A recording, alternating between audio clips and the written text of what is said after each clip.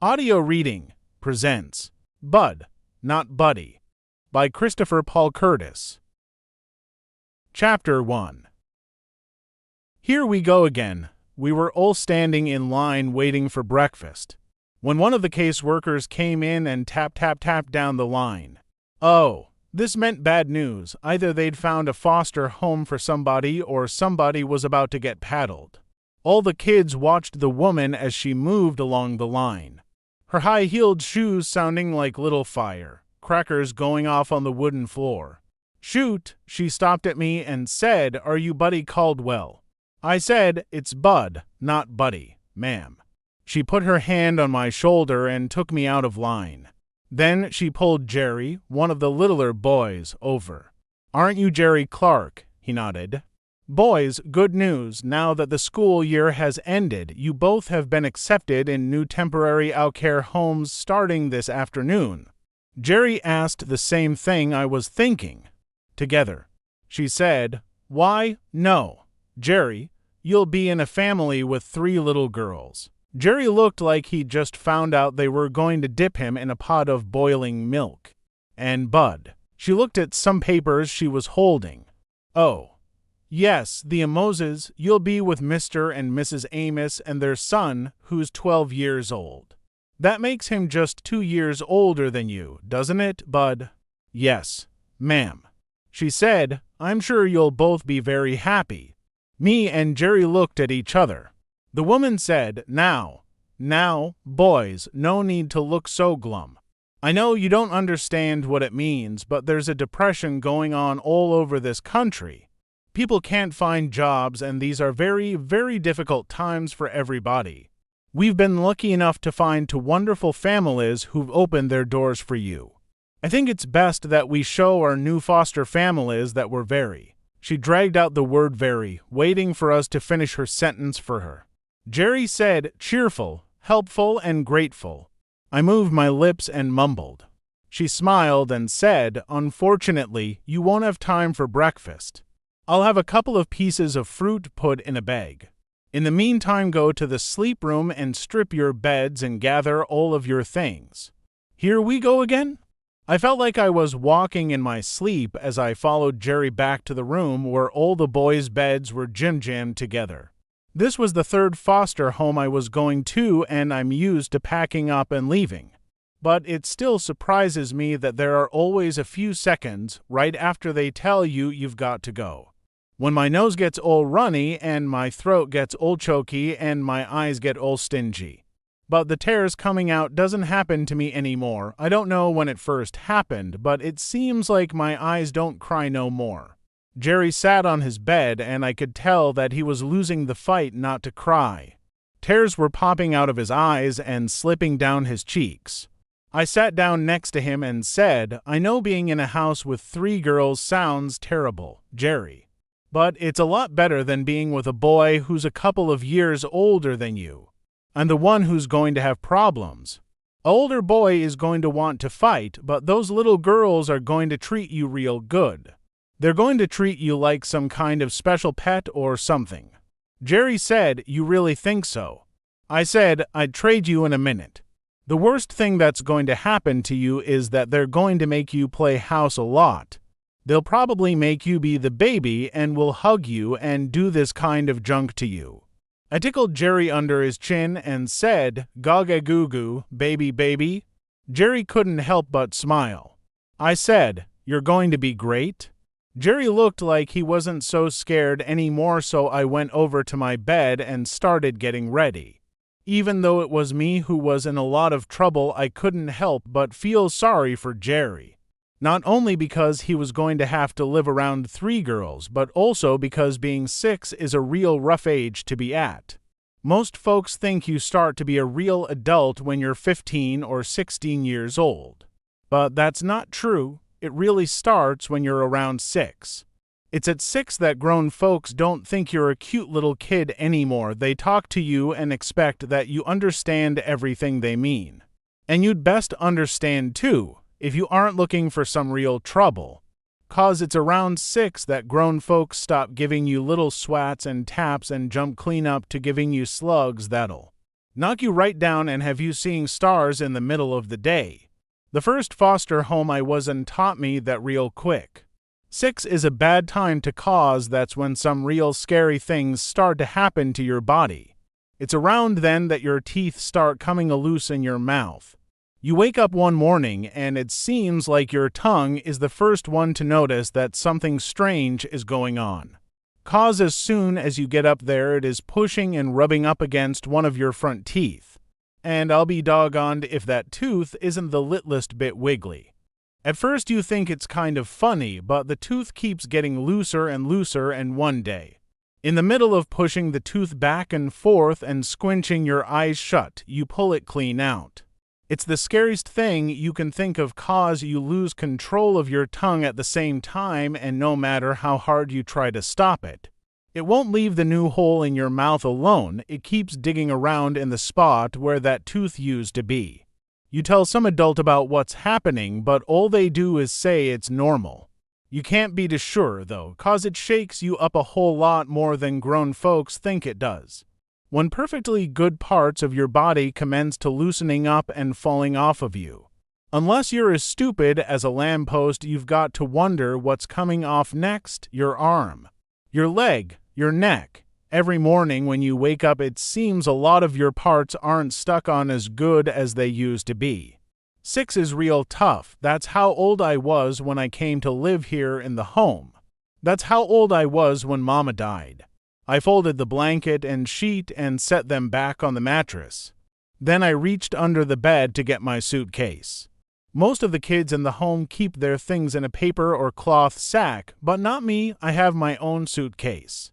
I set it on the mattress and untied the twine that held it together. I did what I do every night before I go to sleep. I checked to make sure everything was there. The way there are more and more kids coming into the home every day, I had to make sure no one had run off with any of my things. First, I pulled my blanket out and saw that everything was where it was supposed to be. At the bottom of my suitcase were the flyers. I took the blue flyer out and looked at it again. The paper was starting to wear out from me looking at it so much, but I liked checking to see if there was anything I hadn't noticed before.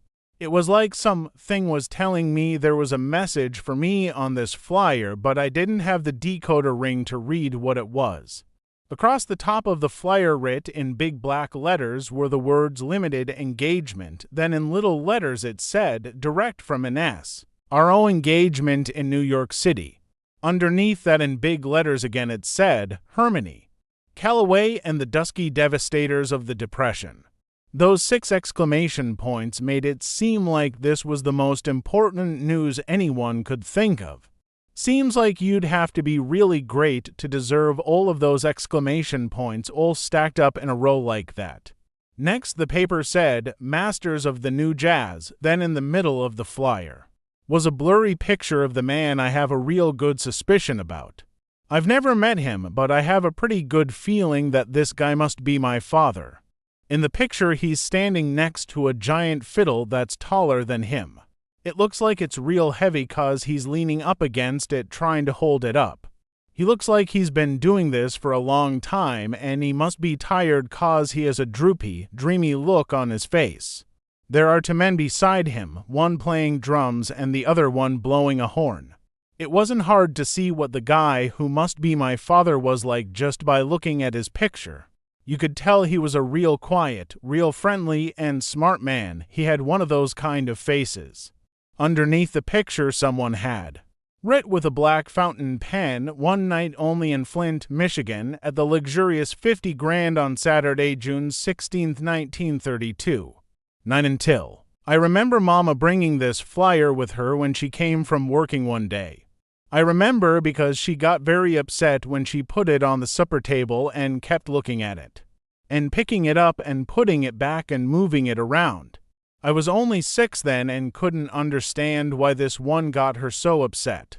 She kept for others that were a lot like it in her dressing table, but this one really got her jumpy. The only difference I could see between the blue one and the others was that the others didn't say anything about Flint on them.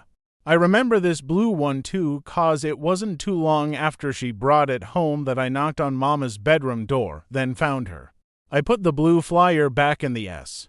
I went over to the big chest of drawers and took my other set of clothes out and put them in the suitcase too.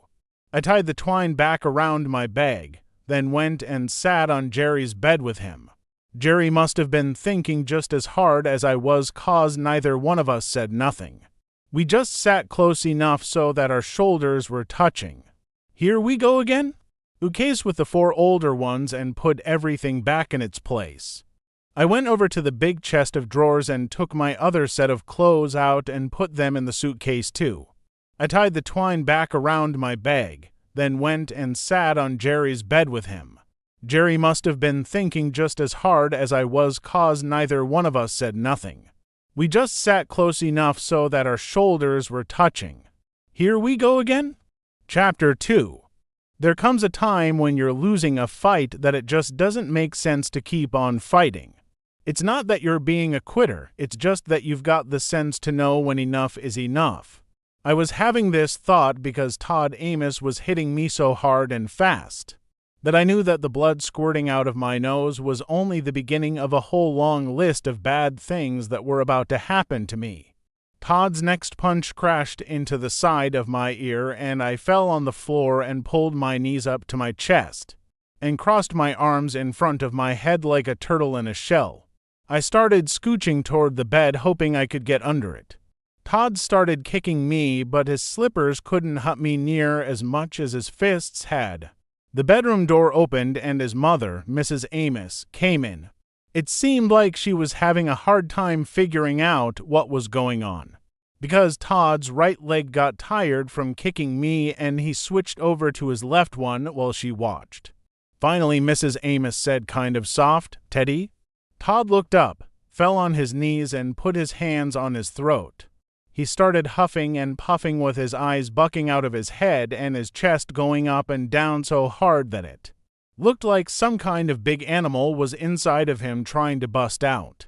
This was my chance to get under the bed and pull the covers down so they couldn't see me. Mrs. Amos ran over to her son and fell on her knees. She put her arms around his shoulders. Teddy boy, are you all right?" She looked over to where I was peeking from under the bed. "You little cur, what have you done to Teddy?" Todd coughed out, "Oh, mother." He took into jumbo breaths. "I was only trying to help." He was sounding like a horse that had been run too hard in the winter, and look what it's gotten me. Todd pointed at his jaw, and Mrs. Amos and me could both see a perfect print in the shape of my hand welted up on Todd's blubbery cheek. With one quick snatch, she had me from under the bed and out on the floor, laying down next to Todd. "How dare you? This is how you choose to repay me. Not only have you struck him, you have provoked his asthma." Todd said, "I just tried to waken him to make sure he'd gone to the lavatory, mother. I was just trying to help." He aimed his finger dead at me and said, "And look at him, mother, this one's got bedwetter written all over him." I'm not bragging when I say that I'm one of the best liars in the world, but I got to tell you, Todd was pretty doggone good. It seemed like he knew some of the same things I know, the things I think of all the time, and tried to remember so I don't make the same mistake more than 7 or 8 times. Shucks, I've got so many of them memorized that I had to give them numbers, and it seemed like Todd knew number 3 of Bud Caldwell's rules and things for having a funner life and making a better liar out of yourself. Rules and things number 3. If you got to tell a lie, make sure it's simple and easy to remember. Todd had done that, but this wasn't really a good test because Mrs. Amos had her ears set to believe anything Todd said. In her eyes, Todd's mouth was a prayer book. But I can't blame Todd for lying like that, having someone who likes you so much that they think everything you say is the truth has got to be a liar's paradise that might feel so good it could make you want to quit lying. But maybe not, 'cause Todd hadn't quit lying since the second I came to his house. What had really happened was that I woke up from a good sleep, because it felt like a steam locomotive had jumped the tracks and chugged its way straight into my nose. When I jerked up in bed and opened my eyes, Todd was standing next to me with a yellow pencil in his hand. He was looking at it like it was a thermometer and said, "Wow, you got all the way up to R." He turned the pencil toward me, crunched up against the headboard. I saw Ticonderoga printed on the yellow wood. The whole room smelled like the rubber from the eraser, and I was winking and blinking my left eye because it felt like something had poked the back of my eyeball. Todd laughed. "I've never gotten it in as deep as the on any of you other little street urchins. I just might enjoy your stay here. Who knows what other things you could be number one in, buddy."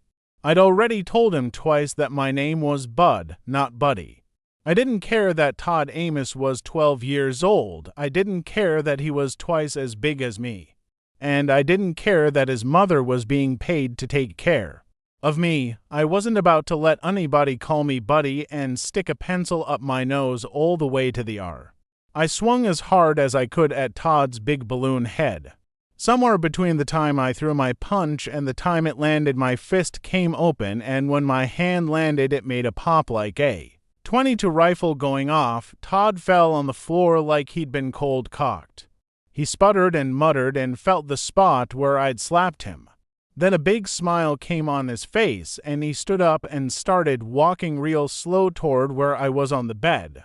He untied his robe and dropped it on the floor like he was getting ready to do some hard work.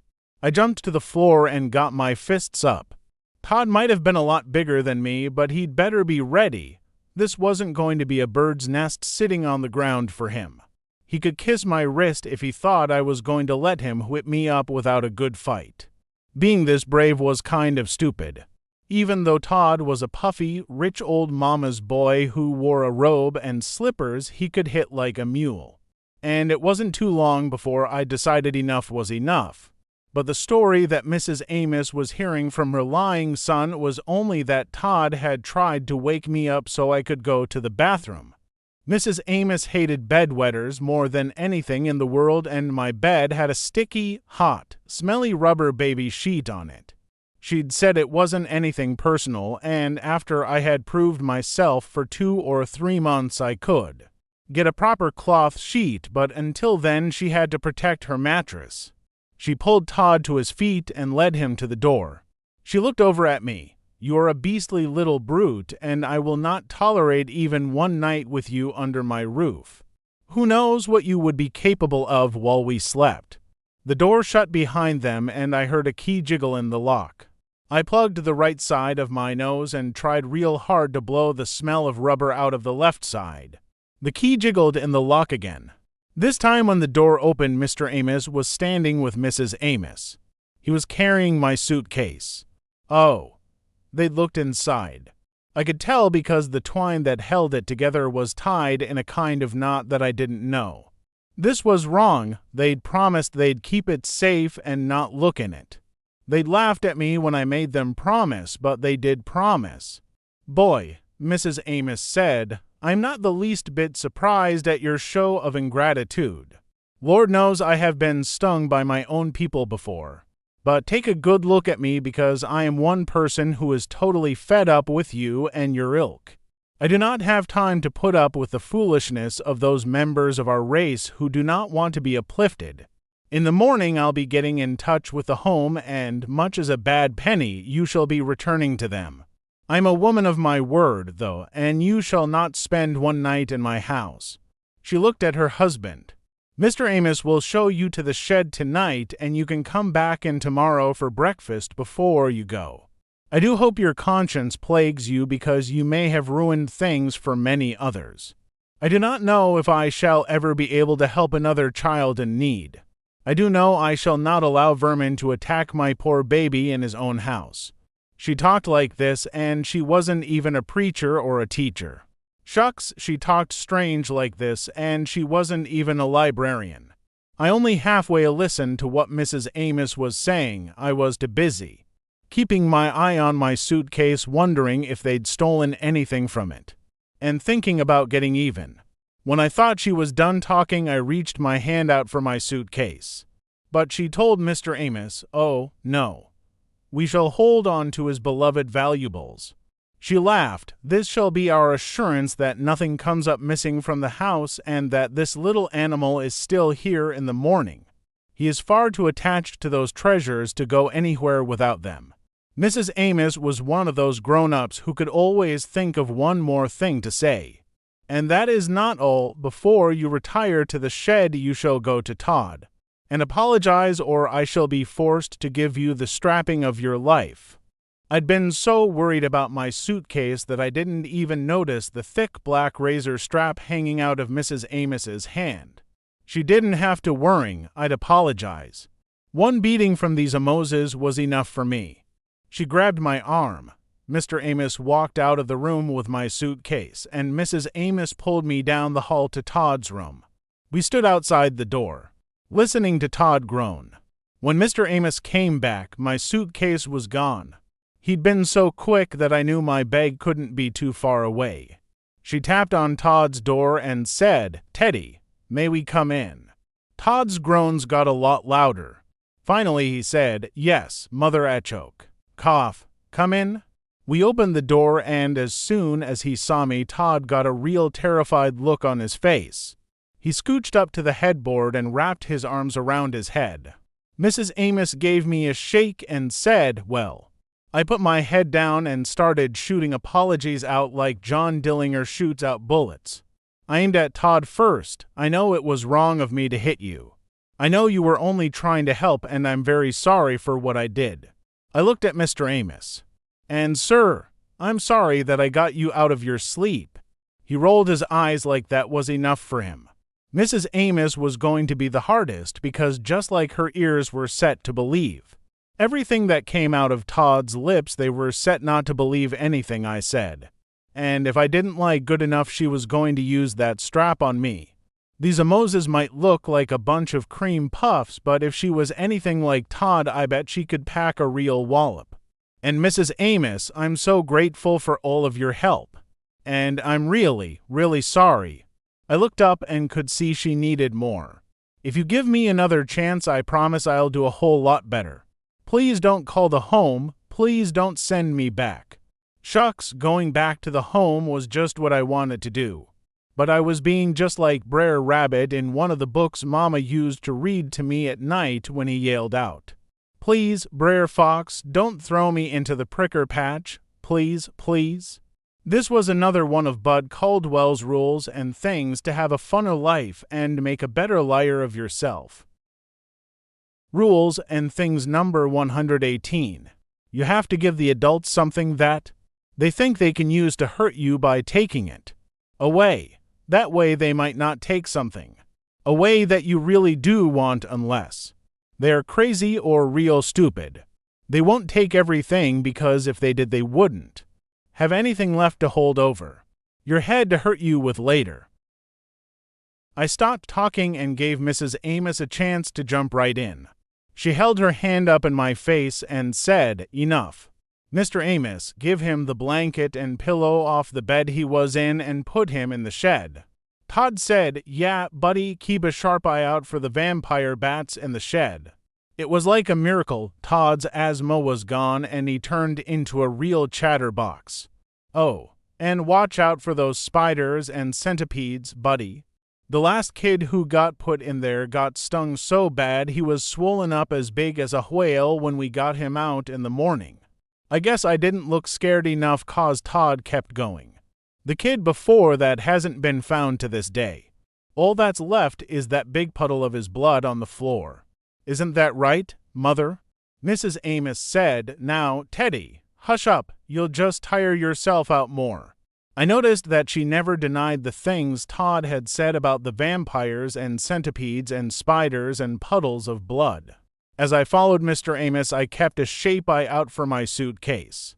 When we got to the kitchen, the first thing I saw was that there was a double-barreled shotgun leaning against the side of the icebox. I didn't have time to wonder why they'd be so scared they'd keep a big gun like that out in the open, because I spotted my suitcase slid way under the kitchen table. I didn't let Mr. Amos know I'd seen it, but it did make me get a lot calmer. We went out of the back kitchen door and down the steps into the dark. We walked around to the back of the shed and he put a key in a padlock. A chain rattled, the lock came off, and the door creaked open. Even though it was night time, there was a whole different scarier kind of dark in the shed. A colder dark with more grays and more shadows. Old smell leaked out, and it seemed like it was the perfect smell that oldest gray would have. Mr. Amos nudged me, and I took a baby step into the shed. He could kiss my wrist if he thought I was going to beg him and say things like, "I'll do anything you folks ask me if you don't lock me up in here all alone." I squeezed my tongue between my teeth to hold it still, 'cause I know a lot of times your brain might want to be brave, but your mouth might let some real chicken-ow sounding stuff fall out of it. I stood a little bit inside and looked around. Right under the window was a pile of stacked wood. There were a bunch of dusty spider webs in front of the little window, and someone had pasted old yellow newspapers over the glass so the kids who got locked in here couldn't peek out. Mr. Amos handed me the blanket and pillow and gave me another nudge. I took 2 more baby steps in. I looked down at the floor. If I was like a normal kid, I would have busted out crying, but I just stood there breathing hard.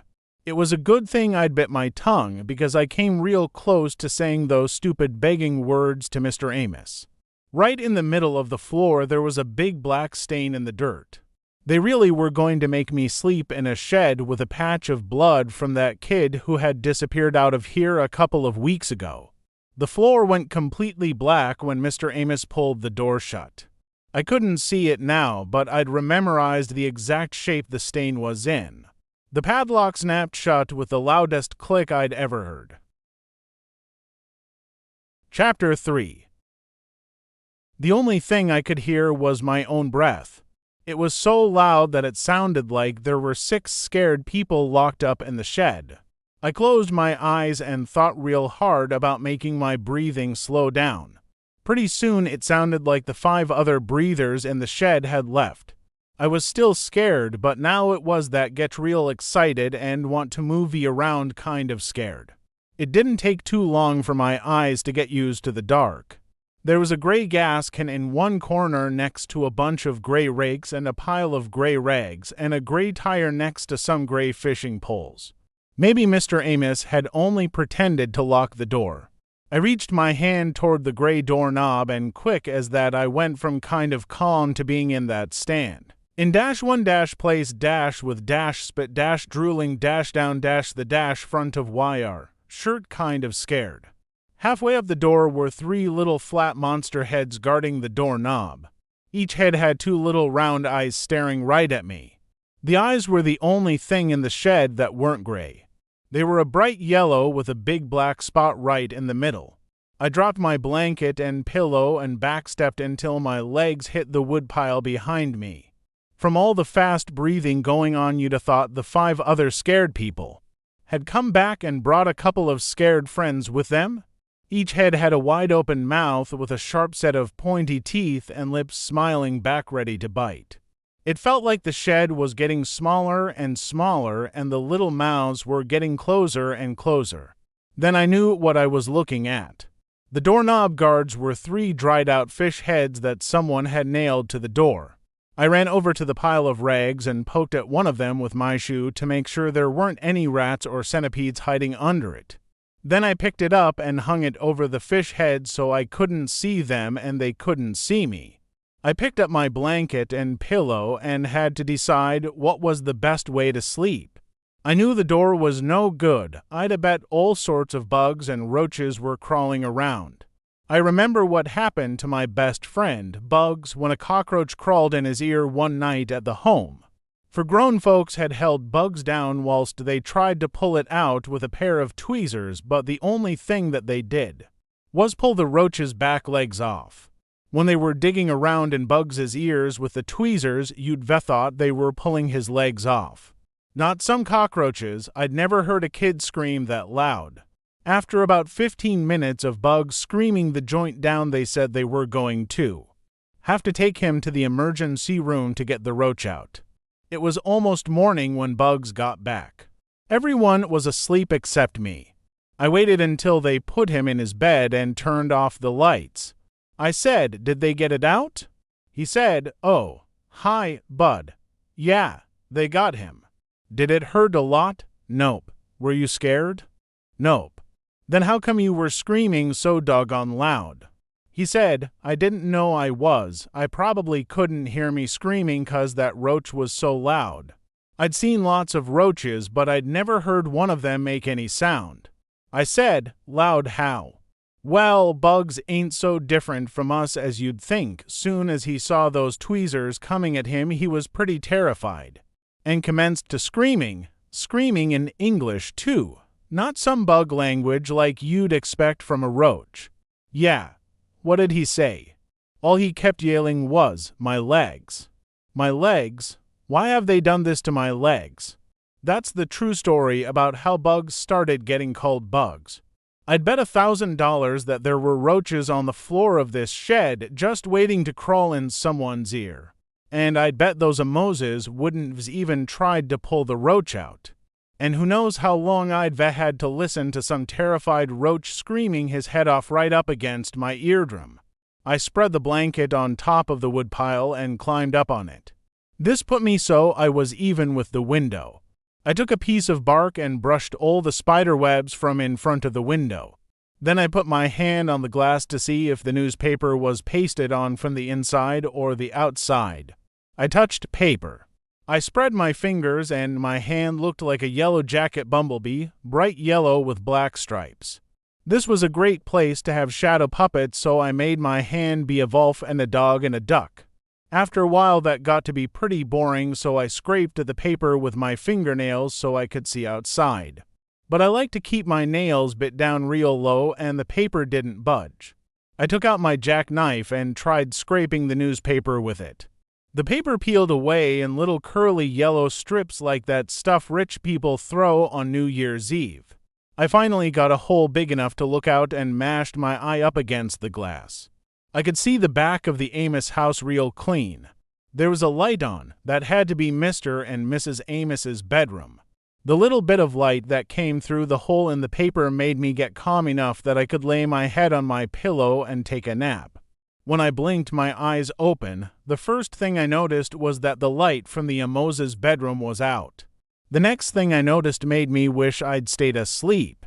Up at the very top of the shed was the biggest vampire bat you'd ever see. He was hanging upside down asleep, but the smell of me rising up to him would probably wake him up at any minute.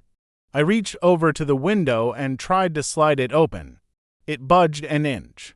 I rolled off the wood pile and crawled toward the door with the fish head guards. I reached my hand up and the doorknob turned. Mr. Amos was trying to help me, but after the door opened a crack, the padlock and chain on the outside held it tight. I looked back up into the rafters to see if the bat had woke up. He was still sound asleep. Just like there's a time that a smart person knows enough is enough, there's a time when you know you've got to fight.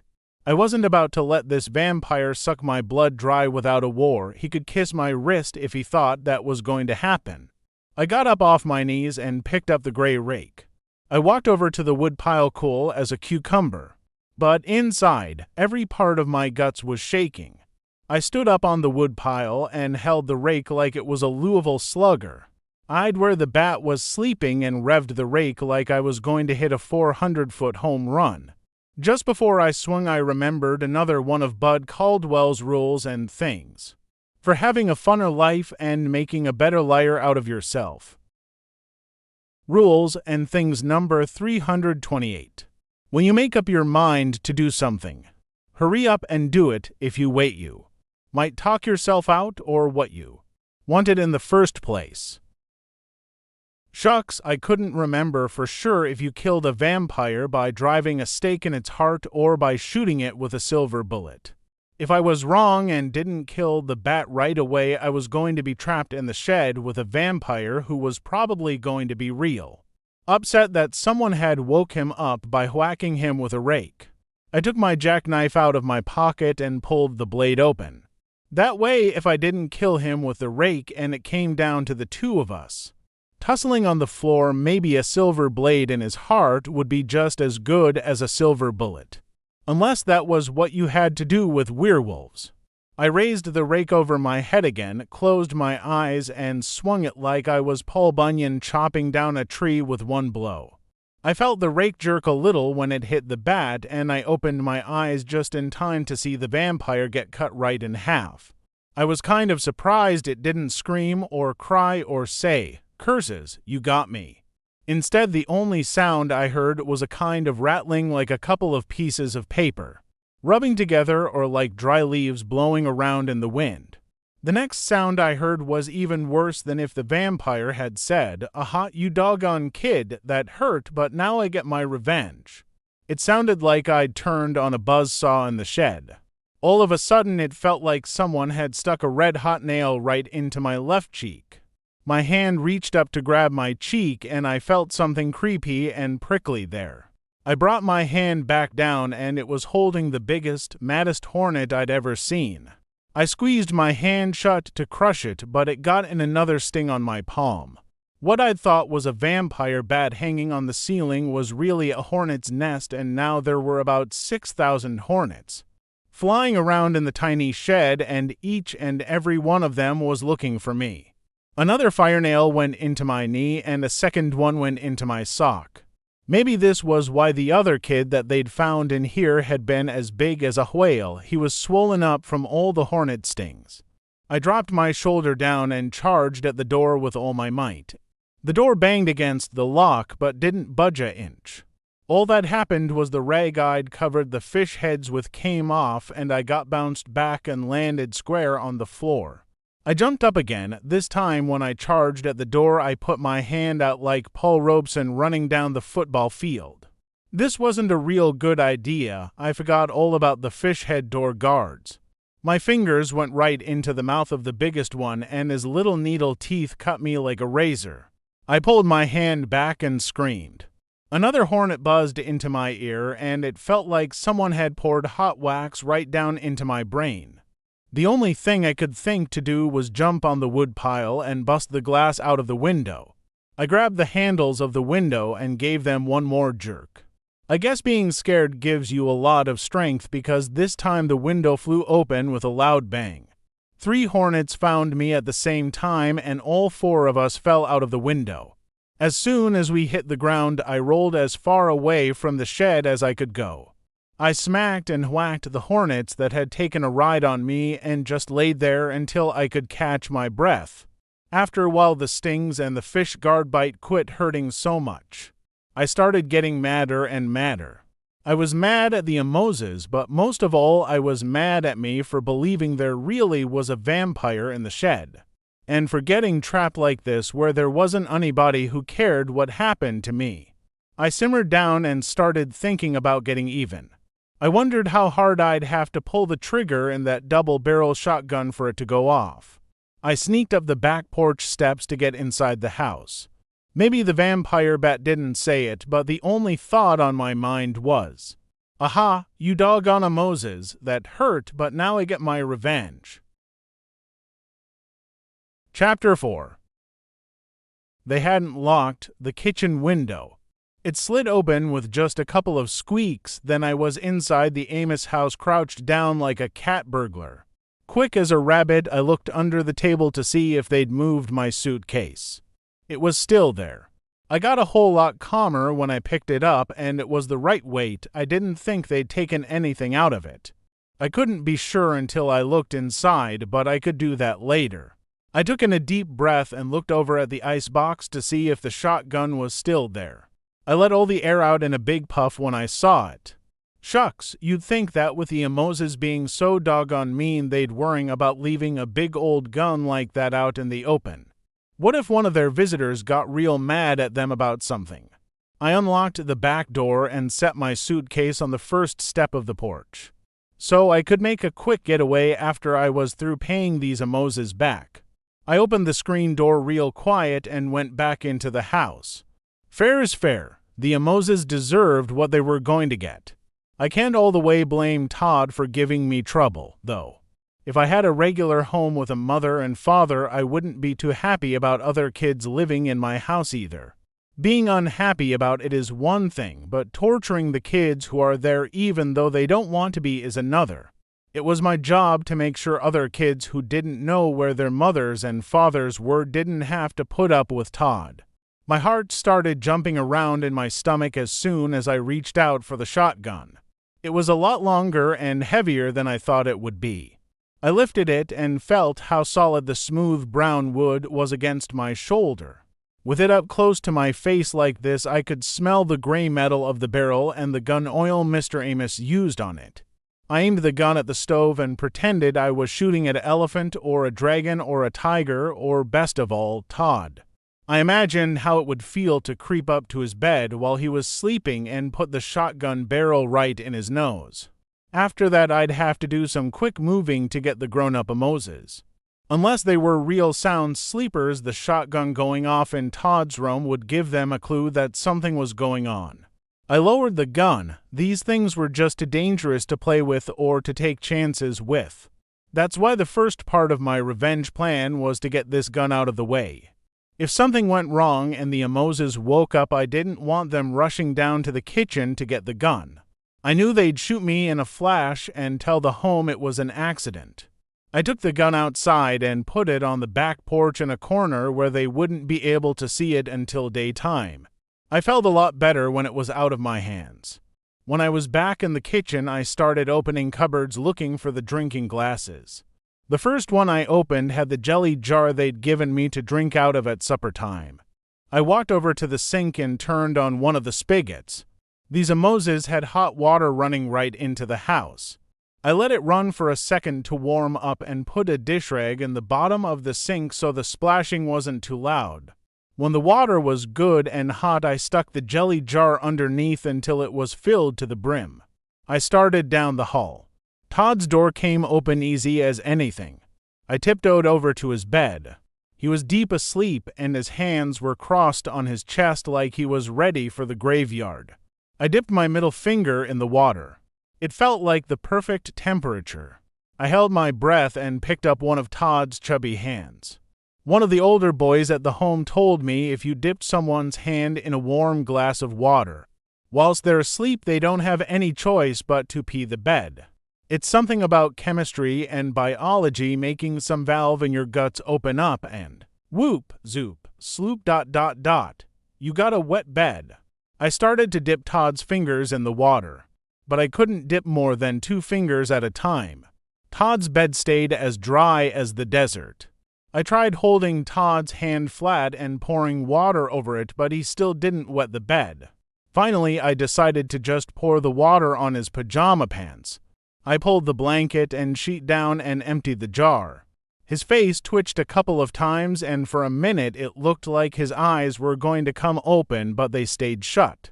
He smiled, and the warm water from the jelly jar opened that little valve up and whoop, zoop, sloop ... He soaked his sheets. I tiptoed out of the room and down the hall and out the door. My favorite saying in the whole world is "He who laughs last laughs best," so I put my hand over my mouth and whispered, "Ha ha ha." I picked up my suitcase and walked to the street. Man, I was on the lam. I was just like Public Enemy #1.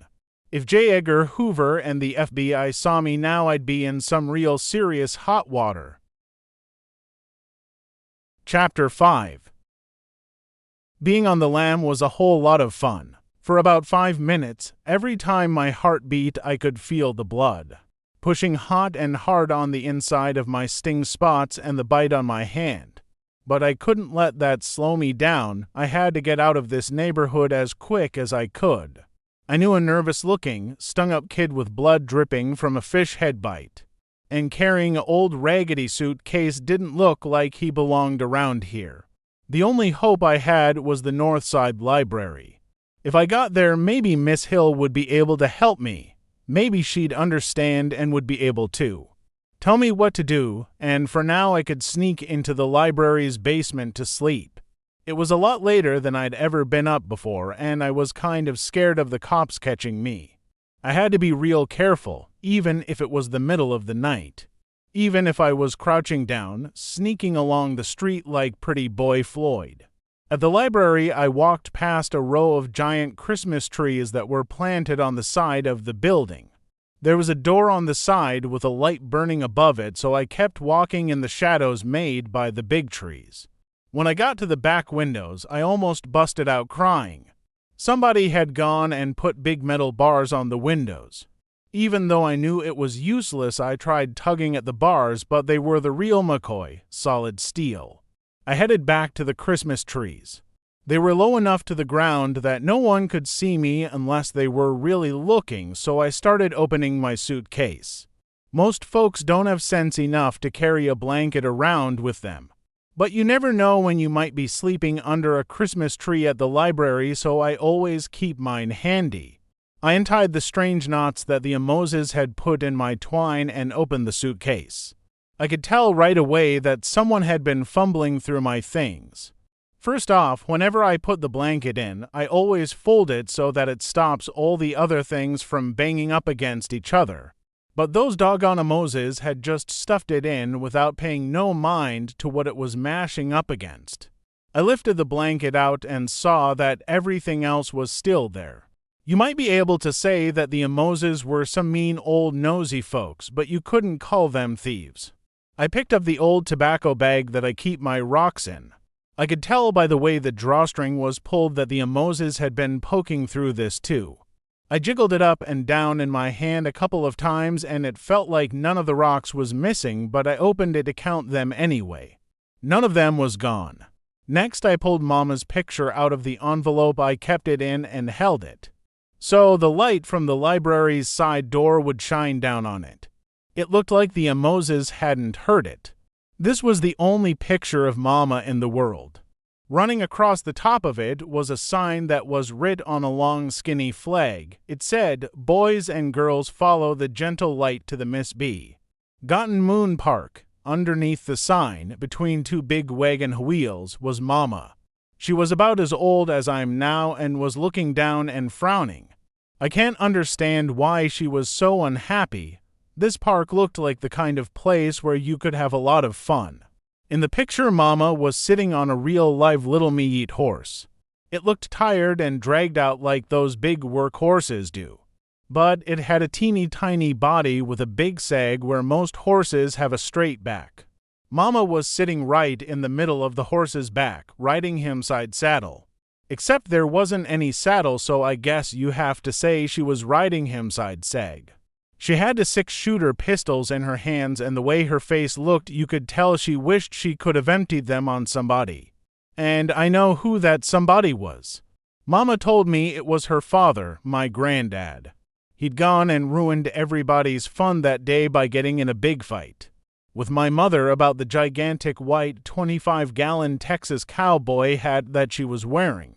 Mama used to tell me that hard-headed man insisted, mind you, that I wear that horrible hat.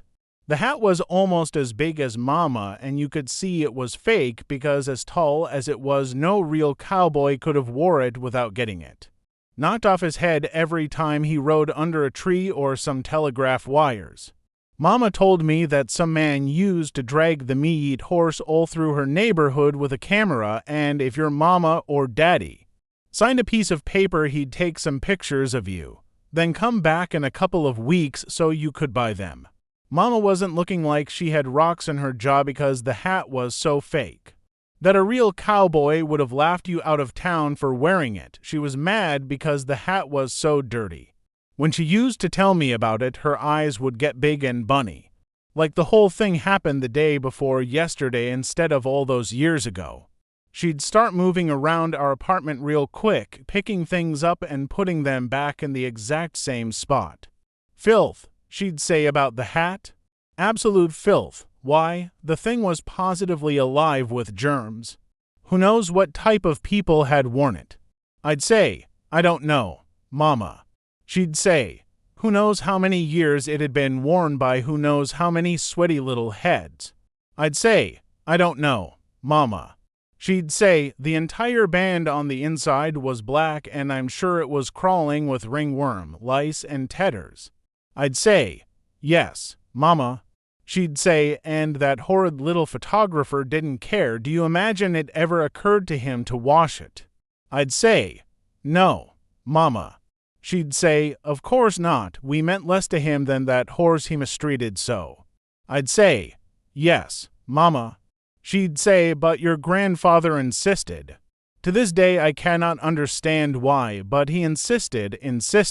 I'd say, "Yes, Mama." We had that conversation a lot of times. Me and Mama having the same conversations lots of times is one of the main things I can remember about her now. Maybe that's because when she'd tell me these things she used to squeeze my arms and look right hard in my face to make sure I was listening, but maybe I remember them because those arm squeezing, face looking times were the only times that things slowed down a little bit when Mama was around. Everything moved very, very fast when Mama was near. She was like a tornado, never resting, always looking around us, never standing still. The only time stuff didn't blow around when she was near was when she'd squeeze my arms and tell me things over and over and over and over. She had four favorite things to tell me. One of them was about the picture and another one was about my name. She'd say, "Bud is your name, and don't you ever let anyone call you anything outside of that either." She'd tell me, especially don't you ever let anyone call you Buddy. I may have some problems, but being stupid isn't one of them. I would have added that down to the end of your name if I intended for it to be there. I knew what I was doing. Buddy is a dog's name or a name that someone's going to use on you if they're being false friendly. Your name is Bud, period. I'd say, "Okay, Mama." And she'd say every single time, "And do you know what a bud is?" I always answered, "Yes, Mama," but it was like she didn't hear me. She'd tell me anyway. A bud is a flower to be. A flower in, waiting for just the right warmth and care to open up. It's a little fist of love waiting to unfold and be seen by the world. And that's you. I'd say, "Yes, Mama." I know she didn't mean anything by naming me after a flower, but it's sure not something I tell anybody about. Another thing she'd tell me was, "Don't you worry, Bud. As soon as you get to be a young man, I have a lot of things I'll explain to you." That didn't make me calm at all. That was Bud Caldwell's rules and things. To have a funner life and make a better liar out of yourself. Number 83. Rules and things. Number 83. If an adult tells you not to worry and you weren't worried before, you better hurry up and start 'cause you're already running late. She'd tell me, "These things I'm going to explain to you later will be a great help for you." Then Mom'd look hard in my face, grab a hold of my arms real tight and say, "And Bud, I want you always to remember, no matter how bad things look to you, no matter how dark the night, when one door closes, don't worry because another door opens." I'd say, "What? It opens all by itself." She'd say, "Yes, it seems so." That was it. Another door opens. That was the thing that was supposed to have helped me. I should have known then that I was in for a lot of trouble. It's funny how now that I'm 10 years old and just about a man, I can see how Mama was so wrong. She was wrong because she probably should have told me the things she thought I was too young to hear. Because now that she's gone, I'll never know what they were. Even if I was too young back then, I could have memorized them and used them when I did need help, like right now. She was also wrong when she thought I'd understand that nonsense about doors closing and opening all by themselves. Back then it really scared me because I couldn't see what one door closing had to do with another one opening unless there was a ghost involved. All her talk made me start jamming a chair up against my closet door at night. But now that I'm almost grown, I see Mama wasn't talking about doors opening to let ghosts into your bedroom. She meant doors like the door at the home closing leading to the door at the Moses opening and the door in the shed opening, leading to me sleeping under a tree getting ready to open the next door. I checked out the other things in my suitcase and they seemed okay. I felt a lot better. Right now I was too tired to think anymore, so I closed my suitcase, put the proper knots back in the twine, crawled under the Christmas tree and wrapped myself in the blanket. I'd have to wake up real early if I wanted to get to the mission in time for breakfast. If you were 1 minute late, they wouldn't let you in for food. Chapter 6. My eyes opened and I could see the sun behind the branch of a Christmas tree.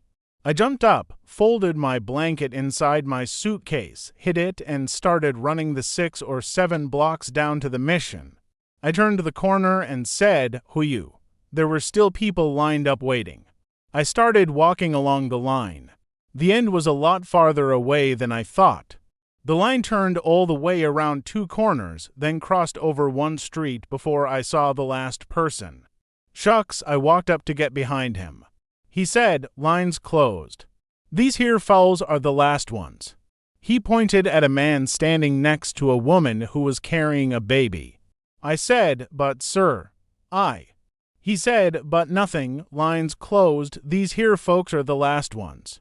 It was time to start lying. If I didn't get any food now, I'd have to steal something out of someone's garbage, or I wouldn't be able to eat until the mission opened for supper. I said, "Sir, Tilda." The man raised his hand and said, "Look, kid, everybody's got a story and everybody knows the rules. The line closes at 7 o'clock. How's it fair to these people who've been here since 5 o'clock that you can sleep until," he looked at his wristwatch, "until 7:15, then come busting down here expecting to eat? You think you got some kind of special privilege just 'cause you're skinny and raggedy? Look in the line, there's lots of folks look just like you ain't the worst. Supper starts at 6 p.m., but you see how things is, if you plan on getting fed you better be in line by 4. Now get out of here before one get rough with you. Shucks, being hungry for a whole day is about as bad as it can get." I said, "But, He reached in his pocket and pulled something out that looked like a heavy black strap and slapped it across his hand. "Oh, here we go again?" He said, "That's it, no more talk. You open your mouth one time too many. You rotten kids today don't listen to no one, but I'ma show you something that'll improve your hearing." He slapped the strap on his hand and started walking toward me. I was wrong when I said being hungry for a day is about as bad as it can get. Being hungry plus having a big knot on your head from a black leather strap would be even worse. I backed away but only got to steps before I felt a giant warm hand wrap around my neck from behind. I looked up to see whose doggone hand was so doggone big and why they'd put it around my neck. A very tall, square-shaped man in old blue overalls looked down at me and said, "Clarence, what took you so long?"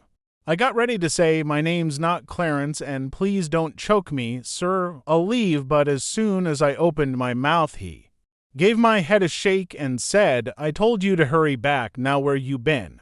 He gave me a shove and said, "Get back in line with your mama." I looked up and down the line to see who was supposed to be my mama, when a woman pointed her finger at her feet and said, "Clarence, you get over here right now." There were 2 little kids hanging onto her skirt. I walked over to where she was and she gave me a good hard smack on the head. Shucks, for someone who was just pretending to be my mama she sure did slap me a good one. I said, "Ow." The big square man who'd grabbed my neck looked at the man with the strap and said, "Boy had to go use the capper, told him not to waste time. But like you said, these kids today don't listen to nobody." The strap man looked at the size of the man who called me Clarence and walked back to the end of the line. When the overall man got back in line, I said, "Thank you, sir, I really tried to get." But he popped me in the back of the head hard and said, "Next time don't be gone so long." The 2 little kids busted out laughing and said, "NYH-NYH-NYH-NYH-NYH. Clarence got a licking, Clarence got a licking." I told them, "Shut up, and don't call me." Then both my pretend papa and my pretend mama smacked my head. She looked at the people direct behind us and said, "Mercy when they get to be this age." The people weren't too happy about me taking cuts in the line. But when they looked at how big my pretend daddy was and they saw how hard him and my pretend mama were going upside my head, they decided they wouldn't say anything. I was grateful to these people, but I wished they'd quit popping me in the head. And it seems like with all the names in the world, they could have come up with a better one for me than Clarence. I stood in line with my pretend family for a long, long time, Everybody was very quiet about standing in line, even my pretend brother and sister and all the other kids. When we finally got around the last comer and could see the door and folks going in it, seemed like a bubble busted and people started laughing and talking. The main thing people were talking about was the great big sign that was hanging over the building. It showed a gigantic picture of a family of four rich white people sitting in a car driving somewhere. You could tell it was a family cause they all looked exactly alike.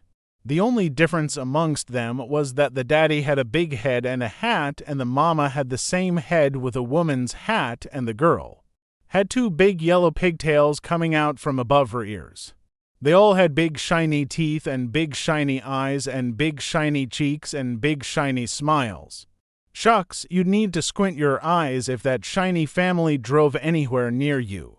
You could tell they were rich 'cause the car looked like it had room for 8 or 9 more people in it, and 'cause they had movie star clothes on.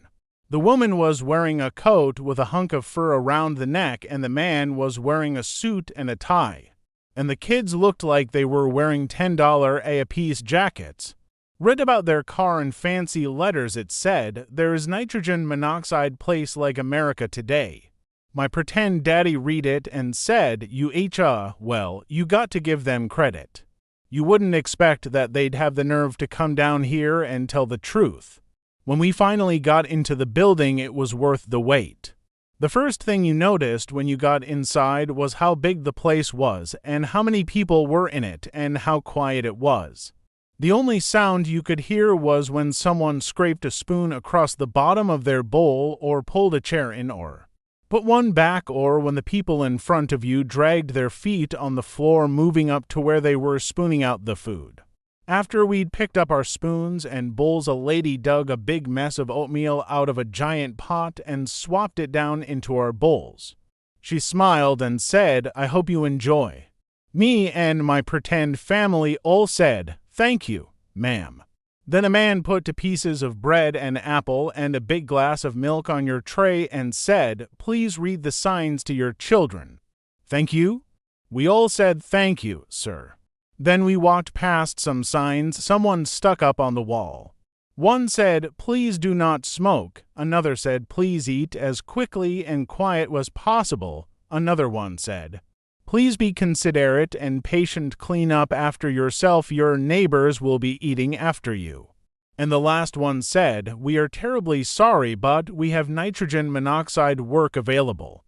My pretend daddy read the signs to my pretend brother and sister, and we all sat at a long table with strangers on both sides of us. The oatmeal was delicious. I poured some of my milk into it so it wouldn't be so lumpy and mixed it all together. My pretend mother opened her pocketbook and took out a little brown envelope.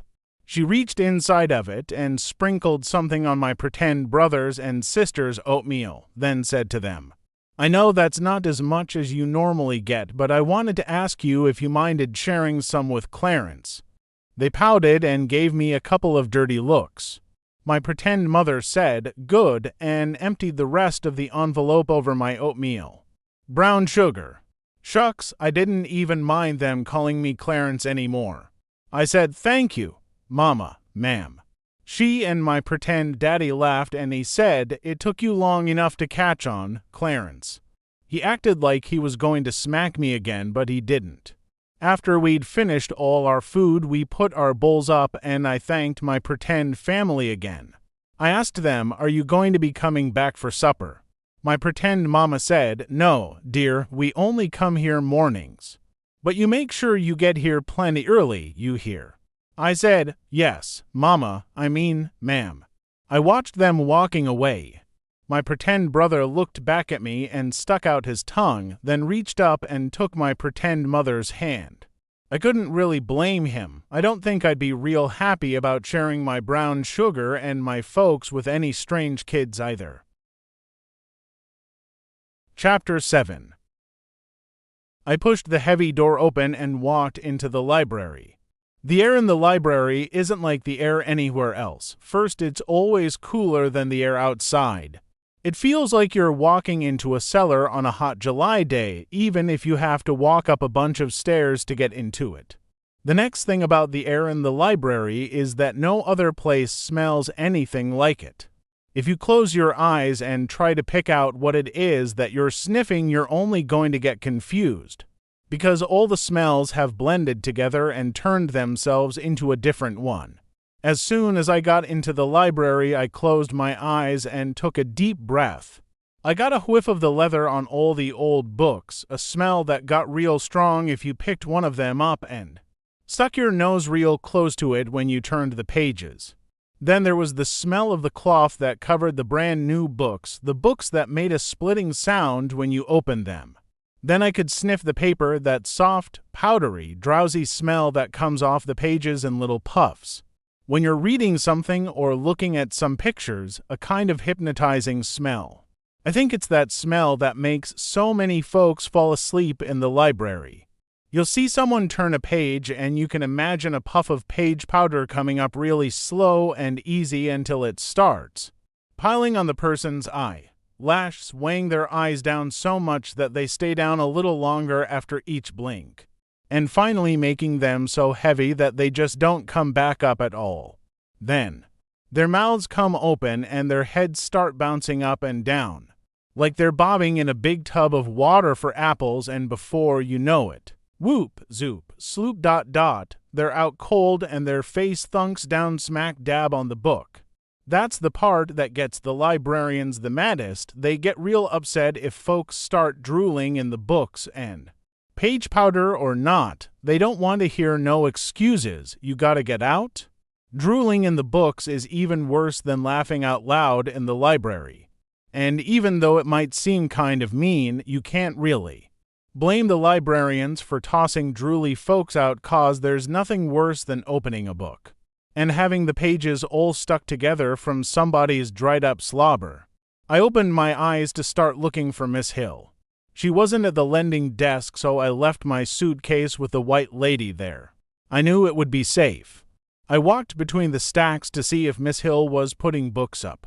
3 doggone times I walked through the library, upstairs and down, and couldn't find her.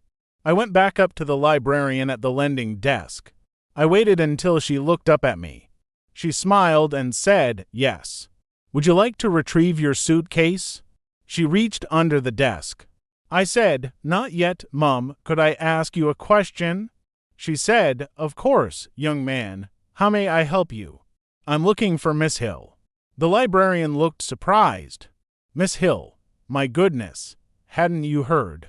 "Oh, that's number 16 of Bud Caldwell's Rules and Things for Having a Funner Life.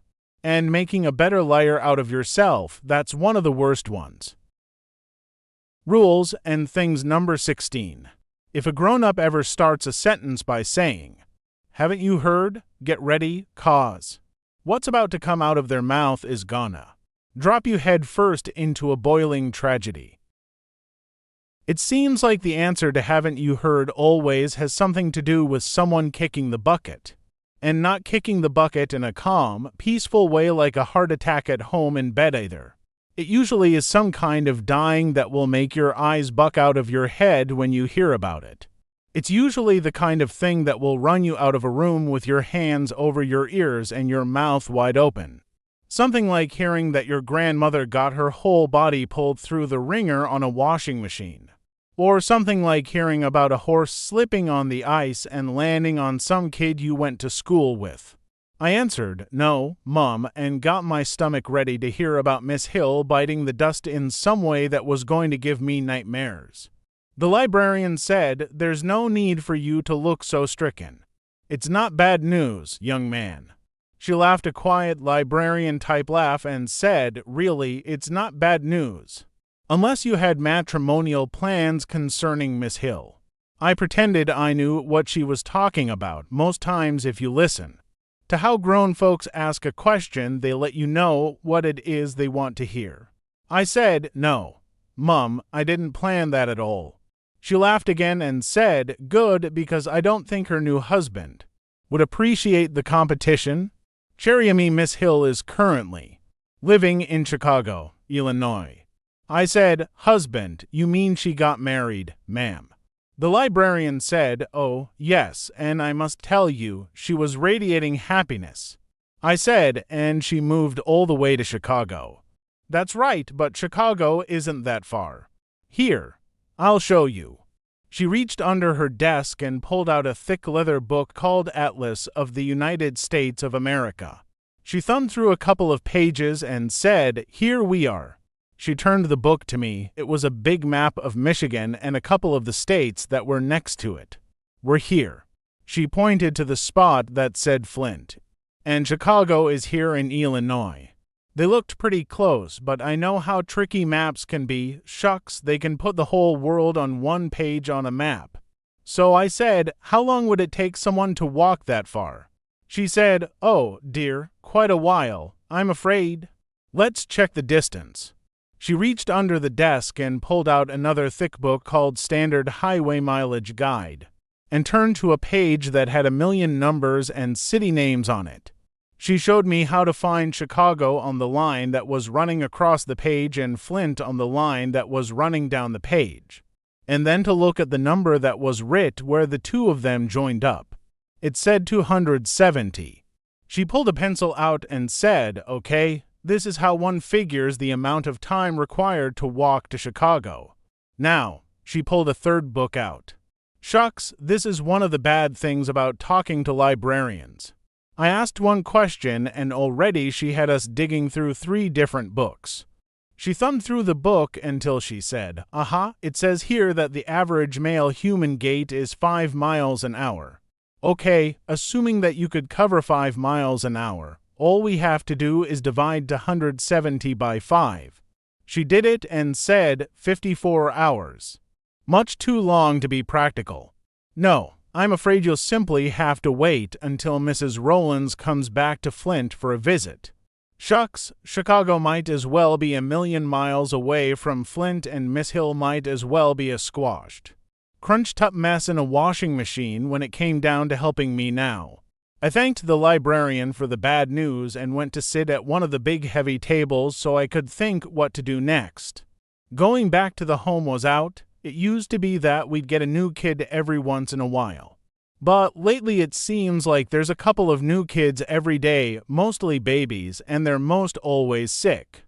It's not like it was when I first got there. Shucks, half the folks that run it don't even tell you their name and don't remember yours unless you're in trouble all the time or getting ready to move out. After a while I got my suitcase and walked into the regular air and stinking smells of Flint. That library door closing after I walked out was the exact kind of door Mama had told me about. I knew that since it had closed, the next one was about to open. I went back under my tree, and before I knew it, I was asleep. Chapter 8. Something stepped on a little stick. As soon as the twig cracked, my eyes snapped open, and I was wide awake. I held my breath and kept as still as I could. Whatever it was that was sneaking up on me knew I'd woke up 'cause it stopped moving and kept as still as it could too. Even though my head was still under my blanket, I could feel 2 eyes staring at me real hard. And I knew these weren't critter eyes. These eyes made the hair on the back of my neck raise up the way only human beings' eyes can do. Without wiggling or jiggling around too much under my blanket, I got my fingers wrapped around my jackknife. Right when I was ready to push the covers off of me and start running or stabbing. Whoever it was that had been watching jumped right on top of me. I was as frapped as a roach under a dish rag. I tried to guess the exact spot that the person's heart was at, then pulled my knife back. A voice said, "If you ain't a kid called Bud from the home, I'm really sorry about jumping on you like this." It was Bugs. When I tried to talk, it felt like I had to suck all the air out of Flint. I finally got breathing right and said, "Doggone it, Bugs, it is me. You nearly scared me to death."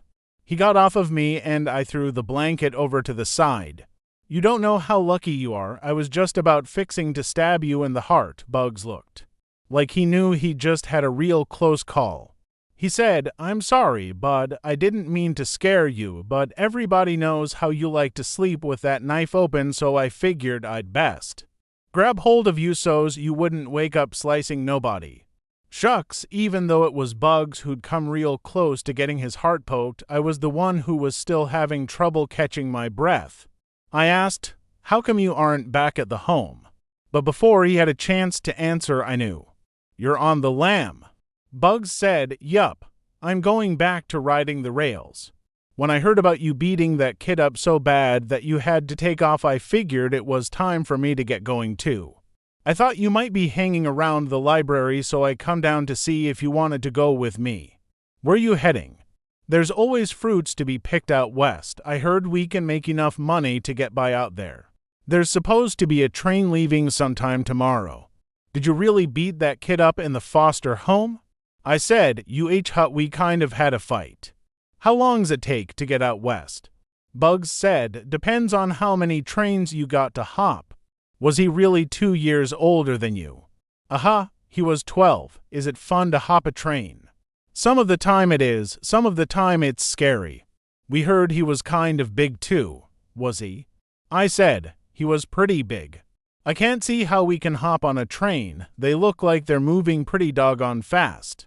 Bugs said, "Most times you don't hop them when they're going fast. Most times you try to climb on one when it's sitting in the train yard." "Did the guy cry after you whooped him?" "Well, kind of. He looked real scared, then told his mama to keep me away from him. They even said I was a hoodlum." "Will we be sleeping on the train and everything?" "Sure we will. Some of the time the train don't stop for 2 or 3 days. Man, I always try to tell people that just because someone's skinny it don't mean they can't fight. You're a hero now, Bud." "Nah, I didn't really do nothing much."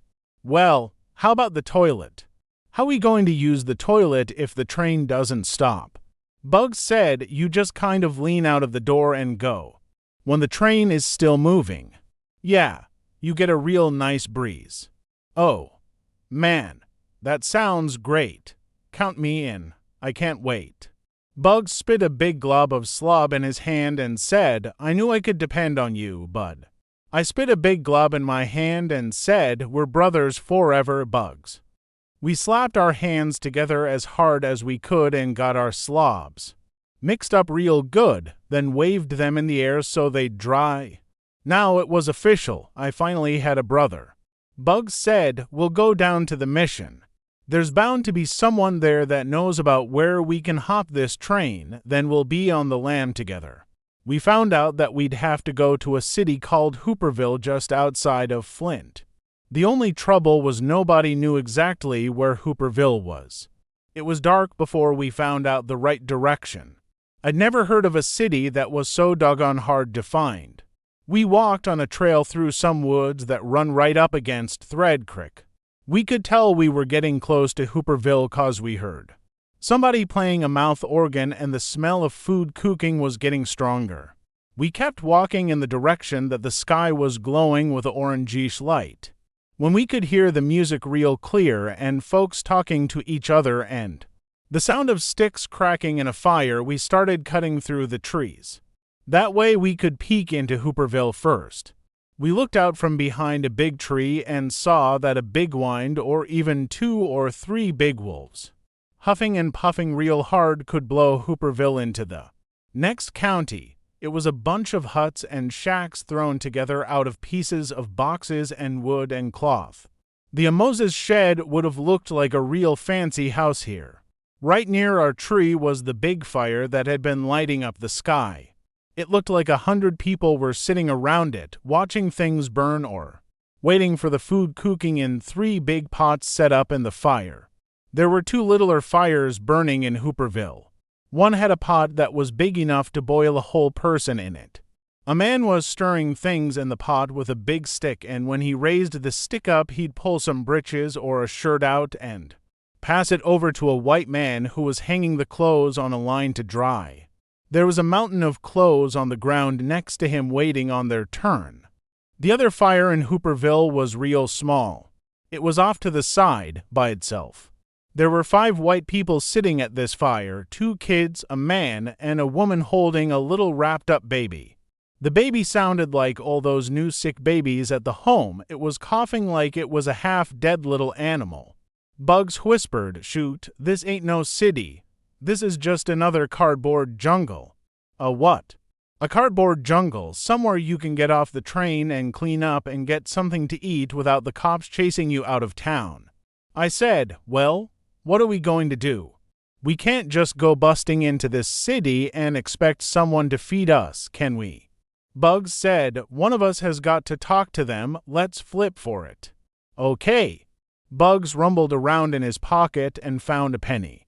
He rubbed it up against his britches and said, heads I win, tails you lose. Okay. He flipped the penny up into the air and caught it, then slapped it down on the back of his left hand. He peeked underneath his right hand to see, and a big smile cracked his face. Shucks. Bugs said, tails, you lose. Dang. So, what should one say? Ask them if this is Hooperville, see if they got any extra food.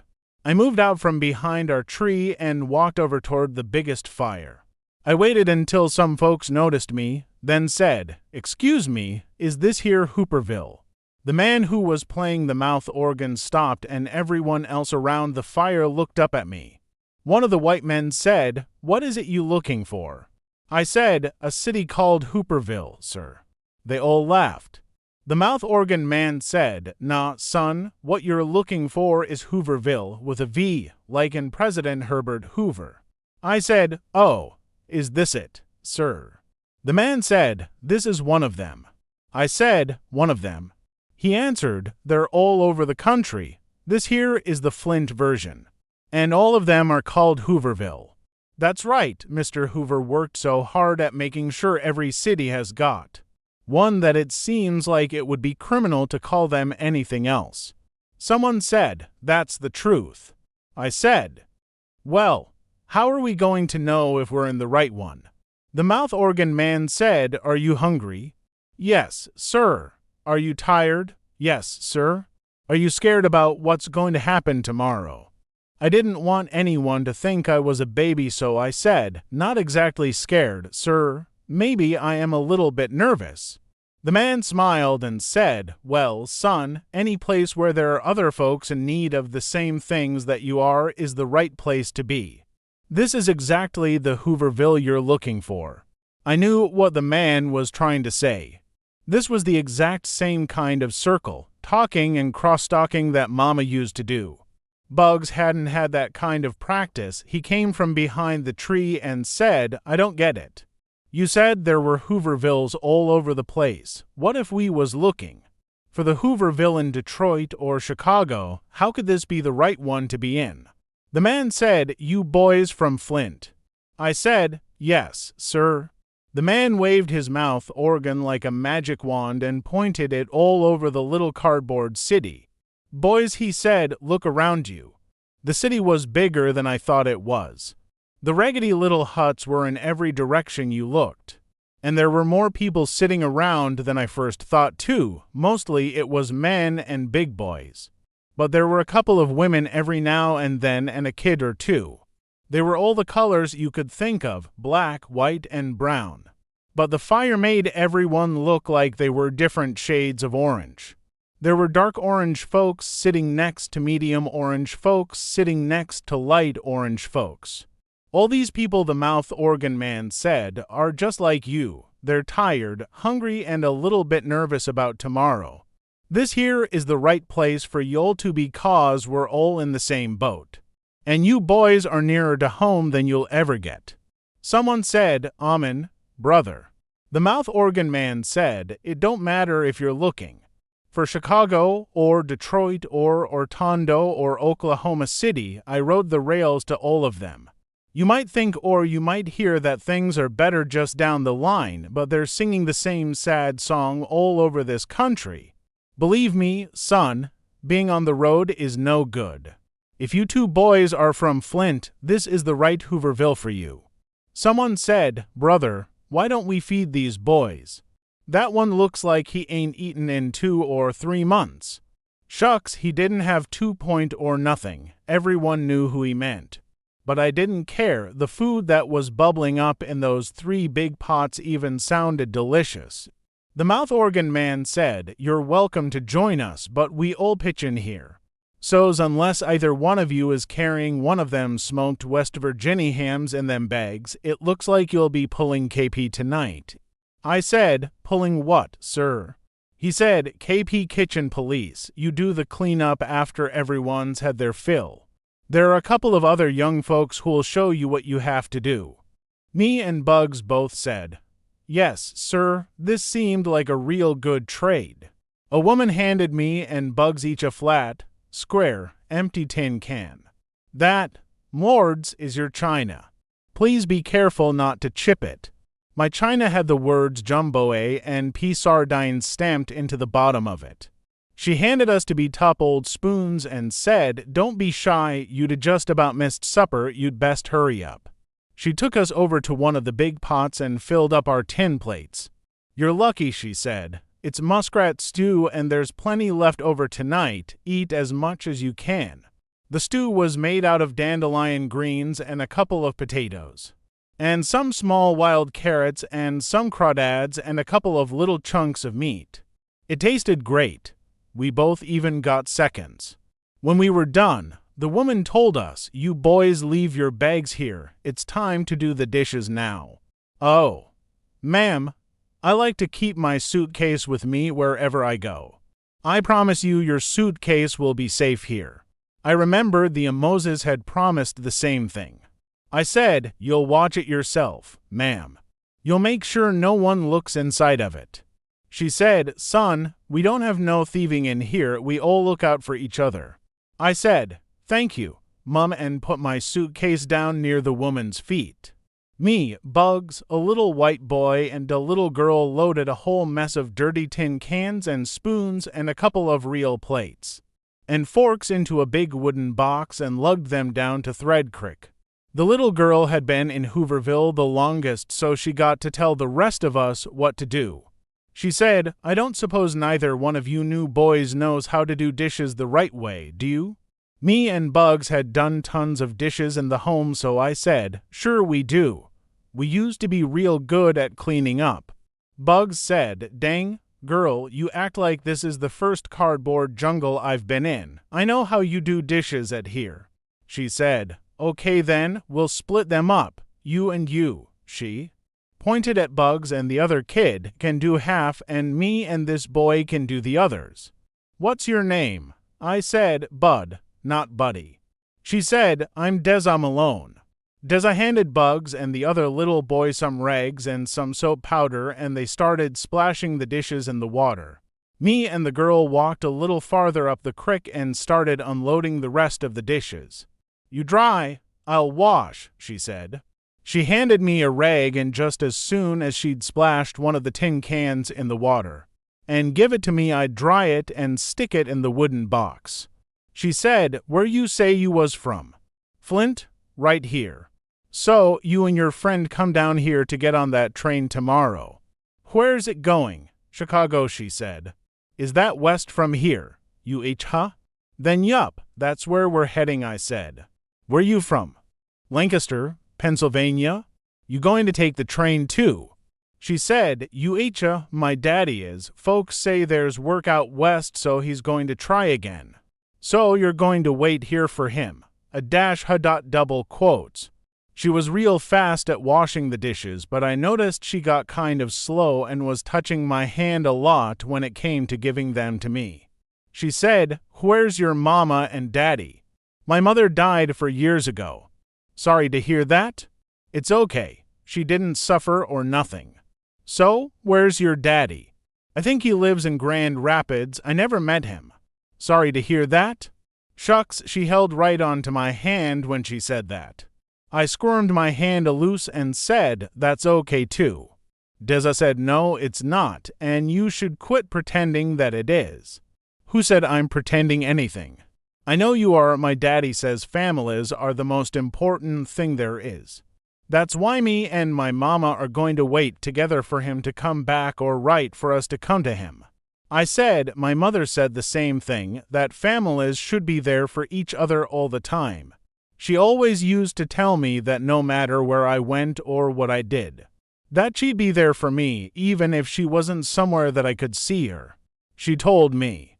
Shucks, there are some folks who'll have you running your mouth before you know what you're doing. I quit talking and acted like I was having a real hard time drying the tin can she'd just handed me. What one did she tell you, Bud? I looked at Malone and figured I'd never see her again in my life, so I kept shooting off my mouth. She would tell me every night before I went to sleep that no matter what happened, I could sleep, knowing that there had never been a little boy, anywhere, anytime, who was loved more than she loved me. She told me that as long as I remembered that I'd be okay. And you knew it was the truth. Just as much as I know my name's Bud, not Buddy. She said, don't you have no other kin here in Flint? No. I guess I can't blame you for wanting to ride the rails. My mama says these poor kids on the road all alone are like dust in the wind. But I guess you're different, aren't you, Bud? I guess you sort of carry your family around inside of you, huh? I guess I do. Inside my suitcase, too. She said, so you've been staying in an orphanage since your mama died. What makes you say that? Well, you're kind of skinny, but I can tell by the way you talk and the way you act that you haven't been out on the road for very long. You still look young. I said, shucks, I'm not all that young. I'm going to be 11 on November 14th, and I'm not skinny, I'm wiry. Some folks think I'm a hero. So, Mr. Hero, we're the same age. But you have been staying in an orphanage. I've been staying in a home. My daddy says being on the road ain't fit for a dog, much less a kid. How come you don't just go back to your orphanage? She started up touching my hand too much again.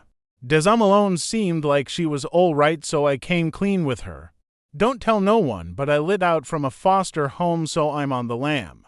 And I wouldn't go back to the home even if I could. It's getting so's there's too many kids in there. So, that's better than being cold and hungry all the time and dodging the railroad police. What do you mean? You don't think they just let people jump on the trains, do you? Well, I guess I hadn't thought about it. See, I knew you were too nice to have been out on the road. You're going to have a bad surprise tomorrow morning. That won't bother me too much. She said, oh, yeah, I forgot. You're a hero to some folks. When Deza smiled, a little dimple jumped up in her brown cheek. I didn't answer. I just kept drying tin cans. We got to the last 4 or 5 tin can plates and Deza said, you ever kiss a girl at the orphanage? Oh, are you kidding? No. Why? You afraid of girls? You must be kidding. She said, okay, and closed her eyes and mooshed her lips up and leaned close to me. Dangy. If I didn't kiss her, she'd think I was scared of girls. If I did kiss her, she might blab, or bugs might see me and tell strangers about what happened. I looked down the creek to where Bugs and the other boy were still splashing in the water. It was dark enough that I didn't think they could see us to good. I scooched my lips up and mashed my face on Deza Malone's. We stuck like that for a hot second, but it felt like a long time. When I opened my eyes and pulled back, Deza kept hers closed and smiled. She looked down and stuck her hand in mine again, and this time I let her keep it there. She looked out at the creek and the woods on the other side and said, isn't this romantic? I looked out to see what she was talking about. The only thing I could see was the moon like a big egg yolk way up in the sky. You could hear the water and the sound of the mouth organ man playing a sad song back in Hooverville. I sneaked another peek at Deza's dimple. She said, you hear that? That's Shenandoah he's playing. Isn't it pretty? I guess so. Do you know the words? Listen. It's been 7 long years since last I've seen her. Way hey, you rolling river, been 7 long years. Since last I've seen her. Way hey, I'm bound away. Cross the wide Missouri. I said, yup, that's a sad song. I didn't think it was pretty at all. She squeezed my hand and said, isn't it? It's about an Indian man and woman who can't see each other for 7 years. But in all that time they still stay in love, no matter what happens. It reminds me of my mother and father. Your dad's been gone for 7 years before. She looked out over the creek like the big eggy moan had her hypnotized. I pulled my hand from hers and said, "Well, that's just about it for the dishes." She smiled again. "Bud, I'll never forget this night." I didn't tell her, but I probably wouldn't forget it either. I'd practiced on the back of my hand before. But this was the first time I'd ever busted slob with a real-life girl. We loaded all the dishes in the box and walked down to Bugs and the other kid. We put their dishes on top of ours and headed back. Bugs said, "How come you're looking so strange, Bud? You look like you've been chunked in the head with a rock." Des Malone laughed, and for a second I thought she was going to rat me out. I said, "I don't know. I guess that song is making me kind of sad." Bugs said, "Yeah, it is kind of sad." Right before we got into the cardboard jungle, we passed the white people with the coughing baby at their own little fire. I said to Deza, "How come they're off alone? They aren't allowed to sit around the big fire 'cause that baby's making so much noise." Deza said, "You they been invited, but my daddy said you got to feel sorry for them. All they're eating is dandelion green soup. They're broke. Their clothes are falling off of them. Their baby's sick, but when someone took them. Some food and blankets." The man said, "Thank you very much, but we're white people. We ain't in need of a handout." When we got back to the main fire of Hooverville, we put the dishes in another box. Deza made us turn them all upside down so's if the rain got into them they wouldn't rust. I went to the woman with my suitcase. It was in the same spot I'd left it, and the knots and the twine were the kind I tie. I said, "Thank you very much, ma'am." She said, "I told you not to worry." I went back to the big fire to sit with Bugs. The mouth organ man said, "I suppose you boys are going out on that train tomorrow." I said, "The one for Chicago, sir." He said, "That's the one." I said, "Yes, we are, sir." He said, "Well, you'd best get as much sleep as you can. It's supposed to be pulling out at 5:15, but you never know with these freights." We got in one of the shacks with some other boys. Bugs was snoring into seconds, but I couldn't sleep. I opened my jackknife and put it under my blanket. I was thinking, Dez's mama was right. Someone who doesn't know who their family is like dust blowing around in a storm. They don't really belong any one place. I started wondering if going to California was the right thing to do. I might not know who my family was, but I knew they were out there somewhere. And it seemed to make a whole lot more sense to think that they were somewhere around Flint instead of out west. I opened my suitcase to get my blanket. Even though I trusted the woman who'd guarded it for me, I checked to make sure everything was okay. I picked up the tobacco pouch that had my rocks in it and pulled the drawstring open. I shook the 5 smooth stones out and looked at them. They'd been in the drawer after the ambulance took Mama away, and I'd had them ever since. Someone had took a pen or something and had writ on all 5 of them, but it was writ in a code so I couldn't understand what they meant. One of them said Kent Land Inn, 5.10.11. Another said Lou Goody Inn, 5.16.11. Then there was Sturgis Inn, 8.30, 12 and Gary Inn, 6.13, 12, and the last one said Flint Inn, 8, 11, 11. I put them back in their pouch and pulled the string tight. Then I pulled out the envelope that had the picture of the saggy pony at the Miss B. Gotten Moon Park. It was fine. Next I counted the flyers again. All 5 were there. I slid all of them back, except for the blue one. I held it up so it could catch some of the light from the big fire. I kept looking at the picture and wondering why this one bothered Mama so much. The more I thought about it, the more I knew this man just had to be my father. Why else would Mama keep these? I used a little trick to help me fall off to sleep. I pulled my blanket right up over my head and breathed in the smell real deep. After doing this 3 times, the smells of the shack and Hooverville were gone, and only the smell of the blanket was in my nose. And that smell always reminded me of Mama and how she used to read me to sleep every night. I took 2 more breaths and pretended I was hearing Mama reading to me about the billy goat's gruff or the fox and the grapes or the dog. That saw his reflection in the water or some other story she'd checked out of the library. I could hear Mama's voice getting farther and farther away as I imagined I was in the story until finally her voice and the story all mixed into one. I'd learned that it was best to be asleep before Mama finished the story, because if she got done and I was still awake, she'd always tell me what the story was about. I never told Mama, but that always meant the fun of the story. Shucks, here I was thinking I was just hearing something funny about a fox or a dog, and Mama spoiled it by telling me they were really lessons about not being greedy or not wishing for things you couldn't have. I took 2 more breaths and started thinking about the little hen that baked the bread. I heard, "Not I," said the pig. "Not I," said the goat. "Not I," said the big bad wolf then. Whoop, zoop, sloop, I was asleep. I started dreaming about the man with the giant fiddle. He was walking away and I kept calling him, but he couldn't look back. Then the dream got a lot better. I turned away from where Hermione Calloway was, and there stood Desa Malone. I told her, "I really like your dimple." She laughed and said, "See you in 7 years." A man screamed, "Get up, they're trying to sneak it out early."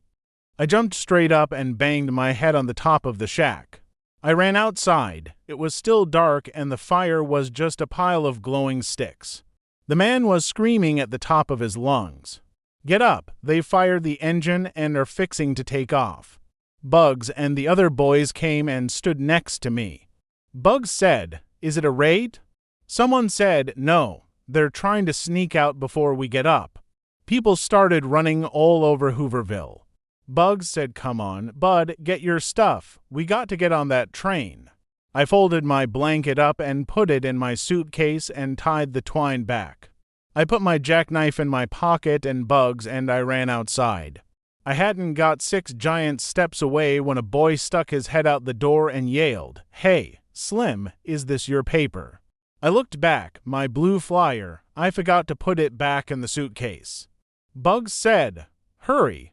I'll wait." "I'll catch you. Go ahead." I ran back and took my flyer from the boy.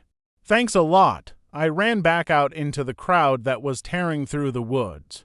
There were 1,000,000 men and boys running in the same direction. I didn't want to fold the flyer up, so as I was running I slid it between the twine. And the suitcase, I'd put it back inside once we got on the train.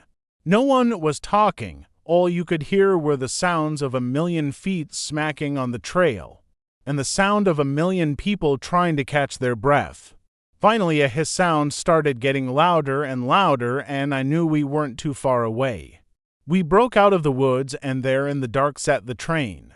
The locomotive was hissing and spitting coal-black smoke into the sky. Every once in a while a big shower of sparks would glow up from inside the dark cloud, making it look like a gigantic black genie was trying to raise up out of the smokestack. The train went as far back as you could see. There must have been 1,000 boxcars. But everyone had stopped and was just standing there watching. No one was trying to get on. I pushed my way to the front to see if I could find Bugs, and I saw why everyone had stopped. There were 4 cop cars and 8 cops standing between the crowd and the train. The cops all had billy clubs and were spread out to protect the train. The crowd kept getting bigger and bigger. One of the cops yelled, "You men know you can't get on this train. Just go on back to Shanty Town and there won't be no trouble." A white man said, "This is the only train going west for the next month. You know we got families to feed and have got to be on it. You go get back in your cars and you'll be right. There won't be no trouble." The cop said, "I'm warning you. The Flint police are on the way. This here is private property and they have orders to shoot anyone who tries to get on this train." A man next to me said, "I'd rather be shot than sit around and watch my kids go hungry." The cop said, "This is America. Boys, you're sounding like a bunch of commies. You know I can't let you on this train. I got kids to feed too, and I'd lose my job." Someone yelled, "Well, welcome to the club, brother." It seemed like we stood looking at the cops and them looking at us for a whole hour. Our side was getting bigger and bigger, and the other cops started looking nervous. The one who was doing all the talking saw them fidgeting and said, "Hold steady, men." One of the cops said, "Jake, there's 400 men out there and more coming. I don't like these odds. Mr. Pinkerton ain't paying me enough to do this." He threw his cop hat and his billy club on the ground. Everybody froze when the train whistle blew one long time and the engine started saying SHUH-SHUH-SHUH.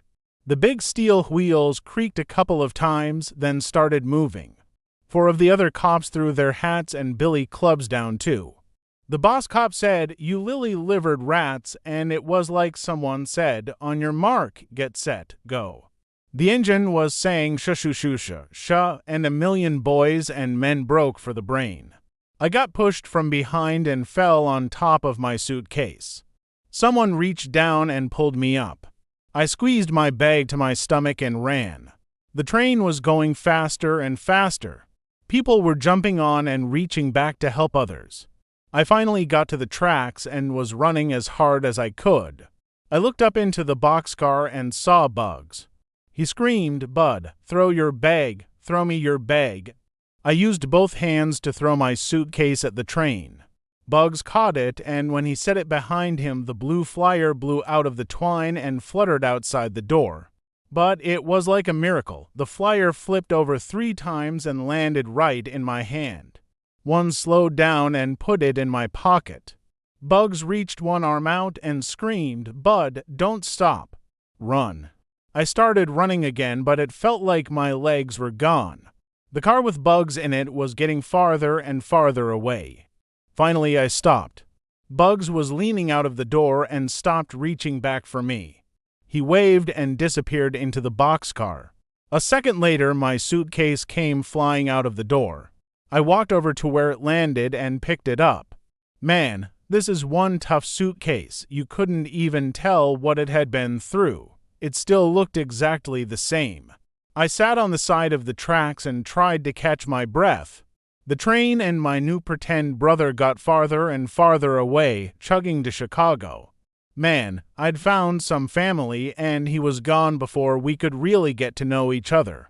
There were 6 or 7 other people who didn't make the train, so we all walked back toward Hooverville.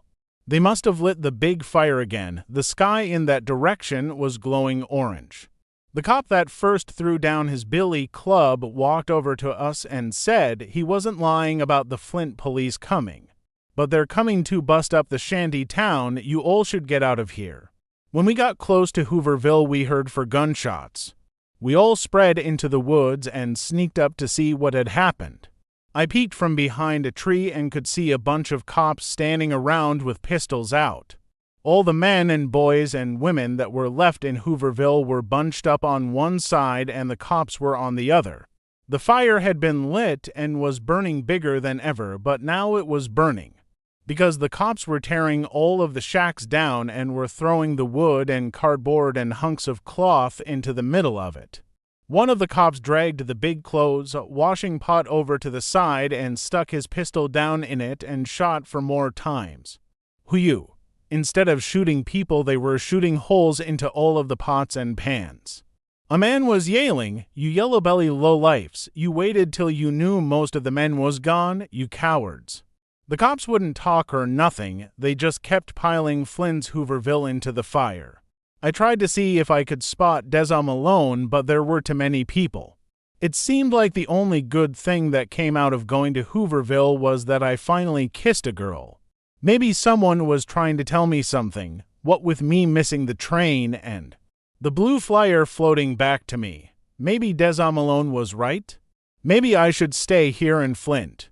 I walked back farther into the woods and sat down. I pulled the blue flyer out of my pocket and opened my suitcase back up. I smoothed the flyer out and took another good look at it. Maybe it came floating right back to me because this Hermione Calloway really was my father. Wait a minute, I sat up. The names Caldwell and Calloway are a lot alike.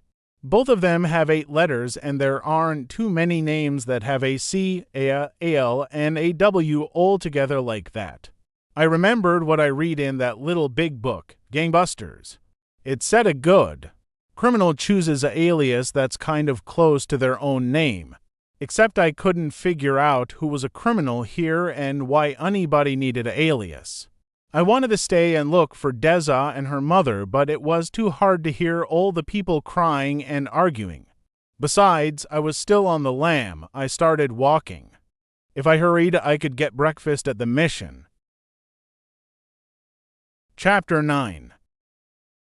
I got to the food line in plenty of time, but my pretend family wasn't anywhere around. I had to eat by myself without the brown sugar. After I was through, I went back to the library and sat under my tree to wait for it to open. I couldn't stop thinking about Deza Malone and her dimple. How could her father find them now? Finally, I saw people going into the library. The same librarian was there again. I said, "Good morning, ma'am." "Good morning, young man. Could I please borrow a pencil and a piece of paper and see that book about how far one city is from another again, ma'am?" She said, "Of course you may. You know, after I went home last night, I finally recognized you. Didn't you and your mother used to come in here a long time ago?" "Yes, ma'am," she said, "and if I remember correctly, you and your mother had quite different tastes in books. I remember your mother used to like mysteries and fairy tales, isn't that so?" Man, I can't believe she remembered that. "And you're the little fellow who used to come in all the time and ask Miss Hill for books about the Civil War, aren't you?" "Yes, ma'am," she said. "I thought so." She handed me the pencil and paper and the city's book. Then said, "And when you're done with the book, bring it back and I have something special for you." She had a huge smile on her face. I said, "Thank you, ma'am, but I didn't get too excited 'cause I know the kind of things librarians think are special." I went over to a table and found Flint and Grand Rapids in the lines of the book. I looked where the two lines met and it said 120. Wow, that was going to be a good little walk. Next, I wrote down 120, then divided it by 5. That came up to 24. That meant I'd have to walk for 24 hours to reach Grand Rapids, 1 whole day and 1 whole night. I figured it would be easiest to do the night part first, so I decided to stick around the library until it got dark, then head for Grand Rapids. I wrote down all the names of all the cities I'd have to pass through to get there. Also, Ovid, St. John's, Ionia, and Lowell, and put the paper in my pocket. When I took the city's book back, the librarian was still smiling. She said, "Till bet you've been dying to know what your surprise is, haven't you?" I lied. "Yes, ma'am." She reached under her desk and pulled out a thick book called The Pictorial History of the War Between the States. Wow. The book was gigantic. "Thank you very much, ma'am." She said, "Enjoy, enjoy, enjoy." I took the book back to my table. I didn't want to tell her that I wasn't really interested in history. It was just that the best gory pictures in the world came from the Civil War. And this book was full of them. It really was a great book. There's another thing that's strange about the library. It seems like time flies when you're in one. 1 second I was opening the first page of the book, hearing the cracking sound the pages make, smelling all the page powder, and reading what battle the picture on that page was from, and the next second the librarian was standing over me saying, "I am very impressed. You really devoured that book, didn't you? But it's time to close now. You may start up again first thing tomorrow." I couldn't believe it. It had happened again. I'd spent the whole day reading. Her words snapped a spell that was on me, and my stomach started growling right away. I was going to be too late for the mission. When she was walking me to the door, the librarian stopped at her desk and said, "Now I know that knowledge is a food, but I couldn't help noticing you never went to eat. You must be very hungry." She handed me a paper bag and gave me another smile. "Thank you, ma'am." She smiled. "See you tomorrow." I said, "Yes, ma'am. Thank you for everything." I went back under the Christmas tree and got my suitcase. By this time tomorrow, I'd be looking at the face of the man who had to be my father. I started eating the cheese sandwich the librarian gave me, and then I headed out for Grand Rapids. It's funny how ideas are. In a lot of ways, they're just like seeds. Both of them start real small, and then whoop, zoop, sloop, ... Before you can say Jack Robinson, they've gone and grown a lot bigger than you ever thought they could. If you look at a great big maple tree, it's hard to believe it started out as a little seed. I mean, if you pick up one of those maple tree seeds and turn it over a couple of times in your hand, there's no way your brain will. By that, this little thing can grow up into something so big you have to bend your neck back just to see the top of it. Something so big that you can hang a swing on it, or build a tree house in it, or drive a car into it and kill yourself and any bad-lucked passengers that might be taking a ride with you. Ideas are a lot like that. That's what the idea of harmony.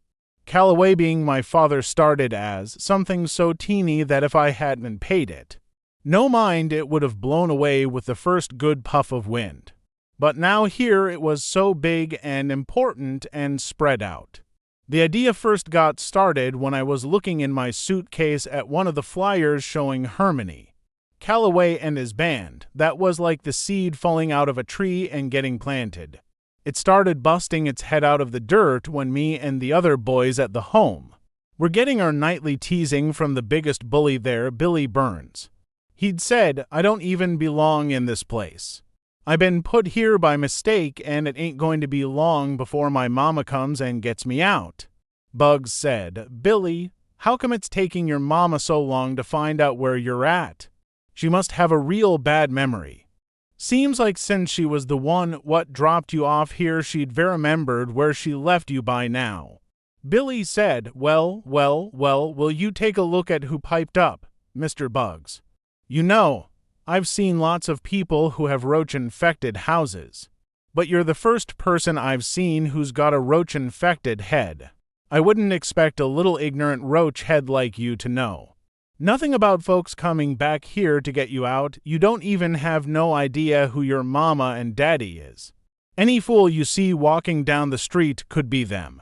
He looked at the rest of us and said, 7 little boys in this room, and not a one of you'll knows who your folks is. This is a sure enough sad collection of souls here. I said, "That's not true. I know who my mama is. I lived with her for 6 years. Another boy said, "Me too. I lived with my mama for a long time." Billy Bum said to me, "Is that right? And what about your old man? How many years you live with him?" I got a nickel here, and you know what it says. Billy stole a nickel from somewhere and held it up so's the buffalo on it was looking out at us. He pretended the buffalo was talking. It had a deep voice like you'd figure a buffalo would. It said, "Billy, my man, go ahead and bet this little no-mama-fool that he don't know who his daddy is. Then I'd have another nickel to bang around in your pocket with." Even before I had a chance to think, I said, "You owe me a nickel. My daddy plays a giant fiddle, and his name is Harmony." Callaway? And with those words that I didn't even mean to say, that little seed of idea started growing. The idea got bigger and stronger when I'd sit up at night and wonder why Mom had kept those flyers. It dug its roots in deep and started spreading out when I got old enough to understand that Mama must have known she wasn't going to be around too long, and was trying to leave me a message about who my daddy was and why she couldn't never talk about him. I knew Mama must be too embarrassed about why he wasn't with us and was trying to break it to me gentle. The only trouble was she waited too long. I mean, what other reason could there be for Mama to keep all these things I have in my suitcase and treat them like they were treasures? And why did I know way down in my guts that they were real important? So important that I didn't feel comfortable unless I knew where they were all the time. That little idea had gone and sneaked itself into being a mighty maple. Tall enough that if I looked up at the top of it, I'd get a crick in my neck, big enough for me to hang a climbing rope in. Strong enough that I made up my mind to walk clean across the state of Michigan. I opened my suitcase and pulled the flyers out before it got dark. I put the blue one with the writing about Flint on it on the bottom and looked at the others. 2 of them had the same picture of Harmony, Callaway and the 2 guys, but the first was called Harmony. Calloway and the terminally unhappy blues band, they were called Masters of the Delta Blues, and the other one was called Harmony. Calloway and the Gifted Gents of Gospel featuring Miss Grace Blessed One Thomas's vocals, they were the servants of the Master's salvation. The two other flyers just had little drawings. The first one was a drawing of accordion and told about a band named H.E. Kolofsky and the wonderful warblers of Warsaw, who were the masters of the polka. The second one was of a picture of some mountains, and it told about a band named H.E. Vonnegut and the boisterous big band of Berlin, who were the masters of all we behold. I put the flyers back in the suitcase and stood up. Just like bugs, I was going west. Chapter 10. Flint ended all of a sudden, and I was in the country. It was like one of those days that it's raining on one side of the street and not on the other. Here you have Flint and a sidewalk, you take one baby step, and here you have country and a dirt path. On the sidewalk side a sign said, "You are now leaving Flint. Hurry back," and on the dirt path side, "You are now entering Flint. Enjoy your stay." I jumped in and out of Flint around 7 times before that got boring, and I decided I'd better head for Grand Rapids. It was already very, very dark, and unless things were different in the country, it wasn't going to be getting light anytime soon. 120 miles.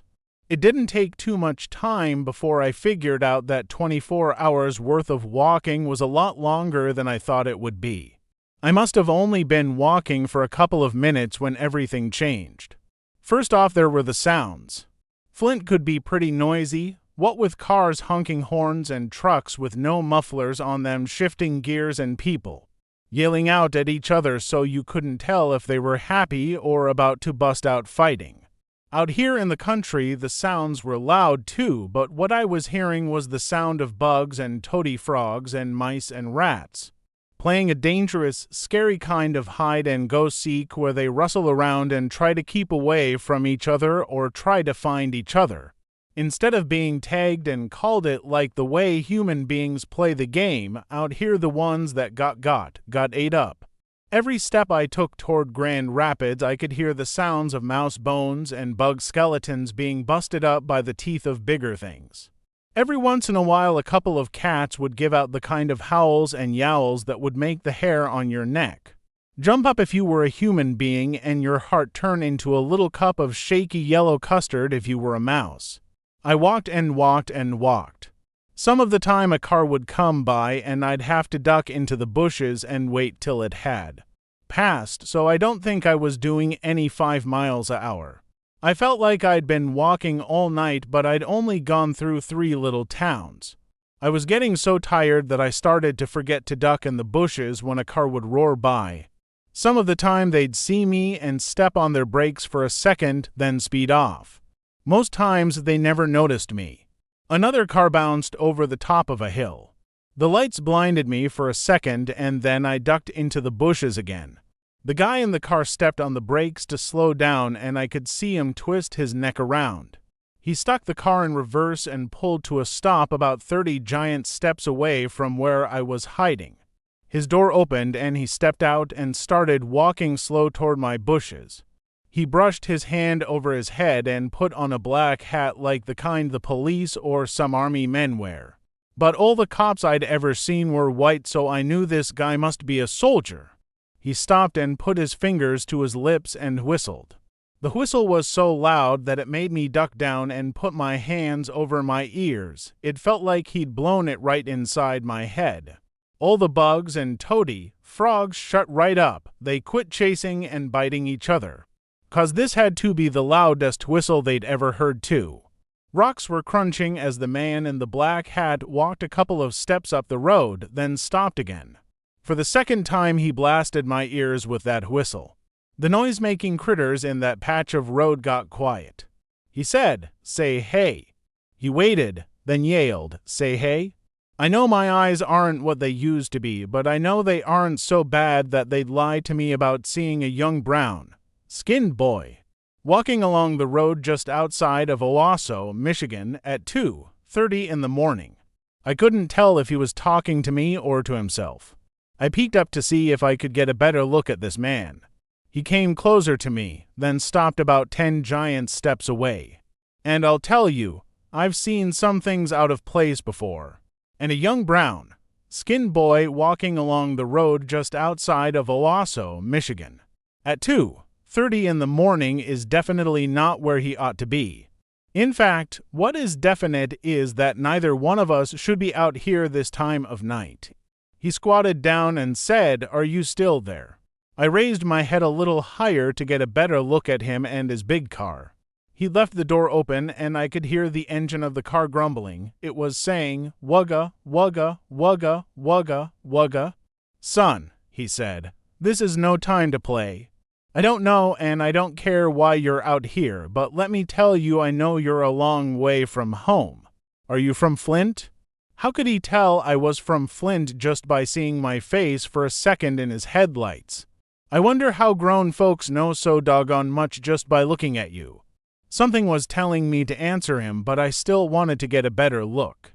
He stood up. "You know what? I bet if I can't get you to come out with talk, I got something else that might make you show your face. From the quick look I got at you, you seemed a little on the puny side. I'll bet anything you're hungry. Just so happens that I've got a spare bologna and mustard sandwich and an apple in the car. You interested?" Shucks, how did he know I was so hungry? Then he said, "Might even have some extra red pop." Before my brain could stop it, my stomach made my mouth yell out, "But I don't like mustard, sir."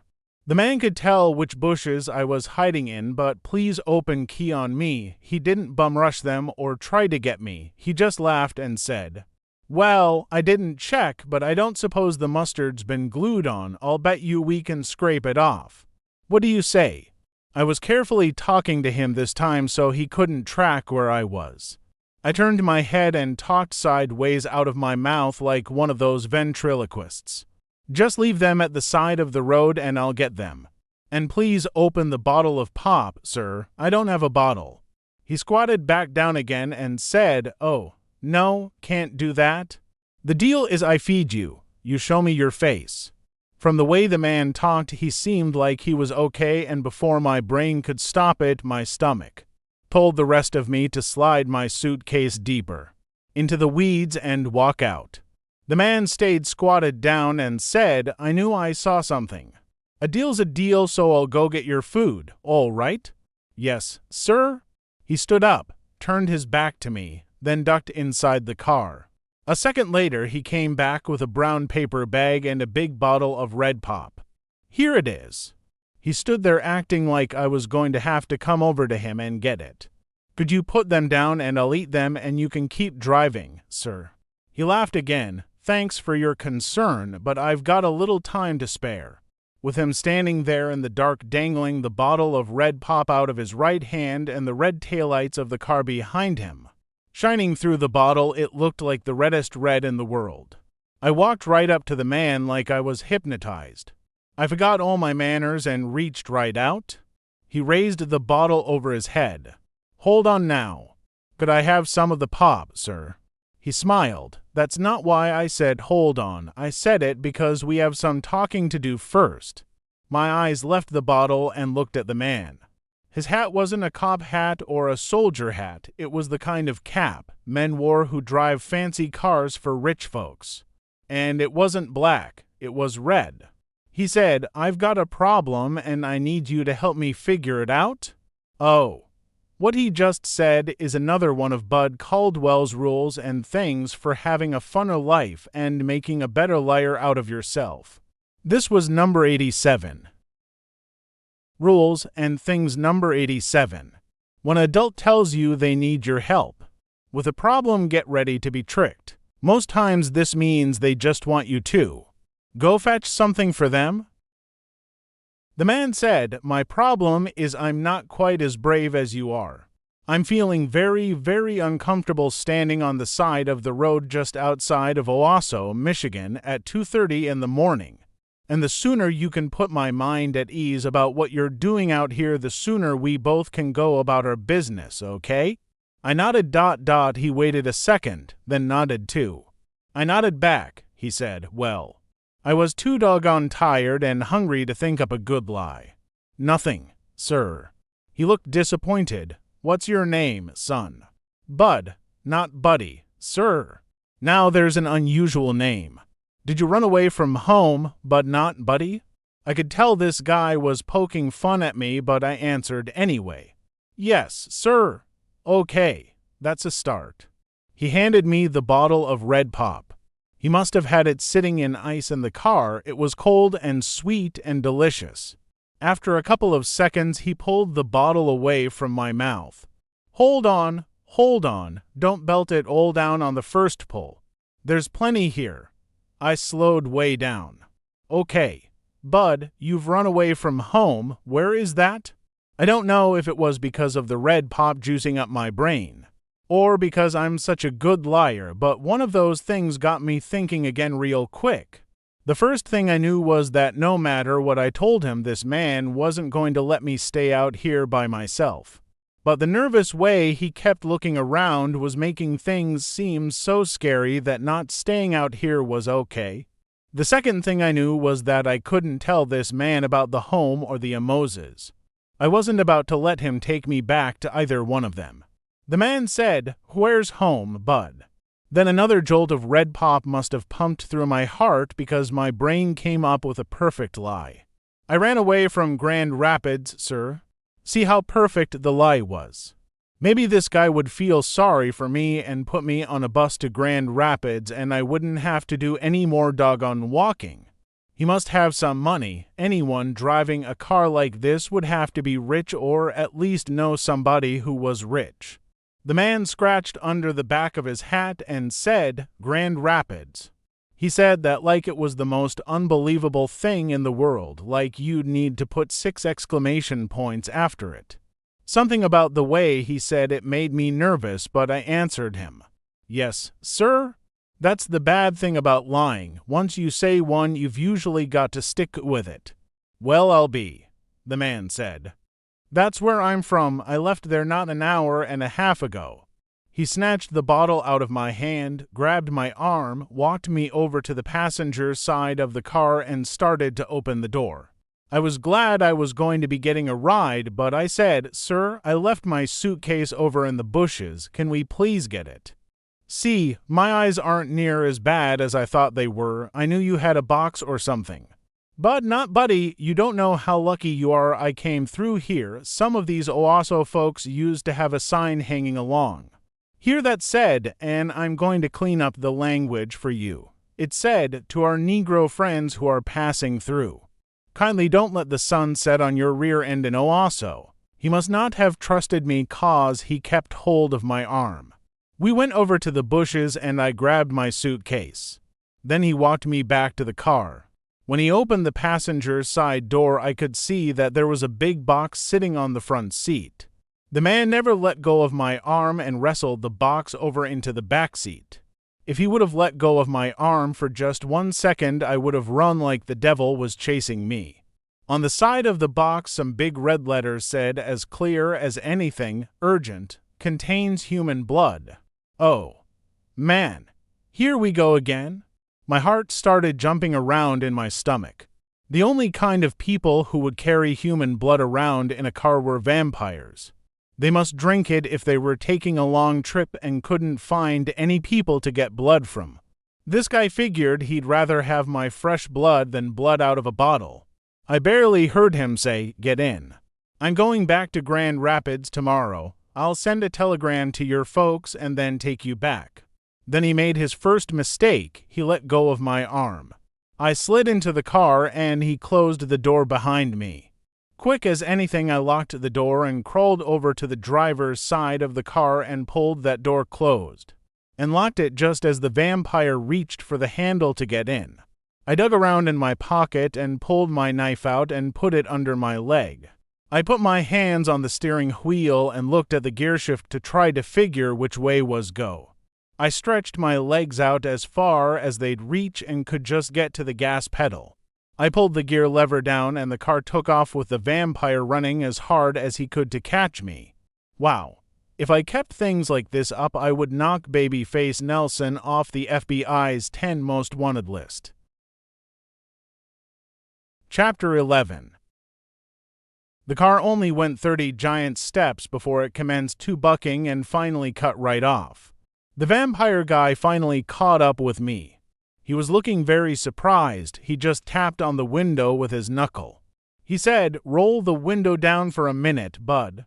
Sometimes it's terrible to have been brought up proper."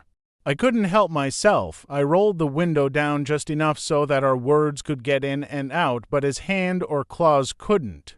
He said, "Okay, what's this?" I said, "Don't you think I can read? How come you're carrying real human blood around in your car?" I showed him my jackknife. "I'll warn you, I know how to kill vampires. This knife is genuine solid 24-karat silver." He put both of his hands over his face and shook his head back and forth a couple of times. He said, "Sweet baby Jesus, why me?" Then he said, "Bud, if you were from Flint I might think you believe that, but you're a Grand Rapids boy. You've got to be smarter than that. If I was a vampire, why have I got that sandwich and bottle of Red Pop?" I thought for a second, then the answer jumped out. Bait. He put his hands back over his face. This time when he pulled them away, he was laughing.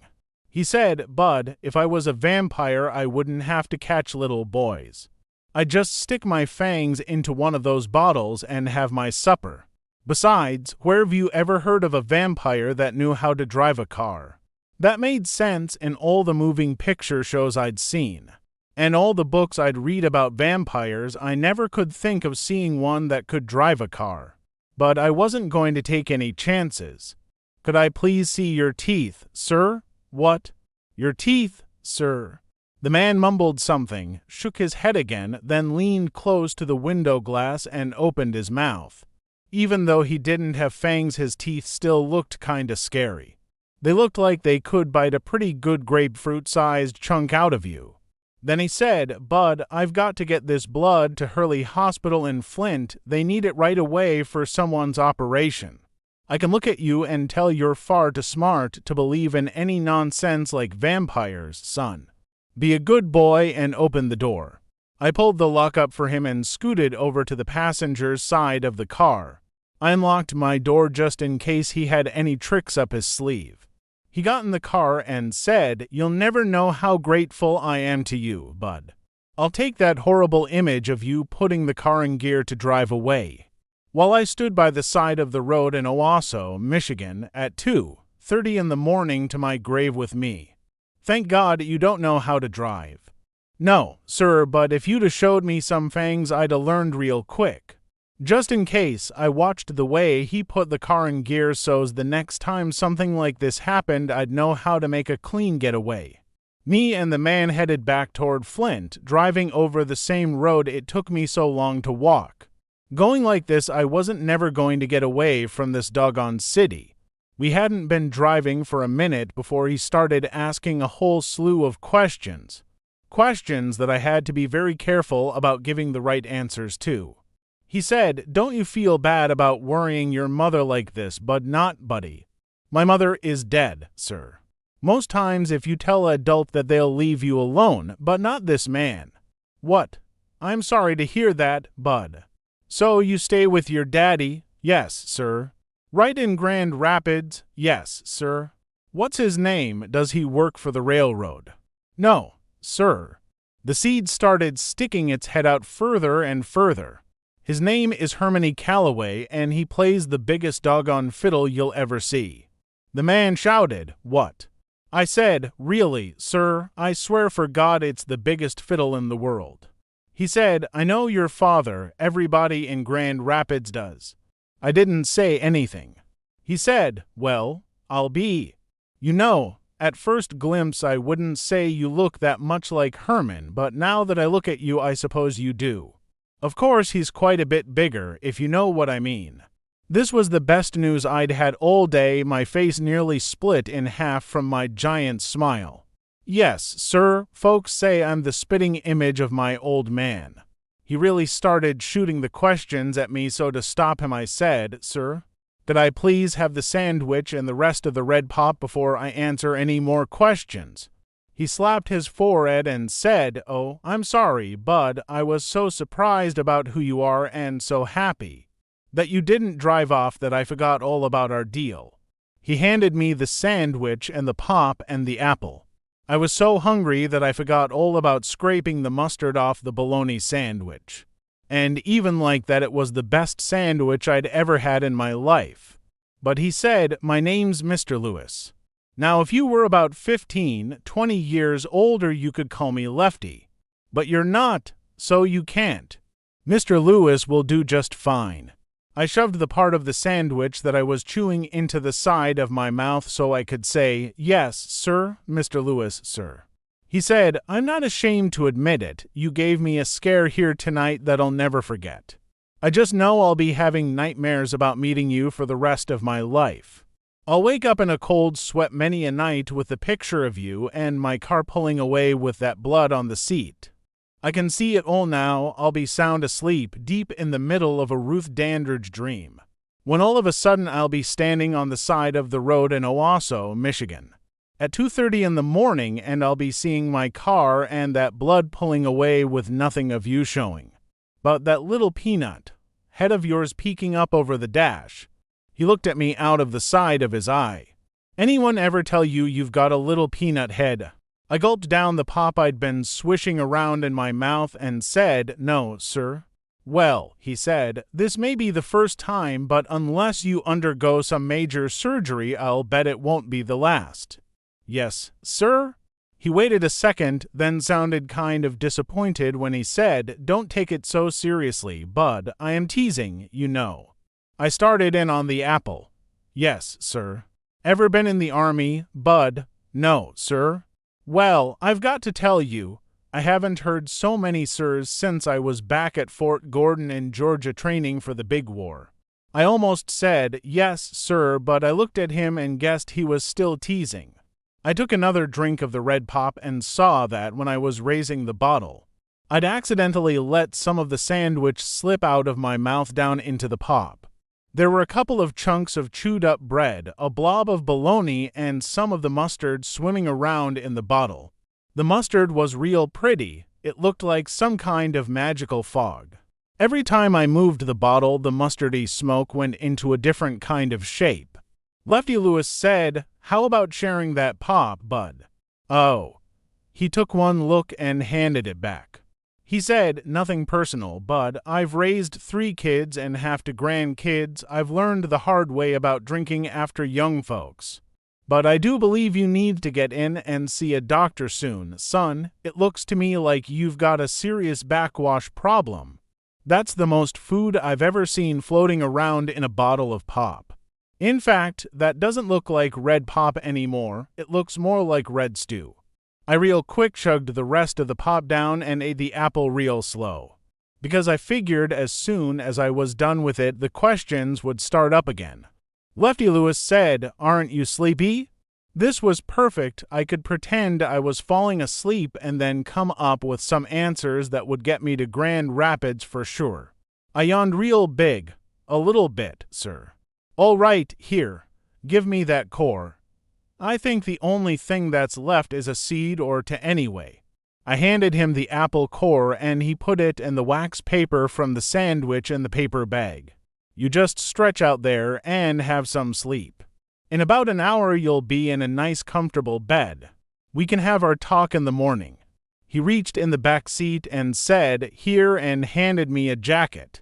"You can use this for a blanket." The jacket smelled real good, like spice and soap. Lefty Lewis said, "Oh, but not Buddy, one more thing before you doze off.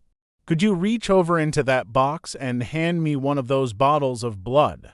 I haven't had a bite to eat all day." I kept my eyes closed and smiled. I knew I was going to be safe because I'd never heard of a vampire that could drive a car, and I'd never seen one that had such a good sense of humor. Besides, I kept my jackknife open under my leg and he looked like he'd believed me when I told him it was made out of real silver, even though it probably wasn't.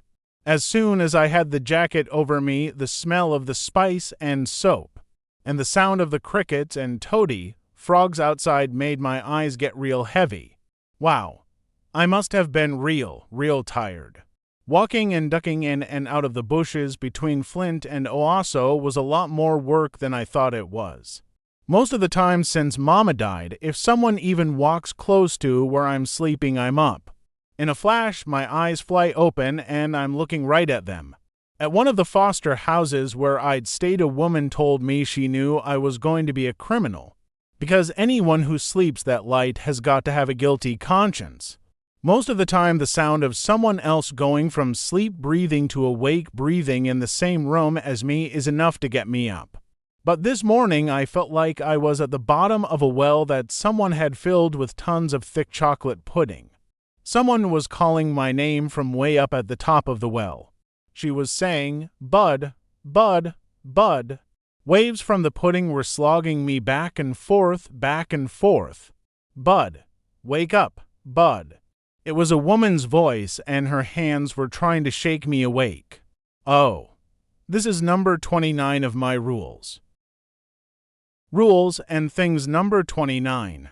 When you wake up and don't know for sure where you're at, and there's a bunch of people standing around you, it's best to pretend you're still asleep until you can figure out what's going on and what you should do. I kept my eyes closed, acting like I was out cold. The woman said, "Papa, what on earth are all these lumps and bites on this baby's face?" A man answered, "Well, he was walking all the way from Grand Rapids to Flint. It looks like he provided a pretty paltry meal for every mosquito on the way." The woman said, "This poor child must be dead. I hate getting him up. I wish he could stay with us for a while, at least until he's had his sleep." Then I remembered who I was with, because Lefty Lewis said, "I know, but I've got to get back. He can sleep in the car on the way back to Grand Rapids."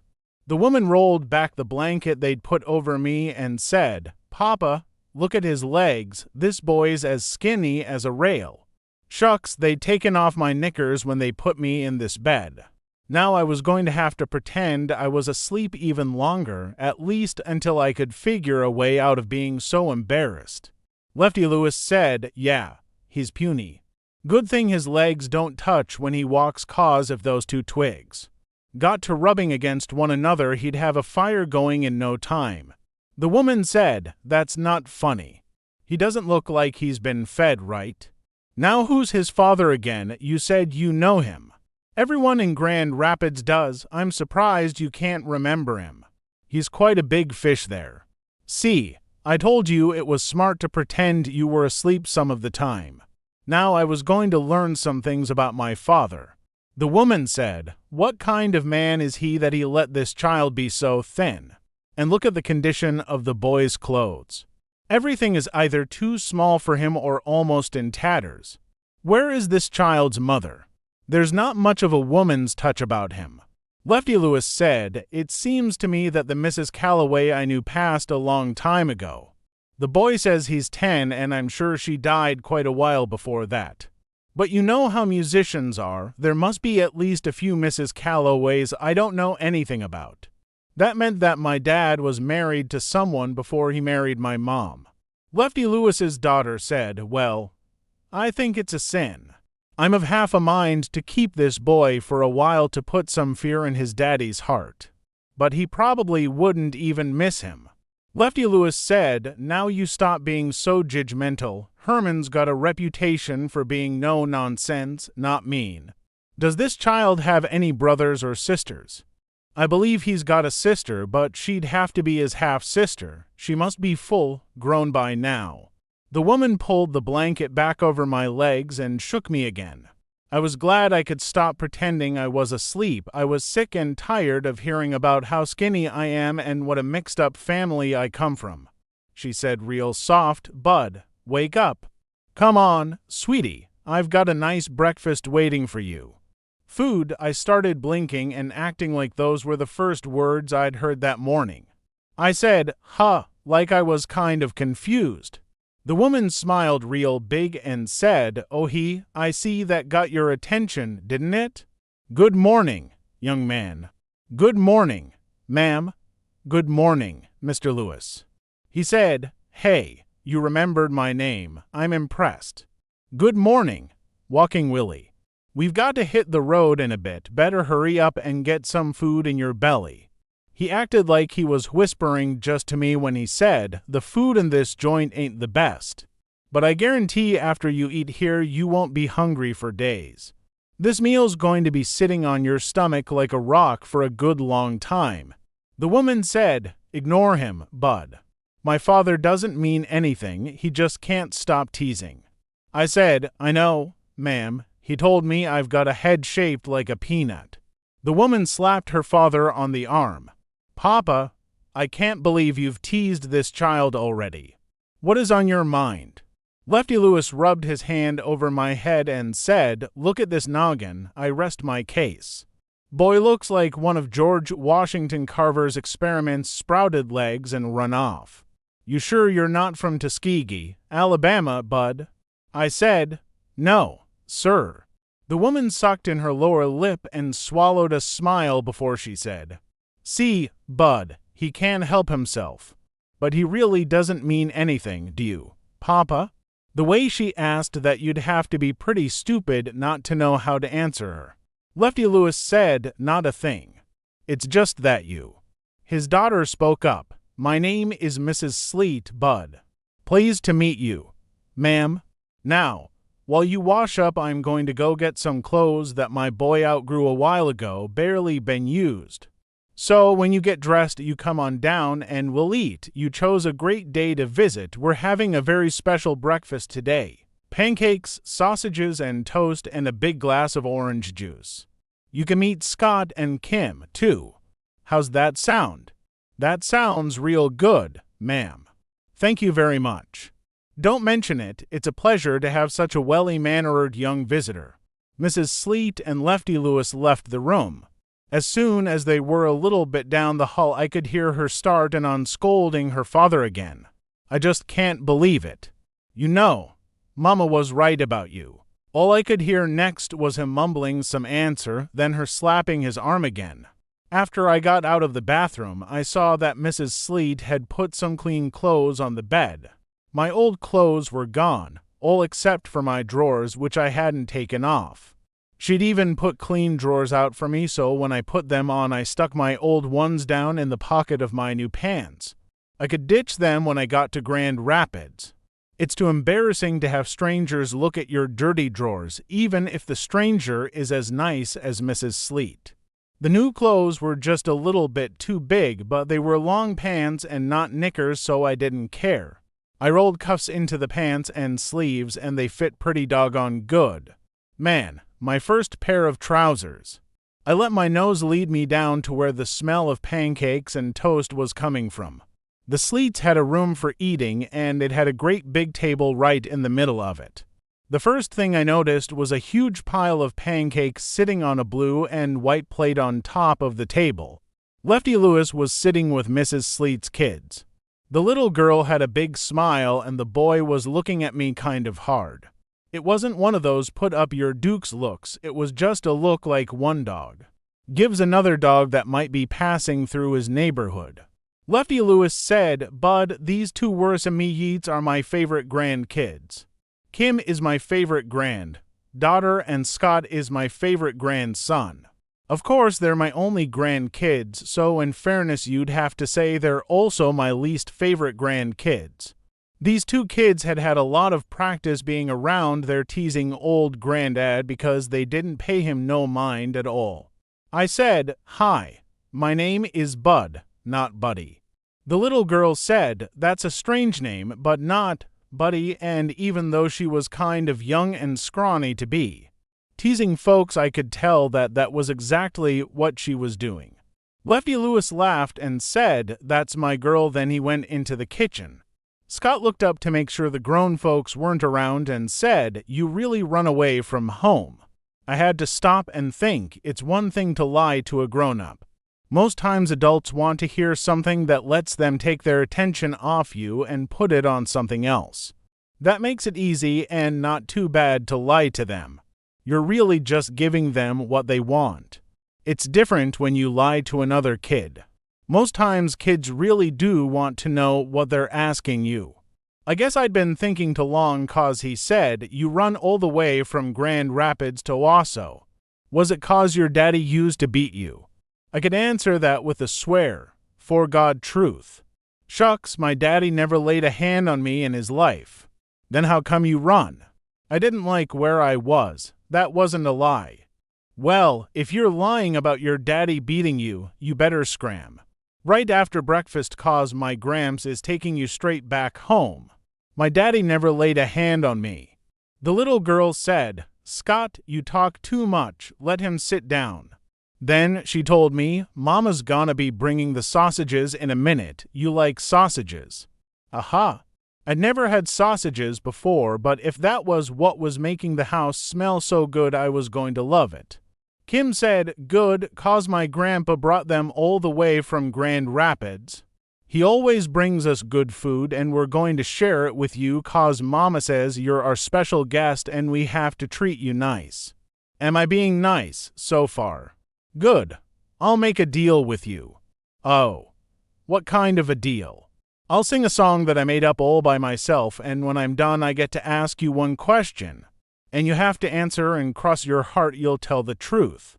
This didn't sound too bad. Okay. Here goes. It took me a very long time to make this song up, so I hope you like it. The boy said, oh, brother, Kim sang. Mommy says no. Mommy says no. I listen, you don tea. What ha ha ha? The building falls down, the building falls down. You get crushed, I don tea. What ha ha ha? Boy, that was about the worst song I'd ever heard. Kim stood up and bowed like a princess. I clapped my hands together kind of soft under the table. She said, thank you very much. Scott just shook his head. Kim said, okay, that's my part of the deal. Now you've got to keep your part and answer any question I ask. Okay. Now you can tell me all about how your mother died. Scott's foot kicked at her under the table. I said, who told you my mama died? The little girl said, oops, and stuffed something from her hand into her mouth. My mama got sick. She died real fast. She didn't feel no pain or no suffering. Kim said, I hope my mother never dies. Scott said, stupid, everybody's got to die. Kim said, ooh, I'm telling Mama you called me stupid. He said, you do, and I'll tell her that you've got one of those pancakes in the pocket of your dress. She shut right up. I told her, he's right, everybody's got to die. It's not sad unless they do it real slow and suffer. My mama died so quick and painless that she didn't even have time to close her eyes. She didn't even have time to make a face like she was hurting. Both of Lefty Lewis's grandkids looked real surprised at this news. Mrs. Sleet came into the room with another blue plate covered with little round pieces of meat. Those had to be the sausages. She saw the way her kids were looking at me with their mouths half opened and said, now you aren't talking Bud's ear off, are you? Scott said, no, Mama, I'm not, but Kim's coming real close too.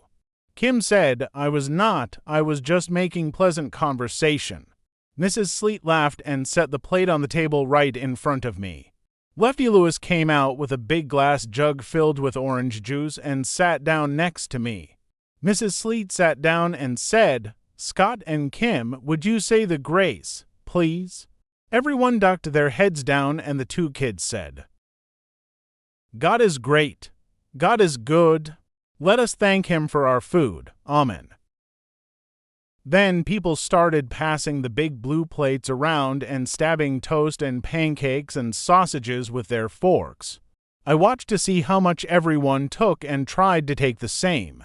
Then I started to watch how much food the two kids put on their fork every time so I wouldn't look like a pig. Lefty Lewis noticed I was taking a long time and told his daughter, see what I told you, Nina, poor Bud not. Buddy is so skinny and his stomach has shrunk down so much that just smelling the food has got the boy full. Oh, well, I guess that just means more food for the rest of us. Everyone except for me and Mrs. Sleet yelled a big cheer. Eating with the Sleets and Lefty Lewis was really hard to do. Not because they had bad table manners or nothing, but because they talked through the whole breakfast. And they kept trying to get me to talk too. At the home after grace was said, we weren't allowed to say boo. Eating and being quiet is a hard habit to break. Every time one of these sleets would talk to me and look at me, like they expected an answer, I'd look around first to make sure no one was watching. At the home, if you got caught talking during mealtime, you'd have to get up and leave your food. If these sleets had to live under those rules, they'd all starve to death. They talked after every swallow. They talked after every drink they took. They talked whilst they were wiping off their lips. Shucks, the little girl, Kim, talked with milk running down her throat. Some of the time her words got gluggled up in what she was swallowing. And they laughed. Man, did they laugh. It was hard to tell whose story they were laughing at. They were doing so much chattering. Lefty Lewis was talking about radio shows, and Scott was talking about going to a baseball game to watch Lefty Lewis pitch, and Kim was talking about a little girl she didn't like, and Mrs. Sleet was talking about some people called redcaps. Kim said to her mother, "Mommy, can't you tell that Bud not Buddy doesn't know what a redcap is? You gotta explain better." Mrs. Sleet said, "Oh, sorry, Bud, redcaps are the men who work at the railroad station loading the trains and taking people's bags to their cars. That's what Mr. Lewis does. My husband is a Pullman porter. He takes care of the people once they're on the trains." Kim said, "Yeah, our dad gets to travel all over the country on trains for free." Scott said, "That's 'cause he's working. It's not for free. He gets paid to do it." Lefty Lewis swallowed a big hunk of sausage and said, "And you know what, Bud? I bet the thing he misses most is Nina's cooking. I can't tell you how proud I am of how far my daughter's cooking has come. This might be hard to believe, but she used to be such a bad cook that her fried chicken was known to have turned a chicken hawk into a vegetarian." Scott and Kim and Mrs. Sleet started busting a gut. "Yup," Lefty Lewis said, "I brought a friend to Flint a couple of years ago. And even though I'd warned him, he tried to be polite and ate 4 of her pancakes. Poor soul held his stomach all the way back to Grand Rapids. Said to me, 'Lefty, I don't mean to show any disrespect, but those weren't pancakes your daughter served me, they were pancakes.'" Mrs. Sleet laughed along with everyone else and said, "Well, I'm sure I don't need to hear any more of this," and picked up the empty sausage plate and went into the kitchen. As soon as she got out of the room, Kim whispered, "Quick, Grandpa, tell Bud, not Buddy, how many times you had to pull the car over when you two were going back to Grand Rapids, so that man could get out and vomit on the side of the road." Before Lefty Lewis could answer, Mrs. Sleet came out of the kitchen with a big wooden spoon and whopped her father a good lick in the head. Chapter 12. After breakfast, me and Mr. Lewis said goodbye to the Sleets and got back into the car. I leaned over the front seat to put my suitcase in the back. "Mr. Lewis, someone stole all the blood last night?" He said, "I'll say one thing for you, Bud. When you go to sleep, you go way to sleep. You don't remember anything about last night after we got to Flint." I said, "I don't think so, sir. After you so rudely fell asleep on me, we dropped the blood off at Hurley Hospital, then I gassed up. Then I got in touch with your daddy to let him know you were all right." "Oh. What did he say, sir?" "I didn't call him. I sent a telegram to the log cabin. He still owns that club, doesn't he?" "Yes, sir." "Good." Lefty Lewis leaned over and reached in the glove box of the car. He pulled out a flimsy piece of yellow paper and handed it to me. Across the top of the paper it said in big letters, Western Union. Underneath that it said, Hex Stop. Bud OK in Flint stop at 4309 North St. Stop return 8 p.m. Wed stop Lefty stop. Man, I'll bet Hermione Calloway was just as confused by this message as I was. I said, "What does this mean, sir?" Lefty Lewis said, "When you send a telegram, the more letters you use, the more money you have to pay, so you try to keep your messages as short as you can. Here, let me see it." I handed him the paper. He said, okay, heck, that stands for your dad, Hermione. Calloway, but okay in Flint, that lets him know how far you got and that you're safe. And you did get pretty far, Bud. Maybe he won't be too hard on you when he sees how resourceful you were at running away. I know I'd been darn proud of one of my kids if they'd gotten that far, but I used to offer them money to run and they'd never take it. At 4309 North St., that's my daughter's address. And return 8 p.m. Wed lets him know I'm bringing you home by 8 tonight. I said, what are all of those stops, sir? He said, that's the telegram office way of saying period. It just means that the sentence is over. Lefty Lewis spent most of the day doing errands all around Flint. He made me promise to wait in the car for him. I was good and happy when he said, that's it, Bud, time to head home. We drove past that sign that said, welcome to Flint on one side when he looked up and said, oh. Suddenly a siren went off sounding like it was in the back seat of the car. I raised my head up to look over the seat out the back window. Oh was right, there was a Flint police car right behind us with a red light on top of his roof, flashing on and off, and with the sheen blasting. They'd found me? Shucks, this doggone FBI was just as good as the movies said it was. They were just like those Royal Canadian Mounted Police. They always got their man. I crouched down as low as I could. Lefty Lewis pulled the car over to the side of the road and said real calm and real slow, Bud. It's very important that you listen very carefully to what I'm going to tell you, and that you do exactly as I say. He kept his eyes stuck on the rearview mirror. By the way he was acting, I was starting to think that maybe Lefty Lewis was on the lam too. And wait a minute, how come this man didn't have a real name? Who ever heard of someone's mama naming him Lefty? That name had alias writ all over it. Lefty sounds like a real good name for a stick-up man. It seemed like it would be real easy for Machine Gun Kelly to point at some poor slob and say, that's the guy what ratted me out, Lefty. Finish him off. And what he just said about listening carefully and doing exactly what he said was number 8 of Bud Caldwell's rules and things to have a funner life and make a better liar out of yourself. Rules and things number 8. Whenever an adult tells you to listen carefully and talks to you in a real calm voice, do not listen, run as fast as you can because something real terrible is just around the corner, especially if the cops are chasing you.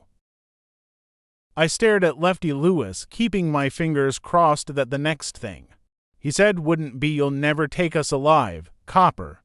Instead, he said, Bud, are you listening, Bud? I had to play along until I got a chance to make a break. I said, yes, sir. Attaboy, first close your mouth. Good. Now I want you to take the box that is next to me and quickly put it all the way beneath your seat. I picked up a box that was about the size of a big thick book and slid it under my seat. Lefty Lewis said, good boy. Now stay put and don't say anything. He winked at me and said, don't worry, it's all right. He opened his door and walked back to the police car. I tried to decide what to do. If I made a break for it, I was sure the coppers would plug me. But maybe Lefty Lewis would wrestle the gun away before they got a good shot off. Or maybe, just maybe, Lefty Lewis would take a bullet for me. Okay, I told myself, I'm a count to 10, then I'm going to reach into the backseat, snatch my suitcase, and hook out for those buildings.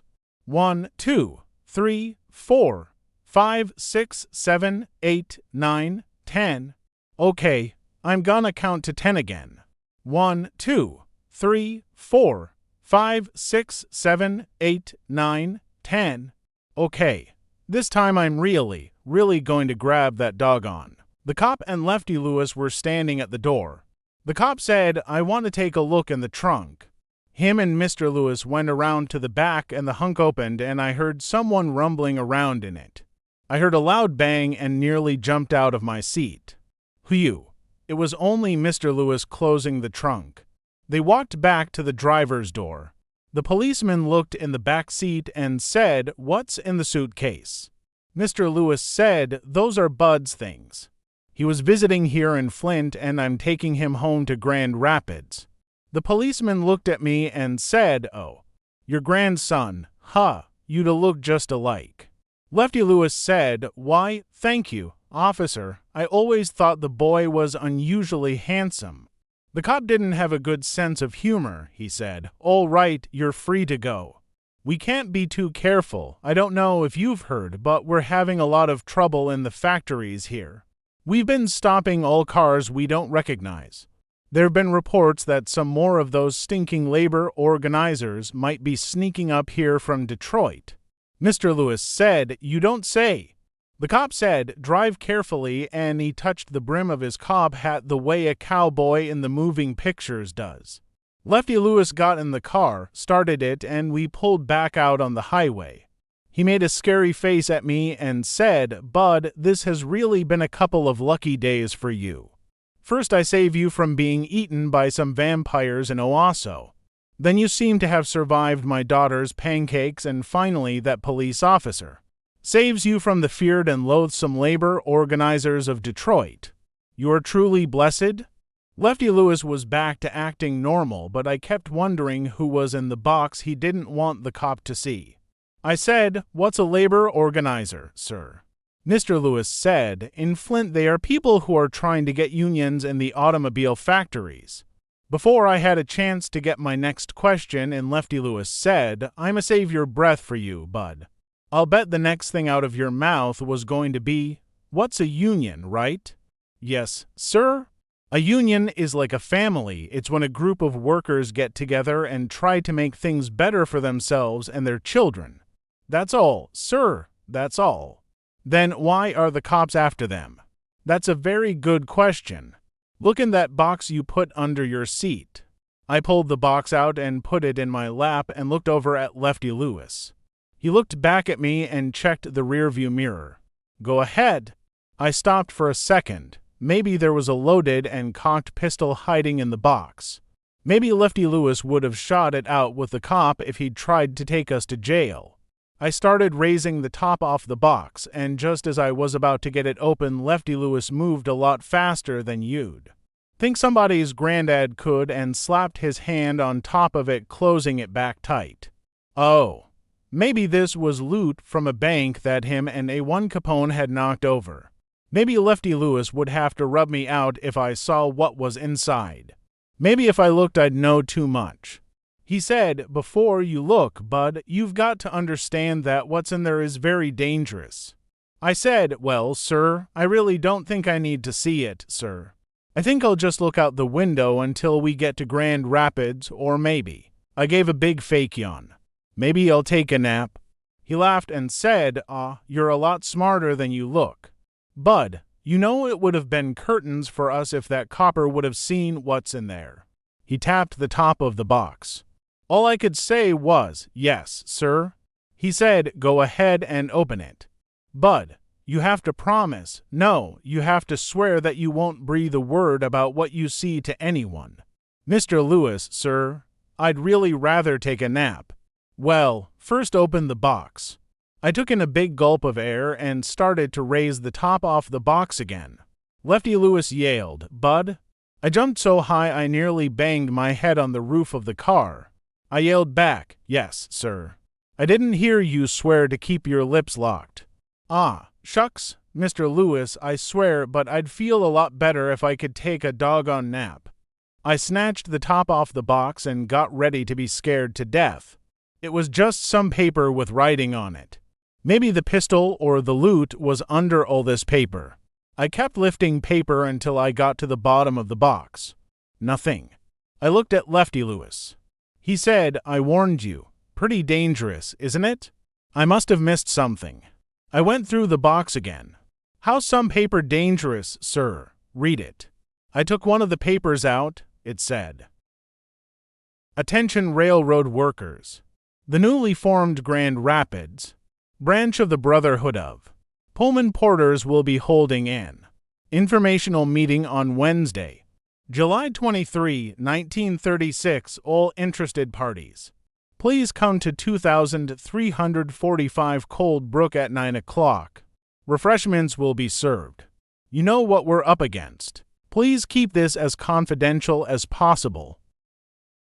It was starting to make sense. I said, "Mr. Lewis, are you one of those labor organizers?" He laughed. "Not really, Bud. I'm picking these up so we can pass them out in Grand Rapids.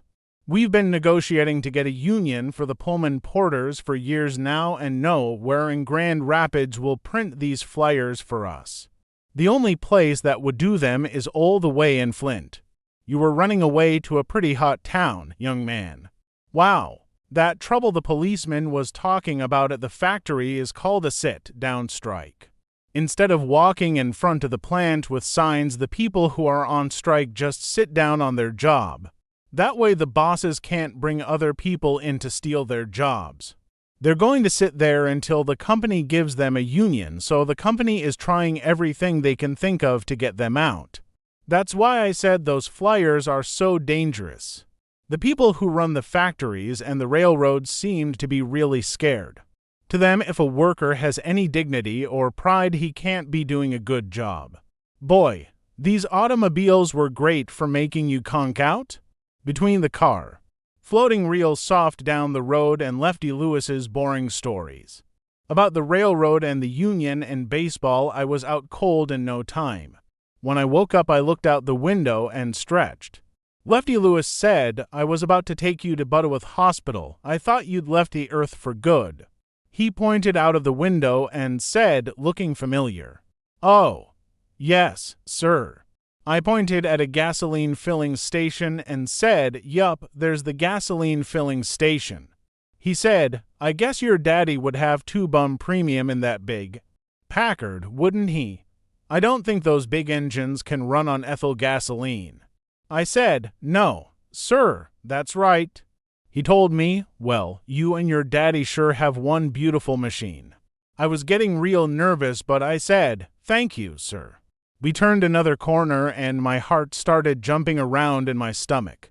Halfway down the street was a building that looked like it was made out of giant chopped down trees. The Log Cabin. Oh, right outside the place was a sign that said, "Appearing Friday through Sunday in July Harmony. Callaway and the Nubian Knights of the New Deal." My father had joined a new band. Lefty Lewis pulled up next to a car that was as long as a big boat. He said, "Ah, there's the Packard, he's here." I had to think real fast. I couldn't let Mr. Lewis and Harmony Callaway talk to each other. If they did, I'd be on the first thing smoking back to Flint. And besides, I felt kind of bad about lying to Mr. Lewis. I wished I didn't have to. Lefty Lewis cut the car off and pulled the key out of the dashboard. I said, "Mr. Lewis, this is going to be very embarrassing for me." "What is, Bud?" "Can I go talk to my father by myself, sir? I swear I'll turn myself into him." Lefty Lewis looked at me kind of hard. "Well, Bud, I don't mean to sully your reputation, but you just ran away from that man all the way across the state. I think I'd better hand-deliver you." "But Mr. Lewis, sir, I need to explain it to him by myself. I promise I'll go in and not run away again." Lefty Lewis looked out of the windshield like he was thinking. He reached back across the seat and put his hand on the twine keeping my suitcase together. He said, "I'll tell you what, Bud, you don't go anywhere without this, do you?" I said, "No, sir." "Okay, here's the deal I'll give you." He looked at his wristwatch. 5 minutes to talk to your dad alone. If you're not back by then, I'll bring your bag in for you. It wasn't great, but it would have to do. Besides, it gave me some more time to think. "Please promise that you won't look inside of it, sir." He raised his hand. "You've got my word." I got out of the car and walked to the front of the log cabin. The doors looked like they were made out of chopped down trees, just like the rest of the building. I looked back at Lefty Lewis and he was still watching, so I opened one of the doors. I knew it was one of those doors that Mama had been talking about. I walked in to see what was going to happen. Shucks, there was another set of regular doors inside. The front door closed behind me and I was in the dark. I tried the other door and it came open, but I didn't push it all the way in. I waited, then went back out to get my bag. I walked over to the driver's side of Lefty Lewis's car, smiled, and said, "Thank you very much, sir. He's in there. He was so glad to see me that I'm not even in a whole lot of trouble.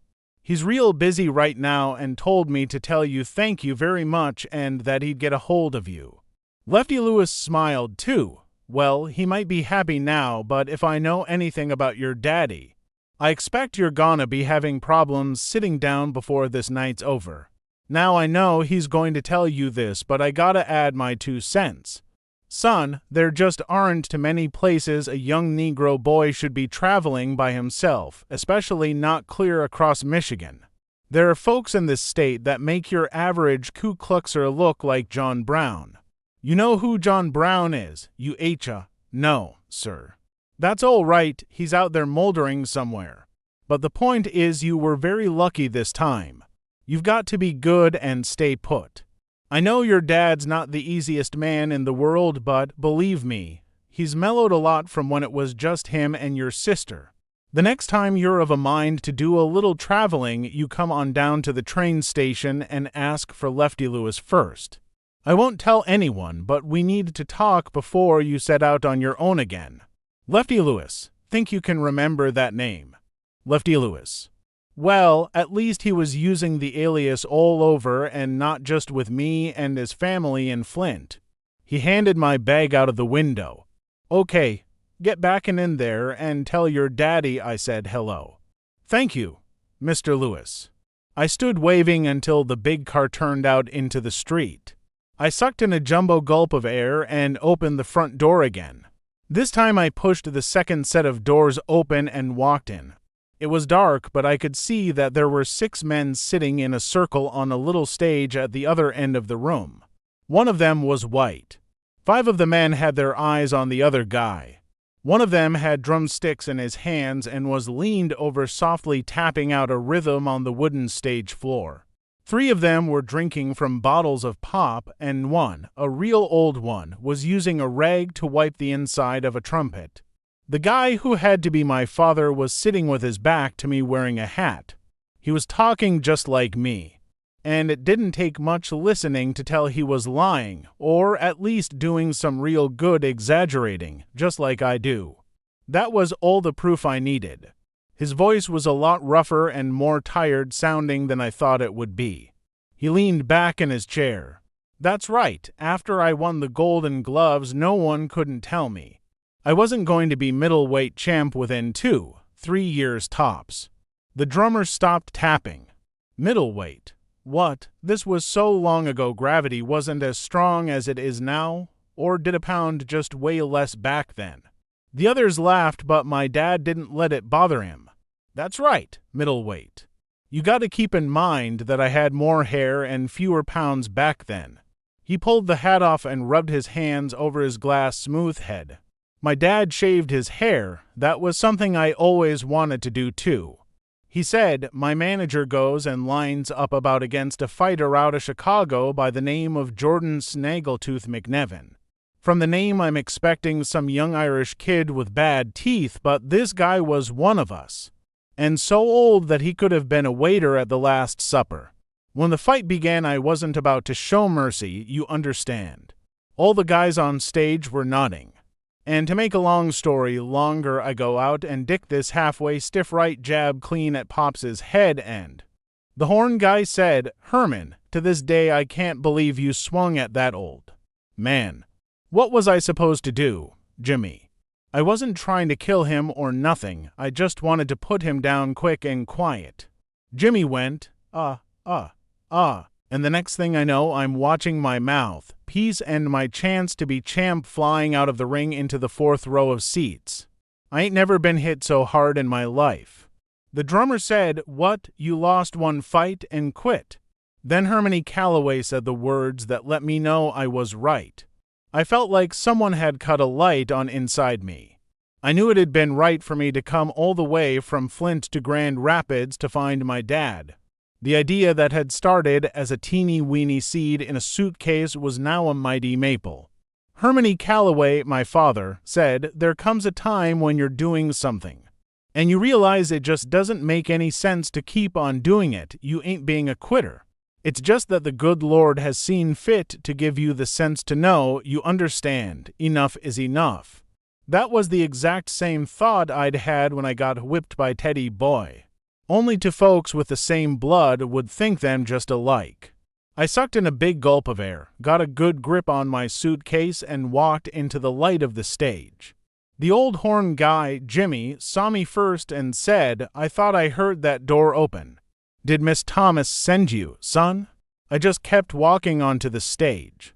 I had to see my father's face. I knew we'd look so much alike that the truth would hit him as hard as that snaggletooth guy had.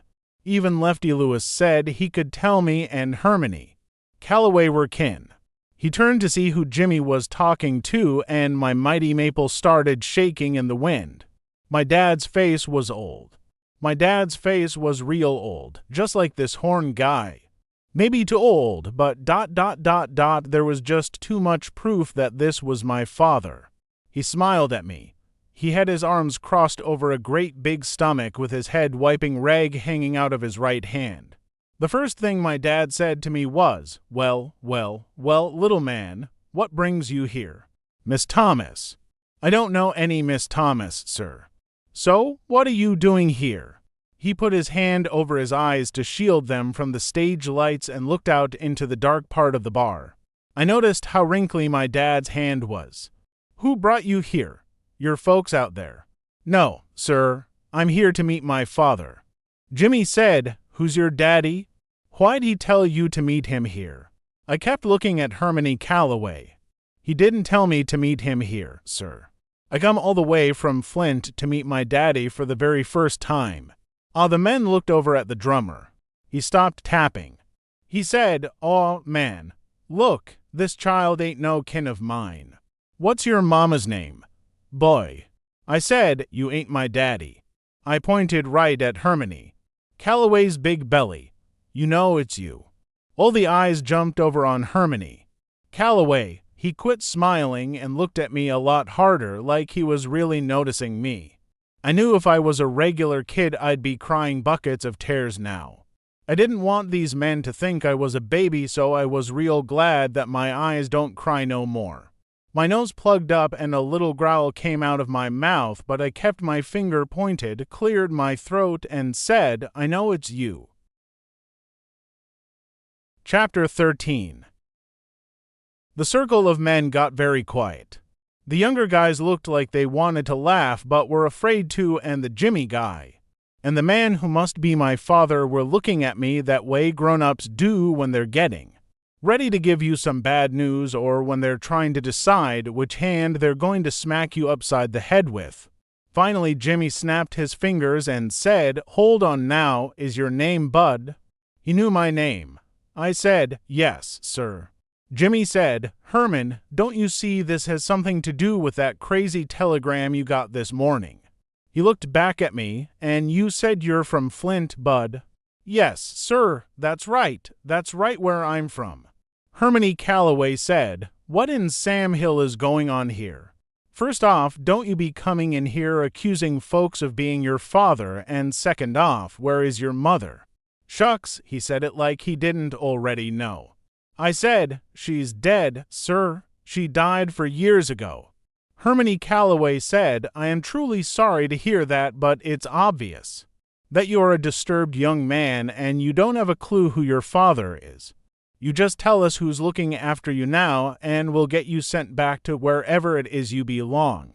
"I belong with you now, sir." Hermione Calloway said, "Now you look here." Jimmy said, "Hold on, Herman." He seemed a lot nicer than this Calloway guy. "Bud, you got to understand Mr. Calloway here can't be your daddy, no how, no way, nah. I don't know what gave you that idea, but whatever, we've got to get you back home. Someone in Flint's got to be worried sick about you." I said, "No, sir, I don't have nobody left in Flint, that's why I came all the way here." He said, no one at all." I said, "No, sir." He said, "No brothers." "No, sir." "No sisters." "No, sir." "What about an auntie?" "No, sir." "No grandma." "No, sir." Shucks, it looked like this guy was going to go over my whole family tree, but he whistled and said, "So were you living in an orphanage?" Oh, I had to be careful how I answered this, one wrong answer. And I could tell that these guys were ready to give me up to the cops or give me a one-way ticket back to the home. I said, "Well, sir, I had some problems with some folks that were supposed to be looking after me, and after I hid their shotgun and poured water all over Todd Amos, I busted out of the shed and had to go on the lam, and then I thought it was about time I came and met my father because it's been." He raised his hand to stop me. "That's fine, son, but just answer what I asked you. What orphanage were you in?" "Well, sir, I used to be in a home, and then I wasn't, and then I was with some people that were kind of mean, and then I tried to find Miss Hill. But she moved all the way to Chicago, and that was too far to walk so." He raised his hand again to shut me up. "Hold on, Bud. Do me a favor, go wait by that door for a minute." He pointed to the side of the stage. I walked over and waited to see what was going to happen. I tried pushing the door open a little bit in case I had to make a quick escape, but it was jammed tight. I'd have to leave out of the same door I came in. The man named Jimmy and the guy who had to be my daddy started whispering. After a while, Hermione Calloway raised his arms and said, "Hey, but don't forget, this is your little red wagon. You pull it if you want." Jimmy said, "Fair enough." He waved me back onto the stage. But he said, "You look like you might be a little hungry, so I'll tell you what we're going to do. We're all done rehearsing and we're about to head over to the Sweet Pea. You're invited to come along under one condition." "What, sir?" "Once you get something in your belly, you've got to be straight with me. You've got some explaining to do. We'll feed you, but you've got to tell us the truth. Do we have a deal?" He stuck his hand out for me to shake. But I wanted to know what I was getting myself into. "What's the Sweet Pea, sir?" "Best restaurant in Grand Rapids. Is it a deal?" I don't know how grown-ups can tell I'm always so doggone hungry, but I sure wasn't going to turn down getting my very first real restaurant food. I grabbed his hand and made sure I gave it a hard squeeze like Mama told me to and said, "Yes, sir." "Thank you, sir." He smiled, "No problem." Hermione Calloway said, "Well, James, like I said, if he's gonna be doing some explaining, it's got to be to you. I don't need to listen to this scamp's nonsense whilst I'm trying to digest my supper." He stuck a pipe that wasn't lit into his mouth and walked off the stage. Shucks, if my father had to be so doggone old, I was starting to wish that Lefty Lewis or this Jimmy guy were him, Hermione. Calloway seemed like he was going to be hard to get along with. The horn player said, "Little man, my name is Jimmy Wesley. You can call me Mr. Jimmy." "Yes, sir?" He pointed at the younger men. "The drummer there is Doug the Thug Tennant. The sax man is Harrison Ed Steady Patrick." The saxophone player said, "Aw, man, it's not Ed, die steady, it's Steady Eddie, Steady Edda Patrick."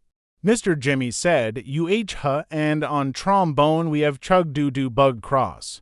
And the palest member of the band, on piano, is Roy Dirty Deed Breed." He shook his head again and said, "Lord knows why these young musicians can't just leave the perfectly good names their mamas gave them alone, but for some reason they can't. Anyway, fellas, this here is Bud. What was your last name, Bud?" "Caldwell, sir." "This here's Bud Caldwell. He's gonna be our guest over at the Sweet Pea for dinner. You'll say hello to the little man and make him feel comfortable." The thug said, "What's the word, Bud?" Dirty Deed said, "How you doing?" Doo-Doo Bug said, "Welcome, little stuff." Steady Edda said, "Good to meet you, my man." I said, "Pleased to meet you." Mr. Jimmy told them, "All right. He'll ride over with you for me and Herm will meet you there." The sax man, Steady Eddie, said, "All right, Mr. Jimmy, we'll finish loading up." The Jimmy guy went out the front door. The sax man told me, "Come on, little man, if Mr. Jimmy's gonna spring for your supper, the least you can do is help load the car. Grab that case over there and put it in the trunk of the Buick Outback." He pointed to a long, skinny black suitcase that had a leather handle on top of it. and said, "And be careful, that's my bread and butter in there." I must have looked confused because he told me, "That's my horn, my axe, my saxophone. The thing I make all my money with, so don't get butterfingers and drop it." I said, "Oh, yes, sir." The trombone man, Doo-Doo Bug, said, "One thing you are going to have to drop, though, is all that stuff. The only two folks around here old enough for you to be calling them, sir, are Mr. Jimmy and," he winked, "your long-lost dear old daddy." The whole band busted a gut laughing. The thug guy said, "M'll let you in on a little secret, my man. I think the only reason Mr. C is denying he's your daddy is 'cause you went and hurt his feelings." How? I didn't do nothing to him. There it is, that's just what I mean. Here you two are getting together for the first time and you didn't show the man no love. He looked over at Doo-Doo Bug. "Bug, did you see any love being passed from this boy to his daddy?" Doo-Doo Bug said, "You leave me out of your nonsense."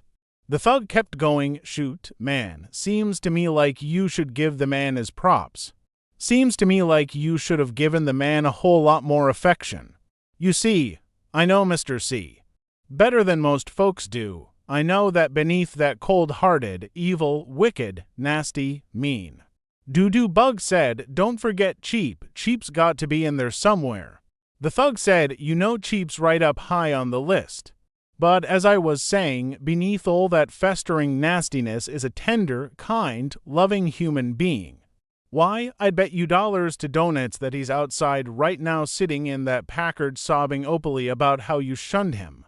When you get to the sweet pea, rush right up on him, give him a big hug, yell out 'Daddy,' then plant a big juicy kiss right on the top of his shiny bald head. Shoot, you do that and you'll be in his will so quick your head will spin." I put this thug guy on my list of people not to pay any mind to. Hermione Calloway seemed like the kind of person that would rather get bit in the behind by a snaggle-tooth mule than have somebody give him a kiss. Steady Edda said, "Let's not get the little man killed before he's had a chance to eat, thug. Son, I hope you've got sense enough to let what he's telling you to go in one ear and find the nearest exit. You just steer clear of Mr. C. For a while, he's not someone you want to toy with, and for God's sake, whatever you do, don't call him Daddy or Papa or anything that's going to give anyone the idea you're kin, you hear." These guys really thought I was dumb. I said, "Yes, sir, but isn't it just like my luck to come clean across the state to find my daddy and he turns out to be a mean old coot?" I slapped my hand over my mouth. I knew better than saying something like this out loud. But it just fell out of my mouth before I could swallow it down. This was Bud Caldwell's rules and things to have a funner life and make a better liar out of yourself, number 63. Rules and things number 63. Never ever say something bad about someone you don't know, especially when you're around a bunch of strangers. You never can tell who might be kin to that person or who might be a lip-flapping, big-mouth spy. Sure enough, the drummer, the thug guy, started acting like he was writing stuff down on a piece of pretend paper. He said, "Let's see, was that mean old coot or old mean coot? Shoot, baby, if I drop some info like this on Mr. C, I might be able to stay in this band longer than the last 3 drummers did. You see, kid, you ain't the only one trying to get on Mr. C's good side. This is the best drumming gig in the state, and I need to hang on to it as long as I can." I wasn't sure if this drummer guy really was a dirty dog or if he was just a big teaser. Whichever way, I'd have to work real hard on remembering rule and thing number 68. Or was it 63?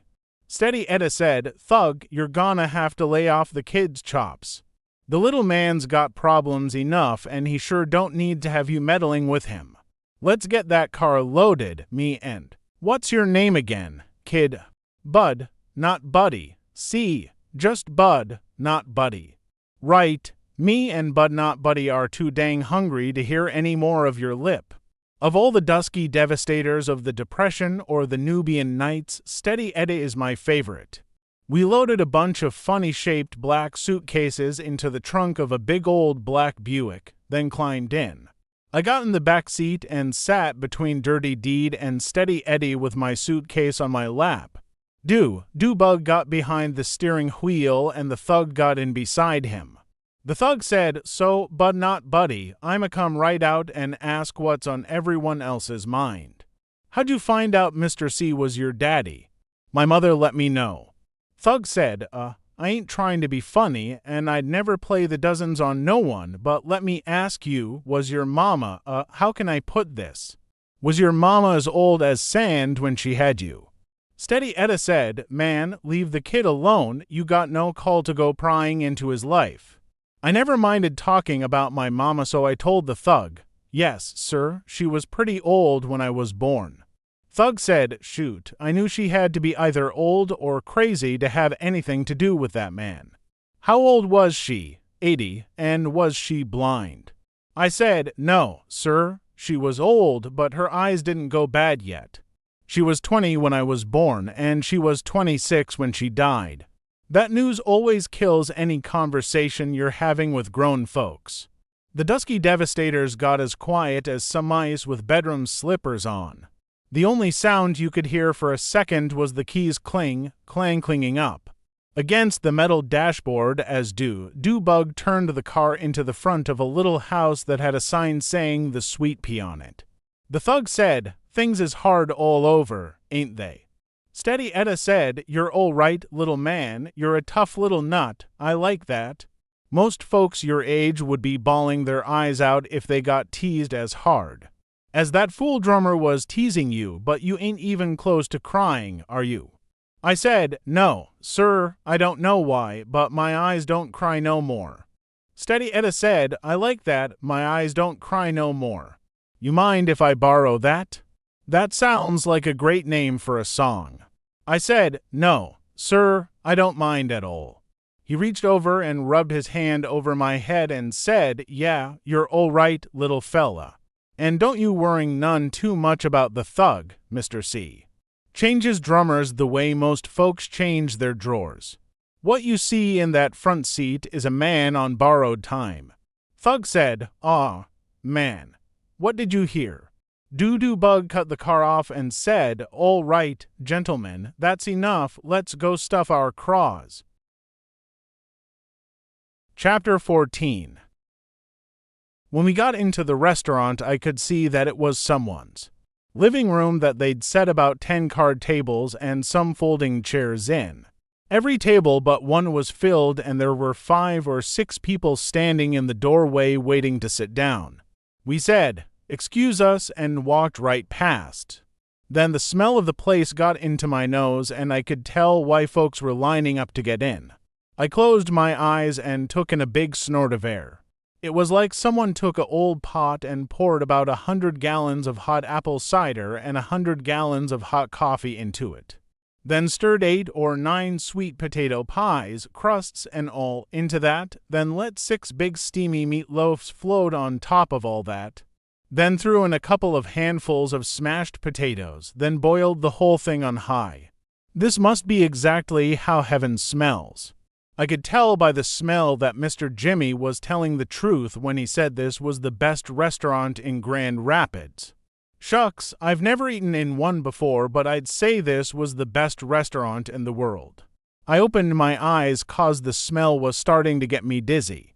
On the other side of the room, Hermione Calloway was sitting at a table with Mr. Jimmy and a woman. Steady Edda pointed at the only empty table, one that had a sign saying "Reserved NBC" on top of it, and said, "That's where we're at, over there, Bud. NBC stands for Nobody But Calloway, Mr. C. Changes the name of the band so much that no one can keep up with the new names, so they call us NBC so's they don't have to change the sign." Before I could sit down with them, Mr. Jimmy saw us and said, "Here they are," and pointed at me and waved for me to come over to their table. Shucks, I'd rather sit with the band than with Hermione Calloway. It would be hard to have a good time eating if you looked up and saw him every time you took a bite. The thug said, "Remember what I said," pointed at the top of his head and acted like he was smacking some kisses. I walked to the other table. Mr. Jimmy said, "Bud, this here's Miss Thomas. She's our vocal stylist." She could tell I didn't know what that meant, so she said, "I'm the singer, honey." I said, "Pleased to meet you, ma'am." She laughed and stuck her hand out for me to shake. There were about 9 diamond rings on just her right hand. She said, "Oh, a gentleman. I'm pleased to make your acquaintance as well." Then she took all those ringed-up fingers and rubbed them across my cheek, held my chin and said, "Come here, child," and pulled my face up close to hers. Oh, I twisted up my face to get ready for a kiss, but instead she looked real close at me and said, "What's this, baby?" She rubbed her fingers over a couple of sting spots that I'd been scratching. For a second I was going to tell her they were vampire bites, but something told me to tell the truth this time. I said, "That's just some hornet stings, Mum. I got bit up when the Amoses locked me in their shed." It was her turn to twist her face up. "When who locked you up in what shed?" "They were the people the home was paying to look after me. I got bit by their fish head guards." I showed the woman the bite on my hand. I was surprised to see it was puffing out from pus. "My lord," she said, "Herman, this child's hand is infected. None of you men noticed how he looks." Hermione Calloway said, "Talk to James. Far as I know, he's the only one who looked at the kid." Mr. Jimmy said, "Well, Grace, to be truthful, I did think the boy's face was a little swollen up, but you know how dark it is in the cabin. And, by God, there are some folks who just naturally have lopsided heads." She said, "Dark or not, even blind Lemon Jefferson could see something's wrong with this baby's eye. What happened here, Bud?" She touched underneath my eye as light as a feather. I said, "Well, Mum, Todd Amos woke me up by shoving a pencil up my nose all the way to the R, and when I went to punch him, I slapped him instead, and it left a big welt on his cheek, so we put up our dukes and went at it, and it didn't take long before I knew I couldn't whip him, so I just curled up and fell down." I looked at Hermione Calloway to make sure he was listening to the next part. I wanted to let him know that even though he was real mean, our minds thought about things in the exact same way. I said, "I fell down, ma'am, 'cause the Lord give me the good sense to know when enough is enough." He acted like he didn't hear. So I kept talking to Miss Thomas. Then Mrs. Amos came, and I could tell they'd gone through my suitcase even though they promised they wouldn't, and she locked me up in the shed where those hornets and fish head guards got a hold of me. Miss Thomas looked like this was some real amazing news. Hermione Calloway said, "Sounds like a case of diarrhea of the mouth and constipation of the brain." Miss Thomas gave him a dirty look and said, "You said the home, Bud. What kind of a home? Where's your mama?" I said, "She died 4 years ago, ma'am." She put her hand on my shoulder and said, "I'm sorry, sweetheart." "How about your daddy? Do you know where he's at?" I said, "Yes, ma'am." She said, "Where is he, honey?" I pointed dead at Hermione Calloway's big belly again and said, "That's him right there." Miss Thomas looked like she wanted to smile, but she said, "Now, Bud, I've only known you for a couple of minutes, but I can tell your mama did a fine job of raising you. I can see you've had a good, proper upbringing, so I'm kind of surprised that you're pointing like that." She was right. I brought my finger down. I said, "I'm sorry, ma'am." She said, "That's fine, but it wasn't me who got pointed at." I told Hermione Calloway, "I'm sorry, sir, but I didn't mean it." She smiled and said, "That's better, we all make mistakes. You know what, Bud? You look like you could use a good meal, so why don't you sit right there and join us?"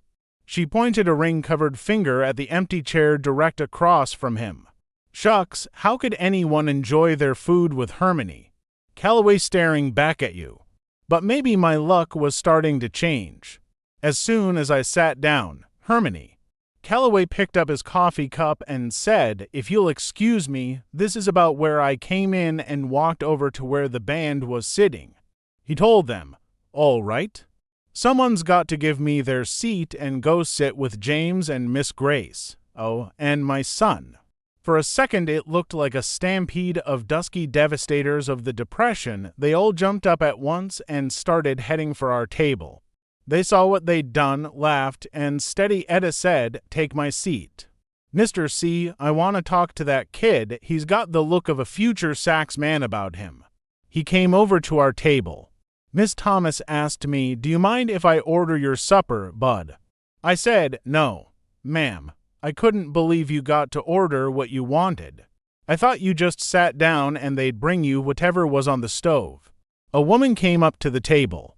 She said, "You're ready, Miss Thomas." Miss Thomas said, "We sure are. Tyla." Tyla said, "Who's the little fella? Did you pick up someone new for the band?" Miss Thomas laughed. "They're getting younger all the time, aren't they? This here's Bud, and he's going to be our guest for a while, so I want to impress him with something special." Tyla said, "Well, you know you brought him to the right place. It's nice to meet you, Bud." I said, "Pleased to meet you, ma'am." She said, "Ma'am, mercy, Miss Thomas, your guest has some real fine manners. I can tell that he isn't one of those rude, crude folks Mr. Calloway usually scours up." Steady Edda said, "Tyla, I'm crushed." She said, "Bud, I apologize for mistaking you for a musician." I told her, "That's okay, ma'am, no offense taken." Miss Thomas said, "Is there any more of that meatloaf left?" "Yes, ma'am, sure is." "How about some okra and mashed potatoes too, Bud?" "Thank you, ma'am." "And does a glass of apple cider sound good?" "Yes, mum. Thank you, ma'am." "Okay," she said. "'Till have the same." Jimmy ordered a supper that was all the way different from mine, and Steady Eddie ordered one that was all the way different from his. No wonder you hear about rich folks going to restaurants once a week. This was great. Miss Tyla went away and Miss Thomas started back on me. "Bud, I've got to let you know that I'm pretty sure that there's just no way that Mr. C is your father. Tell me what gave you the idea he was?" "My mother did, ma'am." Miss Thomas looked over at Mr. Jimmy real quick, then said, "Sweetheart, did you know a whole lot of people all over the state know Mr. C? Did you know he's pretty famous?" "No, ma'am." "Ah, well, you know what I think? I think maybe your mother heard him on the radio, or heard somebody talking about him, or saw the band somewhere and told you that Mr. C reminded her of your father and you misunderstood what she meant. Isn't that possible?" "I don't think so, ma'am." She looked at me for a second, then said, "Did she come right out and say, 'Your daddy is Hermione Calloway, Bud?'" "Well, almost, but not in words just like that." "Then tell me what the words were like, honey." Oh, it was going to be hard to explain to Miss Thomas about Mighty Maples and hints from flyers. As long as I kept Hermione Calloway being my father to myself, the whole thing made real good sense. But as soon as I tried to tell other folks about it, it seemed like maybe it was something some stupid kid had dreamed up, like it was wishing and hoping instead of something true and real. I looked down at my suitcase and said, "Well," and I could tell my luck was changing. Before I could say anything else, Miss Tyla was at our table with a tray. Miss Thomas reached across the table, patted my hand, and said, "We'll talk tomorrow, Bud. I bet you're sick and tired of answering people's questions, aren't you?" I said, "Yes, Mum, I am." But I did notice that she'd said tomorrow. That might mean they weren't going to try to send me back to Flint right away. Miss Tyla said, "Miss Thomas," and set a plate in front of her, then said, "Mr. Jimmy," and gave him some food too. Then said, "Steady," and put his plate down so that it rattled a little, then said, and finally, "The young gentleman," and put a plate crammed with food in front of me. It was the best meal I'd ever had, and when it was done, Miss Tyla brought me a dessert she called on the house. It was a piece of warm sweet potato pie with some white fluffy stuff called whipped cream swapped all over the top of it. After I shoved the last crumbs of pie in my mouth and scraped up the last little dribbles of whipped cream, I looked around at the people at my table and I couldn't help breaking out in a big smile.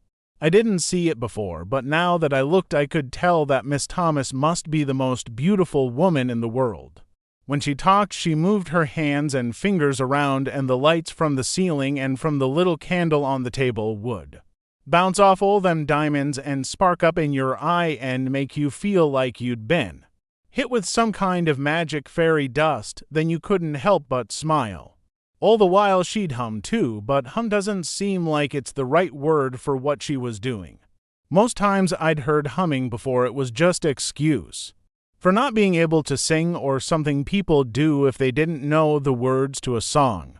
That doesn't fit the sounds Miss Thomas was making. You couldn't help but look up and wonder if this was a real human being that was making these sounds. What her humming reminded me most of was that feeling you get when you walk barefoot on a railroad track and, for a long time before you can see it, you can feel the train coming right through the bottoms of your feet. Her humming started slow and easy at first, but then, just like you could feel that train shake, a shaking from somewhere far off. After a while, Miss Thomas's humming made you feel like something big and strong was passing right by you, and everything on you was getting rattly and shaky and about to get shook loose. It made you want to drop your fork and grab hold of something solid. From hearing just this little bit of humming, I could understand why Mr. Jimmy didn't call her a singer. Singer wasn't a big enough word to take in the kind of music that was jumping out of Miss Thomas's chest. And I didn't notice before how funny Mr. Jimmy was. The stories he was telling about traveling around the country with Hermione Calloway had us all laughing so much that even the nosy people at all the tables near ours quit eating and were busting their guts and throwing their 2 cents into the stories. The only table that was quiet was where the dusky devastators were sitting. It seemed like Hermione Calloway could make it so you just wanted to sit and watch your hands with a sad look on your face. And I hadn't noticed before how nice Steady Eddie was either. He talked out of the side of his mouth and kept his eyes kind of blinked halfway down. Especially when Miss Tyler would come to our table to see if we were all right, which she did a lot. And he was the first person I'd ever seen who could eat and talk and laugh and drink and sneeze whilst keeping a toothpick dangling out of his mouth. No matter what he'd do, that toothpick always stayed dancing just below his mustache. And Steady Eddie took his time to show me how to hold my lips and how to put my fingers like I was really playing a pretend saxophone. I'm not sure exactly when it happened, if it was when I was scraping up the last little drops of melted whipped cream, or if it was when Miss Thomas's fingers got to flinging all that magic fairy dust. But sometime whilst I was sitting in the sweet pea, another seed got to sprouting. Sometime in that smells like heaven place, another mighty maple started digging down its roots and grabbing hold. 1 second I was laughing my head off, and the next second I was feeling very surprised, 'cause something hit me just as hard as Snaggletooth McNevin had smacked Hermione Calloway. All of a sudden I knew that of all the places in the world that I'd ever been in, this was the one. That of all the people I'd ever met, these were the ones. This was where I was supposed to be. And Hermione Calloway could kiss my wrist if he thought he was gonna scare me out of this. It was gonna take more than a grouchy old bald-headed guy with a tremendous belly to run me out of here. I was smiling and laughing and busting my guts so much that I got carried away, and some rusty old valve squeaked open in me. Then, whoop, zoop, sloop, tears started jumping out of my eyes so hard that I had to cover my face with the big red and white napkin that was on the table. I hadn't been this embarrassed since I woke up and found Mrs. Sleet looking at my legs. I could tell that everyone in the sweet pea had stopped laughing and talking, and had started looking at me, but I still couldn't quit bawling. Mama used to tell me I'd only get one chance to make a first impression, and it looked like I was blowing it with the dusky devastators of the Depression. Shucks, finally I had to put my face and my arms on top of the table and put the napkin over my head like it was a little blanket, 'cause try as hard as I wanted, it didn't look like I was gonna get this doggone valve closed anytime soon. I felt Miss Thomas's hand come up under the napkin and rub real soft and slow back and forth over my head. She pulled me out of my chair into her lap and wrapped her arms around me and bounced me up and down on her knee. Dangy, I'd never have any kind of reputation with the band now. The only thing I could do was hang on to the napkin, and tried to make it so folks wouldn't notice how wet my face was. She said, so quiet that I was the only one who could hear it, "Okay, baby, okay?" "I know, sweetheart, I know." Then she started humming again, and with my ear mashed up against her chest it felt like all my bones and muscles quit doing their jobs. It felt like something as big as a steam locomotive engine was chugging right past my ear.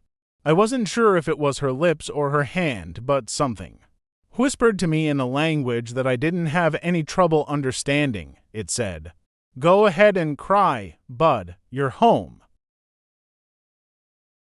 Chapter 15. "Now, Bud," Miss Thomas said, "this is what we call Grand Calloway Station." She parked the car in front of a big house and got out, so I grabbed my suitcase from the back seat and jumped out too. Even though I was still real embarrassed and quiet about all the crying I'd just been doing at the Sweet Pea, I knew I was going to have to start talking sooner or later, so I asked her, "How come this house has got a name, ma'am?" She said, "Mr. Calloway said a long time ago that there were so many different people in and out of here at so many different hours of the day and night that it reminded him of that train station in New York City, Grand Central Station."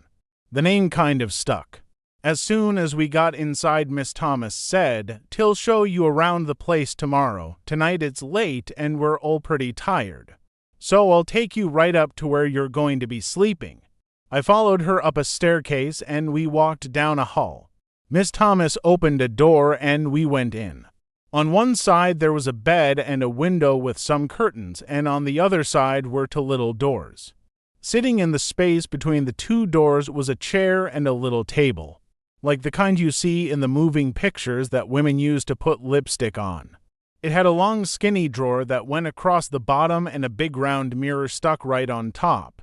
Next to the bed there was a little table with a lamp that had a picture of a skinny little black horse right in the lampshade. Miss Thomas turned on the lamp and the horse got all bright. Now I could see he was brown. Miss Thomas said, "We're going to have to talk to Mr. Calloway about where you can put your things, Bud. I don't think you'll be able to fit anything in those closets." She pointed at the two little doors. "There are a lot of old things in there that he really needs to clear out. For now, just put your suitcase there." She pointed at the table with the mirror on it. I said, "Yes, Mum, thank you, Mum." She smiled and said, "Okay, I guess that's it. The first door in the hall on the left is my room. The second door is Mr. Calloway's, and the door on the right is the bathroom. Do you think you'll be all right?" I would, except that those two little doors were starting to make me nervous. They looked like they were just the right size for a young Frankenstein or wolf man to come busting out of once all the grown folks left the room, and since there was only one chair in the room, I wouldn't be able to block both of the doors off. I said, "'Till probably be okay, ma'am, but there's one thing I'm wondering about." "What's that, sweetheart?" I pointed at the doors and said, "Are those locked?" I was going to have to try to make a better first impression on Miss Thomas. She had to think I was pretty babyish, what with me crying my eyes out before and now being scared of some little monster-sized doors. She laughed and said, "I don't think they're locked, Bud. There's nothing in there but girls' clothes and toys." I said, "Won't the girl get mad if she comes back in here and I'm sleeping in her bed?" Miss Thomas waited a second like she had to think. She finally said, "No, Bud, I don't think you have to worry about that. She's gone." Oh, that was two things to get nervous about in one sentence. The first thing to worrying about was rules and things number 547 or something. That was the one about when an adult tells you, don't worry. The second bad thing was Bud Caldwell's rules and things to have a funner life and make a better liar out of yourself, number 28. That was a real short one. Rules and things number 28. Gone equals dead. I don't know why grown folks can't say someone is dead. They think it's a lot easier to say gone. That meant I was going to have to spend the night in the room of a little dead girl. That meant I wasn't going to be getting much sleep at all. I could jam the chair up against the one door's knob, and I'd have to scooch the table with the minor over up against the other one. I don't buy it when people tell you that closets are the only way a ghost or monster can get into your room. Shucks, I bet you they got ways to come up from under your bed. Or if they want to get at you real bad, I bet they can even slide out of a drawer that you think is shut good and right. Miss Thomas said, "I see you in the morning, you get a good night's sleep." She closed the door and was gone just like that. Before you could say Jack Robinson, I had the chair jammed up underneath the one door knob, and was trying to figure out the best way to push the dresser thing when I heard some loud voices coming from out in the hall. It was Hermione Calloway and Miss Thomas going at each other pretty good. They argued back and forth, so I sat on the bed and put my suitcase in my lap, hoping that Mr. Calloway would win the argument and they'd give me some other place to sleep. I can never get why grown folks will put a kid all alone in a bedroom at night. It's just like they give the ghosts a treasure map, and instead of there being a big pot of gold where X marks the spot, there's some poor kid that's sound asleep. The door banged open and Hermione Calloway stood them huffing and puffing like the big bad wolf, only with his belly it looked like he'd already eaten the 3 little pigs. I wasn't too worried because I could see the toes of Miss Thomas's shoes in the doorway. Hermione Calloway looked at me sitting on the bed and rushed over to the first little closet door. With one mighty huff he swiped the ghost-blocking chair away and stuck a key in the lock. Then he stomped over to the other closet door and locked it too. He kind of whispered so Miss Thomas couldn't hear. "You've got the rest of them fooled, but not me. There's something about you that I don't like. I'm going to find out what your game is, and you believe me? Scamp, you're going back where you belong." He stuck the key back in his pants pocket, walked out of the room, and slammed the door.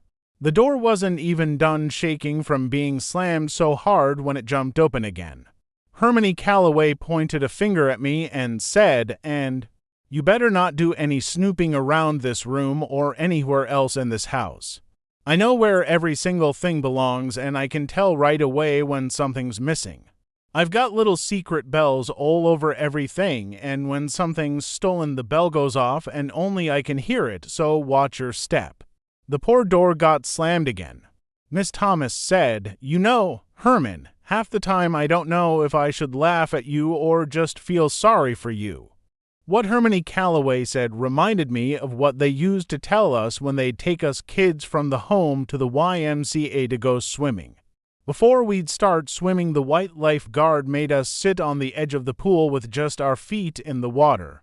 He'd say, "We've had problems with you children urinating in the pool in the past. We've begged you and pleaded with you to stop, but you don't seem to get the message. This has forced the Y to spend a great deal of money to put a special new kind of magic chemical in the water.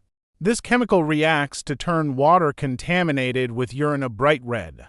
Therefore, if you urinate in the pool, a bright red cloud will surround you, and we will be able to tell who has relieved themselves. The chemical also causes severe burns to the skin of the urinator. So, if a red cloud appears around any of you people, you will be arrested by the Flint police. You will go to the hospital to fix your bums. You will go to jail, and then your name will go on the list that says you can't swim in any pool in any building anywhere in the world. If a red cloud appears around any of you people, you will from that moment on be swimming nowhere but in the Flint River. Shucks, nothing makes you want to pee in a pool more than someone who thinks you're stupid telling you not to do it. And nothing makes you want to steal something more than having somebody who doesn't even know you're honest telling you not to steal. Hermione Calloway didn't have to worry. I was a liar, not a thief. The only thing I'd ever stole was food out of someone's garbage can. He was so doggone mean and hard to get along with, it just didn't seem like it was true that he could be anyone's daddy. The way he was so worried about me stealing stuff from him before he even knew. If I was honest or not made me wonder if someone who was so suspicious could ever be kin to me. I looked around the little dead girl's room and could see that even a hard-up thief wouldn't find nothing much worth stealing in here. The best thing in the whole room was one wall that was covered with pictures of some horses, cut out of a bunch of magazines and stuck on the wall with thumbtacks. It looked like someone went through a lot of trouble to do it. Each picture was held up for thumbtacks, and there were so many of them that they were like wallpaper from the floor to the ceiling. There might have been something good in the closets, but even before Hermione Calloway locked them shut, I sure wasn't about to peek in them. I set my suitcase on the dressing table and looked at the first drawer. Like I said, someone telling you not to do something will sure make you want to do it. I listened real careful to make sure Hermione Calloway wasn't sneaking up on me. Then I pulled the drawer open. There were 3 boxes of thumbtacks and one of those doggone Ticonderoga pencils. Looking at it made me smell rubber all over again. I walked over to the bed and sat on the edge and flopped back into the mattress. Man, it was the softest thing I'd ever felt in my life. I rubbed my arms up and down on the blanket and pulled the pillow out and put it underneath my head. The bed had the sheets on it, just like Teddy Boy's. It was strange. Even though this was the bedroom of some little girl who'd kicked the bucket, I wasn't feeling scared or nervous at all. I took in a deep, deep breath, and it felt like I was sleeping with my own blanket wrapped around my head. I took in a couple more deep breaths, and I could hear Mama starting to read another story to me. I wanted to climb under the covers to see what it felt like to sleep with 2 sheets. But before I could even move, whoop, zoop, sloop, I was sleeping like a dead man. The last thing I remember hearing was, "Not me," said the horse. "Not me," said the sheep. "Not me," said the werewolf. I knew I was going to have a great sleep, cause even though a monster had gone and snuck himself into the story, I didn't care. Nothing could hurt me now. Chapter 16. I had to fight like a tiger to wake up the next morning. The first thing I saw was those horses thumbtacked all over the wall. I stretched and noticed my shirt was off. I kicked my legs and could tell I was under the covers with 1 sheet underneath me and 1 sheet on top of me, and my pants were off too. Boy, I must have really been tired last night. I couldn't even remember getting in rest and getting between the sheets. But that explained why I was sleeping so hard. I found out one of rich people's secrets. Sleeping with 2 sheets puts you out like a baby that's been rode around in an automobile. I looked over and thought I was dreaming. My clothes were all folded up in a neat pile the same way Mama used to fold them when she'd go to work before I got up. I blinked my eyes a couple of times 'cause it looked like there was a note on my clothes. Mama would always leave me a note that said something like, "Dear Bud, please be neater. See you tonight. I love you." My eyes started getting all stingy, but I blinked them a bunch more times and the note disappeared. I kept blinking, but the pile of clothes stayed right where it was. Ah, shucks, Miss Thomas must have come in at night and undressed me and put me in bed. I bet she got a real good look at my legs. I got up as quiet as I could and put my clothes back on. I could hear laughing and talking coming from downstairs. Right when I got near the kitchen door, I could hear Hermione Calloway saying, ... so that's how that cookie's going to crumble. Miss Thomas said, "You have no idea how bad those orphanages can be. It's no place to be raised. I can't believe you. You'll take care of any stray dog wandering through this neighborhood, but when it comes to a child, all of a sudden you have no sympathy. You might not have been paying attention, but we agreed last night what we were going to do about that boy, and that's what we're sticking to." Oh, I was glad I didn't take anything out of my suitcase, 'cause it looked like I might be making a break for the street again. Hermione Calloway said, "Like I said, I'ma find out what the real story is in Flint, and then we'll see." Miss Thomas said, "That's fine, I believe the child. You, above all people, should know that I've got a sense about when someone is lying." Oh, I'd have to remember that. She kept talking until we've heard otherwise from Flint. He's staying right here. A fourth voice said, "Well, I'm glad to hear it. That means I didn't go digging around in the basement for nothing. I think he's going to really like this." It was Steady Eddie, and it sounded like he had something for me. I ran back up the steps on my tiptoes and down the hall to the little dead girl's room. I stood outside the room and closed the door loud enough that they could hear it downstairs. I clumped down the hall to the door that Miss Thomas said was the bathroom. When I was done, I pulled on a chain that made the water come down. The loud noise made me jump back. Man, these inside the house outhouses were hard to get used to. I washed my hands with running hot water and closed the bathroom door kind of loud. I clumped down the steps, stopping a couple of times to yawn real loud. When I walked into the kitchen, they all had looks on their faces like they hadn't been talking about me at all. I said, "Good morning, Mr. Calloway," but I didn't really mean it. Then said, "Good morning, Miss Thomas. Good morning, Mr. Jimmy. Good morning, Steady Eddie." I noticed right away that Miss Thomas didn't have all her diamond rings on. I guess it would have been hard sleeping with them flashing lights up at you. She must have to keep them closed up in a box that the sparkles can't get out of. I noticed that even without the rings, Miss Thomas still had to be the most beautiful woman in the world. They smiled and said, "Good morning, Bud." All except Hermione Calloway. He got up from the table and said, "I don't like the way Loudian is sounding. I'ma have a look at her plugs."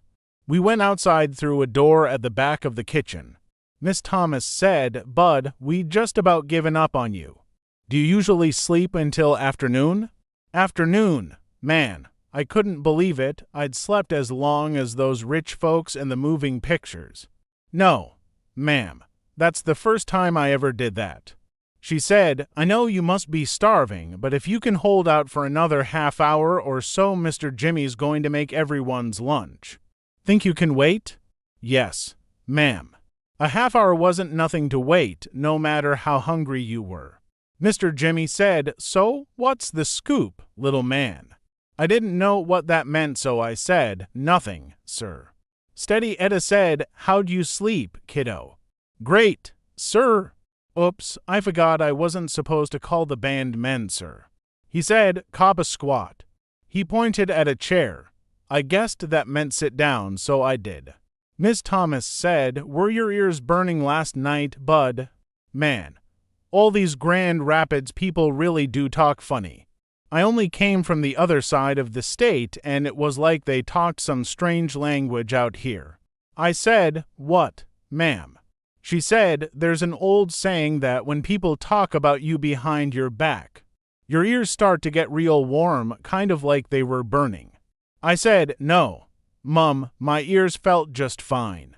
She said, "Well, they should have been burning. You were the subject of a very long conversation last night. But as sound asleep as you were, I'm really not all that surprised you didn't notice. I had to check your pulse to make sure you were still alive." Shucks, I knew it. She did come in when I was conked out and took my doggone pants and shirt off and put me there. Man, this was real embarrassing. Miss Thomas said, "Mr. Calloway and the band and I talked about you for a long time. We've come up with something we want to discuss with you, but we need your help in deciding what to do." Oh, that was rules and things number 36 or something. That meant I was going to have to get ready to go fetch something for her. I said, "Yes, ma'am." She said, "We've got to talk to some people in Flint first. But if they say it's all right, we were hoping that you'd stay here at Grand Calloway Station for a while." A gigantic smile split my face in half. Miss Thomas said, "I'm going to assume that that smile means yes." I said, "Yes, ma'am." "Thank you, ma'am." Miss Thomas said, "Before that grin gets stuck on your face, let me tell you you're going to have lots of chores and things to take care of around here. Bud, you'll be expected to pull your own weight the best you can. We all like a very clean house, and none of us are too used to having children around. So we're all going to have to learn to be patient with each other. There's one person in particular that you're going to have to be very patient with. Do you know who I mean?" I sure did. Yes, ma'am, it's Mr. Calloway. She said, good boy, give him some time. He really needs help with a lot of different things. He swears someone's adding weight onto that bass fiddle of his every year, but he's just getting older. He can use some young, hands to help him around. Think you can handle that? Now I knew for sure she'd looked at my legs. She must have thought I was a real weakling. I said, yes, Mum, my legs are a lot stronger than they look. Most folks are surprised by that. Miss Thomas said, I don't doubt that at all, Bud. I'm not worried about your body being strong. I'm more concerned about your spirit. Lord knows Mr. Calloway is going to give it a test. I said, yes, Mum, my spirit's a lot stronger than it looks too. Most folks are really surprised by that. She smiled and said, very good, but you know what, Bud? What, ma'am? I knew you were an old toughie the minute I saw you. I smiled again. She said, our schedule's pretty heavy for the next couple of months, and then come September we'll have to see about school for you. But we'll be doing a lot of traveling right around Michigan, so I hope you don't mind long car trips. No, I am. She said, that's great, Bud. Something tells me you were a godsend to us. You keep that in mind all of the time, okay? Yes, ma'am. Then she did something that made me feel strange. She stood up, grabbed both my arms, and looked right hard in my face, just like Mama used to, she said. Really, Bud? I want you to always keep that in mind. This might get hard for you some of the time, and I don't always travel with the band, so I don't want you to forget what I'm telling you. I said, no, Mom, I won't. Steady Etta said, since you're going to be part of a family, there are some things we've got to talk about.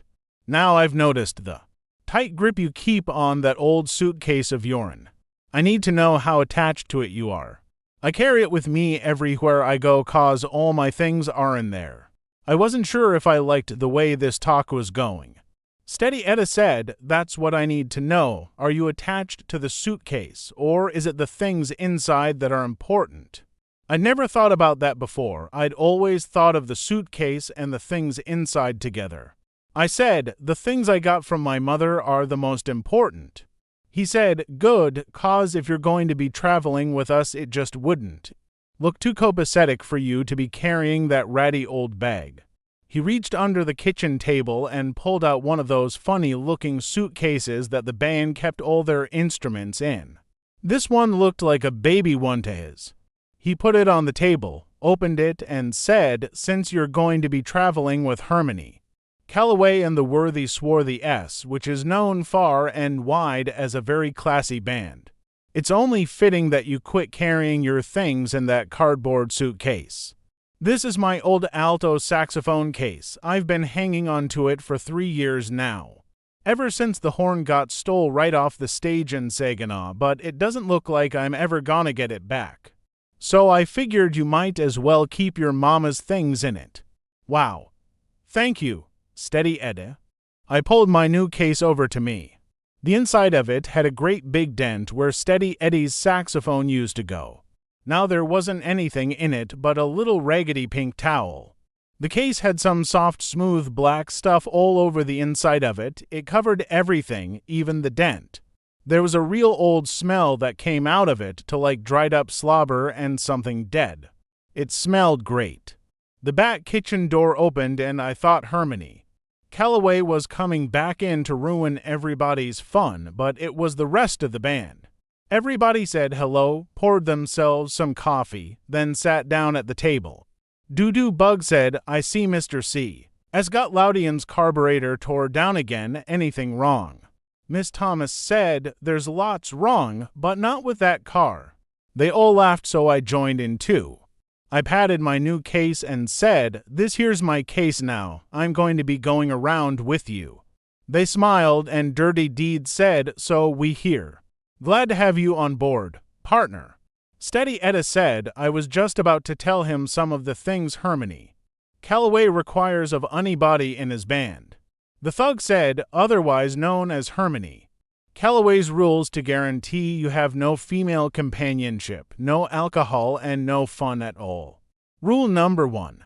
Practice 2 hours a day. Mr. Jimmy said, "That's a good one." Steady Edda said, "Set got you this, Bud." Steady Edda had another present for me. This was a long, brown, skinny wooden flute. I was going to have to learn music. He said, "It's called a recorder. Once you've developed a little wind and some tone and embouchure, we'll move on to something a little more complicated." These must have been more of those Grand Rapids words, 'cause they sure weren't like any American talk I ever heard before. I said, "Thank you." Steady Edda said, "Don't thank me until you've been through a couple of hours of blowing scales. We'll see if you're still grateful then." The thug said, "Now all that's left is to give little stuff here a name." Miss Thomas said, "You know, I don't like the way Aloudion's been sounding. I think I'm gonna go check the air in the trunk." She picked her coffee up and started to leave the kitchen. Doo-Doo Bug said, "You don't have to leave, Miss Thomas." "Darling, I know that. It's just that this is one of those man things that you all think is so mysterious and special that I have absolutely no interest in. The only thing I can hope is that the process has improved since you four were given your names." Then she left the room. As soon as she was gone, Steady Eddie told me, "Hand me your axe and stand up, Bud." I was starting to catch on to this Grand Rapids talk. I remembered that axe was an instrument. I handed Steady my recorder and stood up in front of him. He said, "You Acha, she was right. This is mysterious and special, so that grin's got to go, brother." I tried to tie down my smile. Steady said, "Mr. Jimmy, you're the senior musician here. Would you proceed?" Mr. Jimmy said, "Gentlemen, the door's open for names for the newest member of the band, but not Buddy." They started acting like they were in school. The thug raised his hand and Mr. Jimmy pointed at him. Thug said, "Mr. Chairman, in light of the boys' performance last night at the Sweet Pea, I nominate the name Waterworks Willie." "Shucks, I was hoping they'd forgot about that." Mr. Jimmy said, "You're out of order, Douglas." Steady raised his hand. "Mr. Chairman, this boy's obviously going to be a musician. He slept until 12:30 today, so I propose that we call him Sleepy." Mr. Jimmy said, "The name Sleepy is before the board. Any comments?" Dirty Deed said to Simple, "I think we need something that lets folks know about how slim the boy is." Doo-Doo Bug said, "How about the bone?" Steady said, "Not enough class. He needs something so people will know right off that the boy's got class." Mr. Jimmy said, "How do you say bone in French?" French always makes things sound a lot classier. The thug said, "That's easy. Bone in French is la bone." Doo-Doo Bug said, "La bone, nah, it don't have a ring to it." Steady Edda said, "I got it. We'll compromise. How about Sleepy LaBone?" I couldn't tie the smile down anymore. That was about the best name I'd ever heard in my life. Mr. Jimmy said, "Let me try it out." Ladies and gentlemen, thank you very much for coming out on this cold November night, this night that will live in history. This night that for the first time on any stage anywhere you have listened to the smooth saxophonical musings of that prodigy of the reed, Mr. Sleepy LaBone. The whole crowd broke out clapping. The thug said, "What can I say but bang?" Dirty Deed said, "You nailed him." Doo-Doo Bug said, "That is definitely smooth." Steady said, "My man." Mr. Jimmy said, "Kneel down, young man." I got down on one knee. Mr. Jimmy tapped me on the head 3 times with my recorder and said, "Arise and welcome to the band, Mr. Sleepy LaBone." I got off my knee and looked at my bandmates. Sleepy LaBone, shucks, that was the kind of name that was enough to make you forget folks had ever called you Buddy or even Clarence. That was the kind of name that was enough to make you practice for hours every day, just so you could live up to it. Chapter 17. I held the mop so that it was floating on the top of the water in the bucket. I was pretending it was that underwater boat in the book Mama read to me, 20,000 Leagues Under the Sea. Captain Nemo, I whispered, pretending I was a sailor. Matey? The squabs were only able to plug 10,000 of the leaks we have. That means we have 10,000 left. And dadgummit, I think we're going down with all hands on board. I looked up to make sure no one was watching me to close. The dusky devastators of the Depression were still putting their instruments on the stage, waiting for Miss Thomas and Mr. Jimmy and Hermione. "Calloway?" I whispered. "Heavenly Father, all is lost." Then I made the mop sink into the water, drowning Captain Nemo, Matey, and all the poor squabs. They went down with a bunch of bubbles and soapsuds and dirt. I know Hermione Calloway was trying to work me like a dog, but he was doing a real bad job at it. I'd already wiped all the tables and chairs down in the log cabin, and now I was going back to clear mop the floor for the second time. It was a piece of cake. The bucket even had a thing on top of it that you could use to wring the mop out, and Hermione Calloway didn't even know how much fun I was having. Making somebody work hard isn't as easy as it looks. Some folks are good at it and some folks aren't. Some folks can look at you and tell if you're even talking about slacking off. They'll add some work to you faster than you can say Jack Robinson. Some folks will find excuse to strap you even if you're working as hard as you ever did in your life. I stuck the mop head into the wringer. I pretended it was somebody at a washing machine not paying attention to what he was doing and getting his whole body pulled through and wrung it out. I let the handle up to see what was left of this poor soul, but before I could check, someone yelled out, 1, 2, 1 to 3. I looked up. The thug was brushing his sticks across the round gold metal thing next to his drums, and making it sound like a soft rain was commencing to fall on someone's tin roof. Only instead of sounding like rain splashing any time it wanted to, the thug had it sounding like it was coming down in a steady, bouncing way. Then Dirty Deed started making the piano sound like it was a kind of drum. For a second it fell right in with the rain pats that the thug was making. Then it took off and made you think of what Niagara Falls must sound like. It sounded like big, bright drops of water splashing up and over and up. The drops would fall loud and clear as anything, then before you knew it they were right back into the thug's steady, bouncy beat. Steady Edda started snapping his fingers real soft, in time with the piano and the drum, his toothpick jumping right along with his fingers. He put his axe in his mouth and blew, but instead of the horn making music it seemed like Steady made it talk. He blew one long, low, rumbly sound, and I knew right then, with that one deep, sad moan, what the most beautiful sound in the world was. Steady held the note for a long time, then made the sax drift away from the rest of the storm of music. It swirled and floated back and joined the rain sound that the thug and Dirty Deed kept going. I just stood there. I didn't even hear Miss Thomas and Mr. Jimmy and Hermione Calloway come up from behind me. Miss Thomas rubbed her hand across my head and said, "Bud, you've done a great job. The place is sparkling." I was going to say, "Thank you, ma'am," but it seemed like talking was wrong. What with all these wonderful sounds were coming from the people on the stage. Mr. Jimmy said, "Lebone, looking good, son." Hermione Calloway grunted, and the three of them walked up on the stage. Mr. Jimmy picked up his horn and joined in the storm. Miss Thomas sat on a stool, closed her eyes, and tucked her head up and down, up and down. Hermione Calloway stood next to his giant fiddle and started bobbing his head too. He put one of his hands near the top of the fiddle and began pulling at the strings with his other hand. Every time he patted the strings it seemed like something wide and heavy was walking by slow and easy. Or it seemed like he was the thunder, soft and far away but getting closer all the time. All of the instruments blended up together, and just like that smell in the library, you couldn't tell which one was your favorite.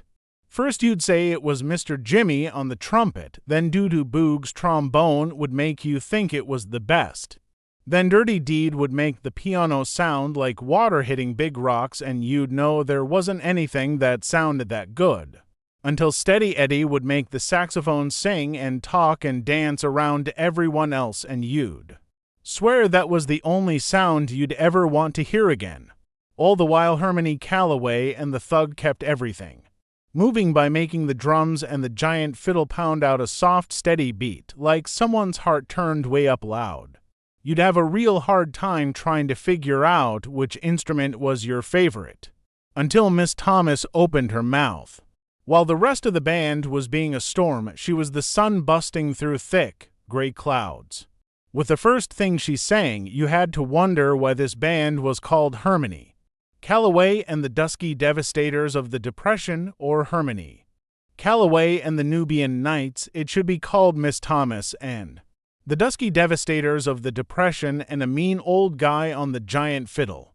She was so good she didn't even have to sing real words. Mostly she was saying things like la da da da da da da, ha huia ho, ha huia ho, ha huia day. Then Steady Edda would answer on the saxophone, and before you knew it, the two of them were having a regular conversation. Every once in a while, Mr. Jimmy's trumpet would come in and put his 2 cents worth in, then it would fade away. All the other instruments took turns trying to interrupt the conversation. But in the end, it was Miss Thomas's voice and Steady's saxophone doing the talking that you really wanted to listen to. Finally, Miss Thomas did a bunch more do-da-do-da-do-da-bahs, and Steady answered. Then, just when you thought you could understand this language they were talking, Miss Thomas broke out in American. She sang. We haven't met since then. Gee, but it's nice to see you again, she said. Nice to see you again, and the storm was over. The last thing you could hear was the rain from the thug and the thunder from Harmony. Callaway getting farther and farther away, like the storm had gone and blowed itself over into the next county. Then it was dead quiet. I let the mop fall over and clapped as loud as I could and said, wow. Miss Thomas stood up and did one of those curtsy bows. I clapped louder. I could see now why this band got to have 6 exclamation points behind their name. Chapter 18. We got in 2 cars to drive for an hour and a half north of Grand Rapids. We were headed to a dinky town called Mecosta. I got to ride with the band while Mr. Jimmy and Harmony, Callaway and the instruments were riding in the Packard. Miss Thomas stayed back at Grand Callaway Station. I'd been living with Miss Thomas and the band for about 7 days, and this was already my 3rd trip on the road. The band was doing their next favorite thing to playing music. They were teasing each other and talking about Harmony. Callaway behind his back. The thug said to Dirty Deed, I'd be offended, man, and I ain't trying to say that you ain't good on the 88s. But you know the only reason you got this gig is 'cause you're Dutch. You're white and you don't have the strongest personality in the world. Deed said, yeah, well, such is life. You think I'm going to give up the best gig in the state just 'cause you'd be offended? Take a look out the window. Baby, there's a depression going on. How many folks you see living like us, Negro or white? Not many. That man may have his faults, but he's a struggler. I'm putting my hat in with him. Eddie looked at me and said, Bud, Mr. C, has always got a white fella in the band for practical reasons. But we don't hold his skin color against him. He can't help that he was born that way. Deed said, you're just too kind, Edward. Etta kept talking. We do that 'cause the boy can play, Mr. C. Won't compromise on his music. I said, why does he always keep one white guy in the band? Deed said, it's the way of the world, Sleepy. It's against the law for a Negro to own any property out when the log cabin is so Mr. C. Put it in my name. Etta said that, and a lot of times we get gigs playing polkas and waltzes, and a lot of these white folks wouldn't hire us if they knew we were a Negro band, so Deed goes out and sets up everything. But what do they say when the Dusky Devastators show up? Deed said, well, it's too late for them to say anything then, it's us or no music. Etta said, and Mr. C tells them if we aren't the best band they'd ever had, then they don't have to pay. We haven't been stiffed yet. With all the arguing and jokes about Mr. C, the trip seemed real short. We unloaded all of the instruments and waited for night time to come.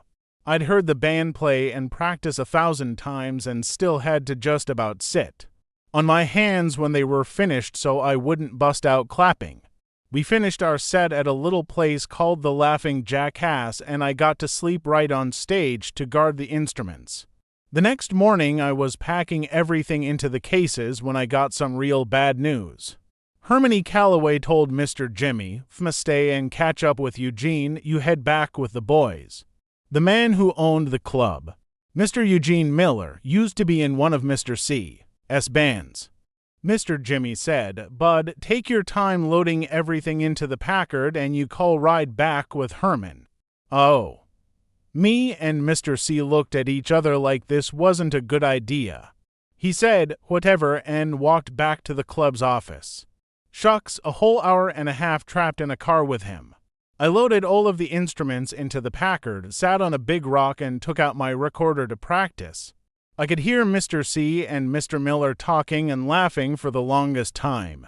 At last Hermione Calloway came out and walked over to the side of the building and started nudging things around with the toe of his shoe. I walked over to watch what he was doing. When I got next to him I could see that it was just rocks he was pushing around.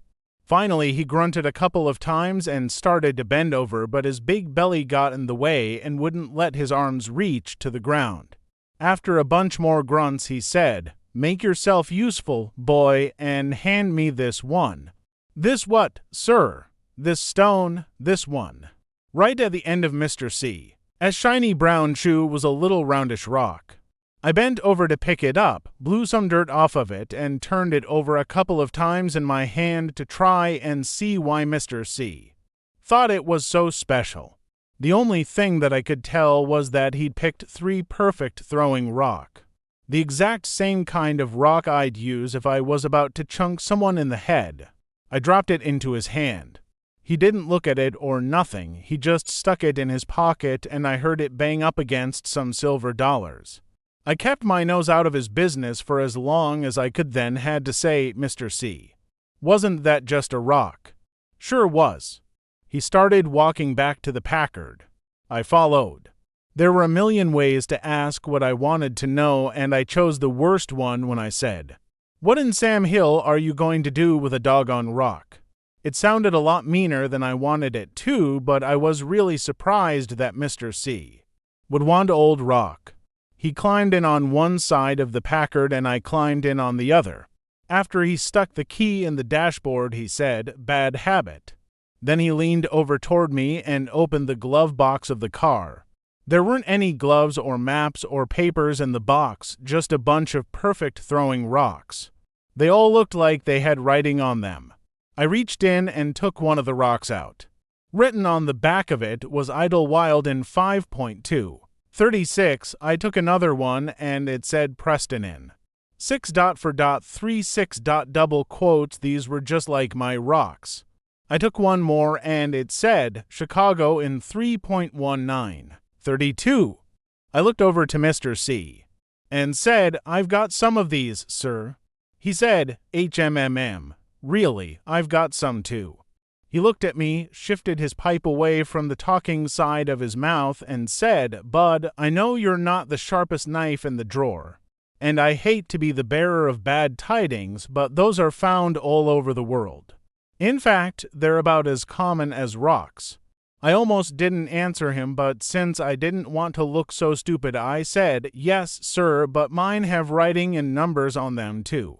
He said, We kept driving. Finally, I said to him, "You don't believe me? I'll show you." I dropped his 3 rocks back into the glove box and closed it, then climbed over the front seat to get at my sax case. I found it and set it on the back seat and unlocked it. As soon as I opened the top, that smell of old spit and crumbling up velvet and mildew came rushing out. It was still great. I lifted the little door that covered my rocks and took 2 of them out. I climbed back over the front seat, but kept the rocks covered in my hand. If he was going to see these, he was going to have to ask first. I crossed my arms across my chest and waited.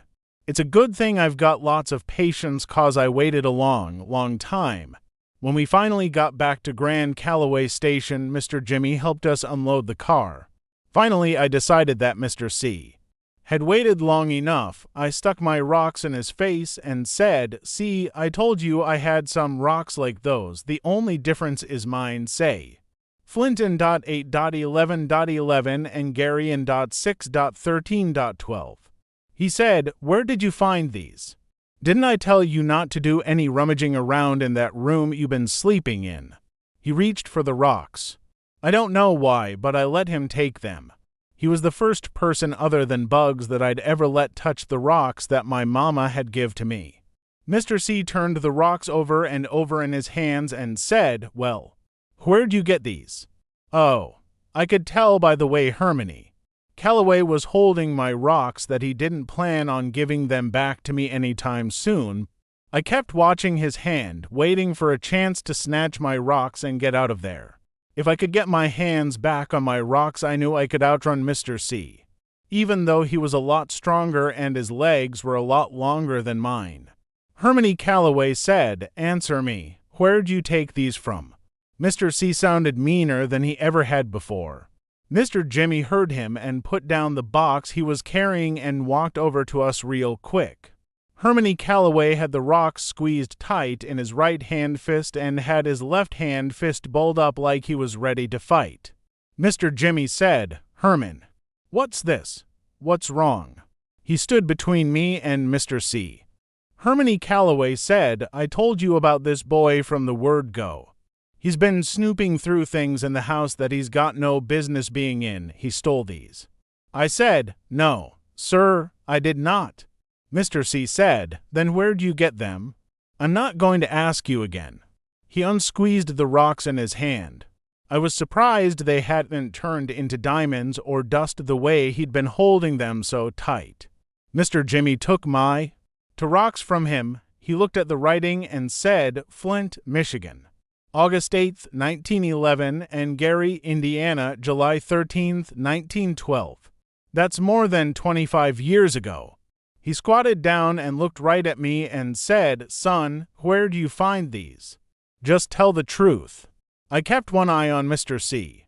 He still looked like he was getting ready to jump funny on me. I said, "Mr. Jimmy, I didn't find them or steal them from nowhere. These have always been mine. I got them from my mama, and that's the swear, fortied truth. Now could I please have my rocks back, sir?" I stuck my hand out. Both Mr. Jimmy and Hermione Calloway said, "Your mama?" "Yes, sir." I kept my hand out. Mr. Jimmy said, "Bud, where did your mother get these?" I said, "I don't know, sir. She always had them." Mr. Jimmy and Hermione Calloway were looking at with that can't decide which hand to smack you with look when Mr. Jimmy said, "Bud, what did you say your mama's name was?" "No one ever asked me, sir." Hermione Calloway was still hot. "You throw a lot of sirs around. But you've still got a real strong, real small-mouthed, disrespectful streak in you, boy.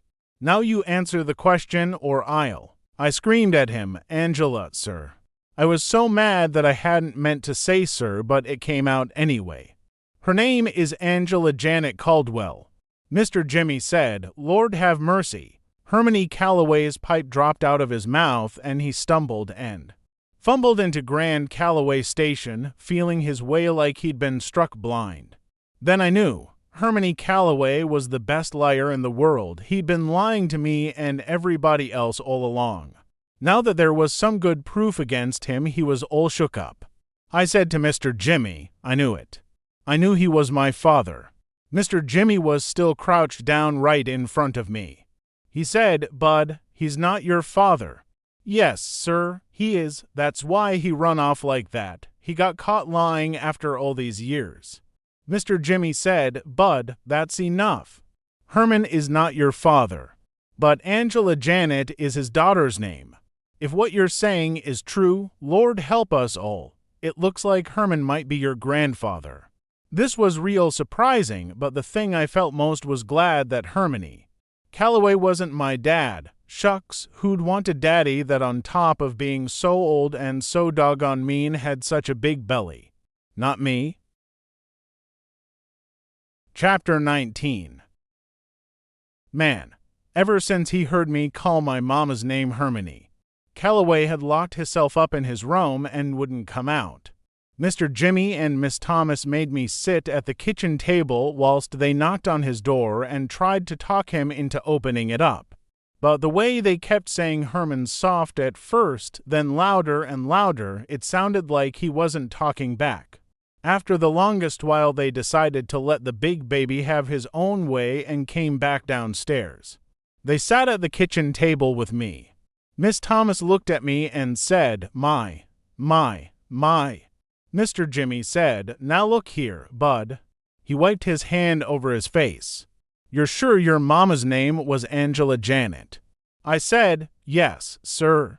And the two of you both had the same last name. Her last name was Caldwell, too. She never said nothing about being no Calloway. I spelled it out for him. No, sir, her name was Caldwell, Caldwell. It seemed like he finally believed me. He said, Okay? I hope you don't mind me asking, Bud, but it's pretty important that we know. How'd your mama pass? And how long ago was it? Pass was just like gone. It was another one of those words grown folks use instead of dead. I said I was 6 years old when it happened, sir. I don't know why. She was too sick to go to work for 6 days in a row. Then one morning I went into her room and she was dead. But she didn't suffer or nothing. It happened real quick. She didn't even have time to close her eyes. She didn't look like it hurt or nothing. Miss Thomas reached across the table and touched my arm. She said, I'm sure it didn't, Bud. I'm sure it was very peaceful for her. Mr. Jimmy said, When she was living, Bud, God rest her soul, what did your mama look like? This was another strange question, but before I could answer, Miss Thomas said, James, what are you insinuating? I knew there was something familiar about this boy. I don't know how I missed it before. But look at Bud's eyes. You have to ask if this is Herman's grandchild. Mr. Jimmy said, Now hold on. Grace, I'm just trying to ask the questions I know Herman asked if he could. Ain't a thing wrong with being certain before we jump to any conclusions. Now, what did she look like, son? I said, She was real pretty, sir. Mr. Jimmy said, I bet she was, Bud, but that ain't what I meant. Was she short or tall? Was she slim or big-boneted? I said, I don't know, sir. She was real pretty and real tall and kind of skinny like me, I guess. Miss Thomas said, James, Bud was 6 years old. Everyone on earth was real tall to him. I don't see the point in all this. I said, Pardon me, Mum, I know how I can show you what she looks like. I still got her picture. They just stared at me. I said, Can I be excused? Miss Thomas said, Yes, son, hurry up and go get that picture. I busted up the stairs but stopped like I hit a brick wall. I remembered how mad and crazy Hermione Galloway looked when he yelled at me. I tippy-toed up the rest of the steps.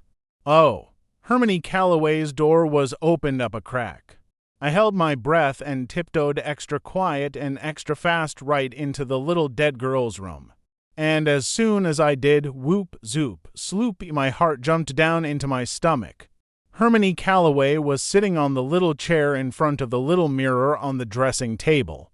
His elbows were on the table and his face was covered by his hands. It sounded like he was having trouble breathing 'cause every rhyme he sucked in a bunch of air he made a sound like moo-u-u-u-h. And every time he blew air out he made a sound like h-u-u-u-h. I didn't know what to do.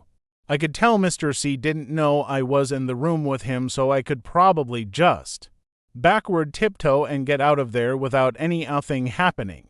I rose up on my toes, took 2 baby steps back and stopped. Shucks, I'd come up here to show Miss Thomas and Mr. Jimmy what my mama looked like. There wasn't nothing wrong with that. I wasn't doing nothing that meant I had to sneak out of this room on my tiptoes going backwards. I sucked in a mouthful of air and walked over to my bed. I picked up my sax case and set it on top of the bed. I pushed the 2 silver buttons to the side and the 2 silver tongues jumped open and made those loud clicky-click sounds. Hermione Calloway still didn't take his face out of his hands. He kept going, muh ha. Huh? I reached inside my sax case and took out the envelope with Mama's picture in it. I closed the 2 silver tongues again and could tell that Mr. C. wasn't paying me no mind at all. He kept his face in his hands, his head was rocking up and down real slow, sort of like he was checking to see how much it weighed. I put my sax case back next to the bed and was about to leave the room when I looked over at Hermione. Calloway's back. He still didn't know I was in the room with him. I looked in the little round mirror and still couldn't see his face, but I could see his hands a lot better.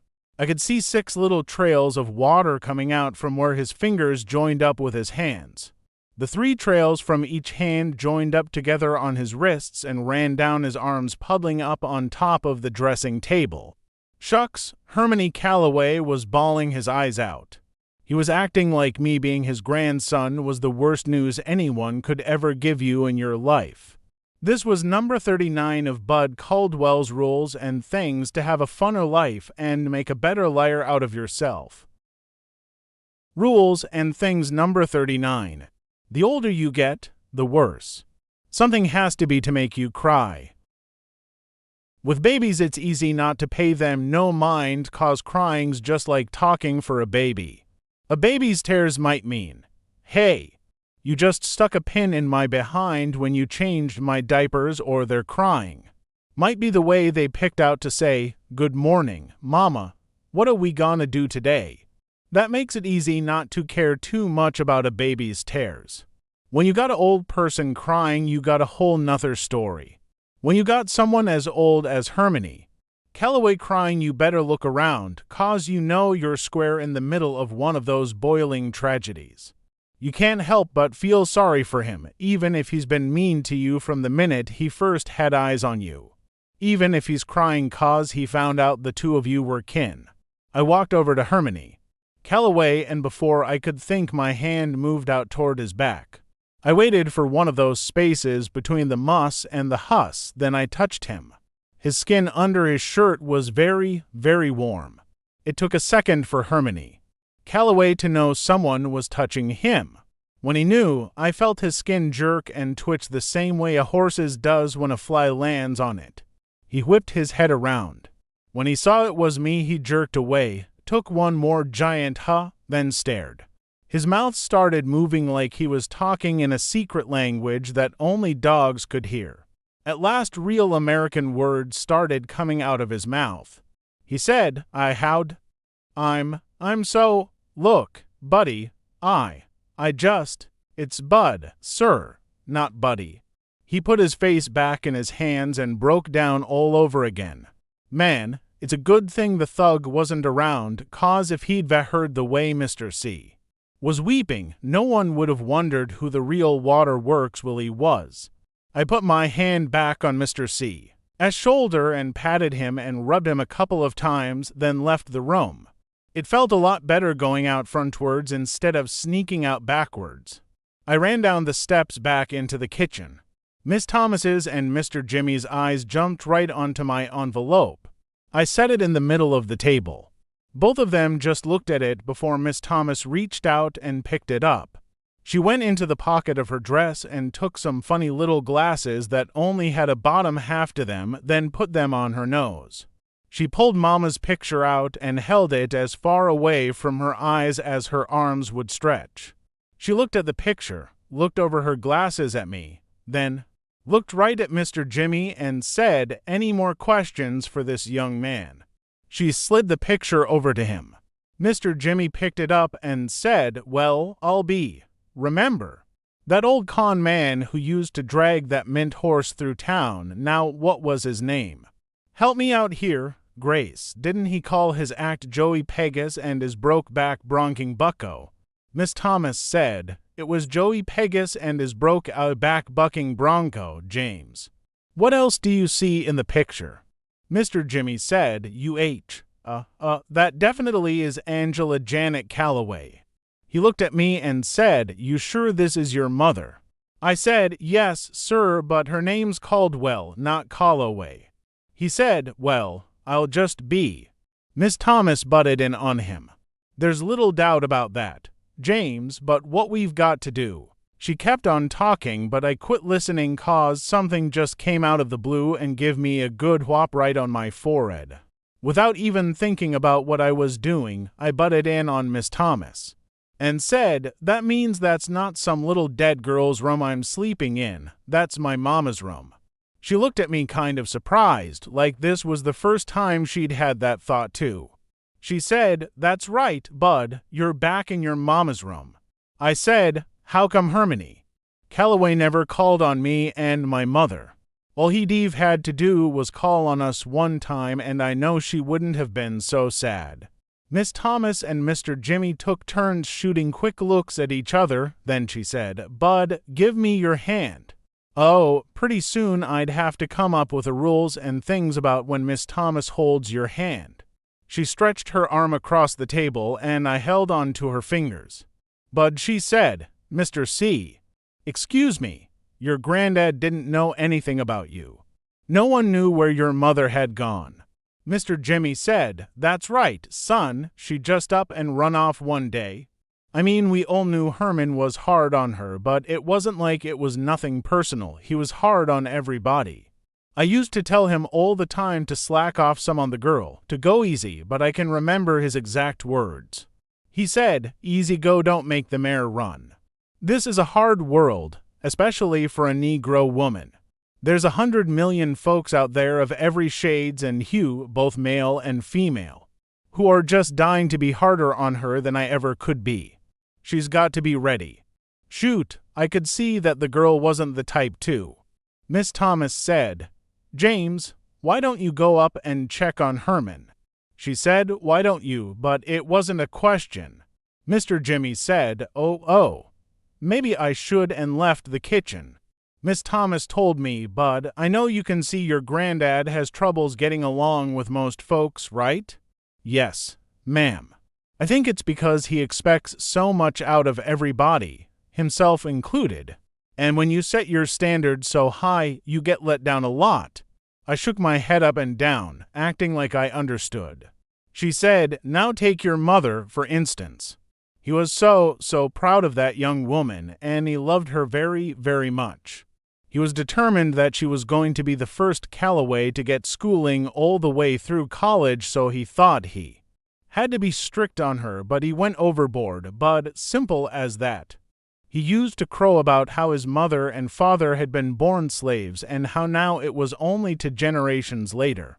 And the Calloways had come so far and worked so hard that one of them was actually going to be a teacher.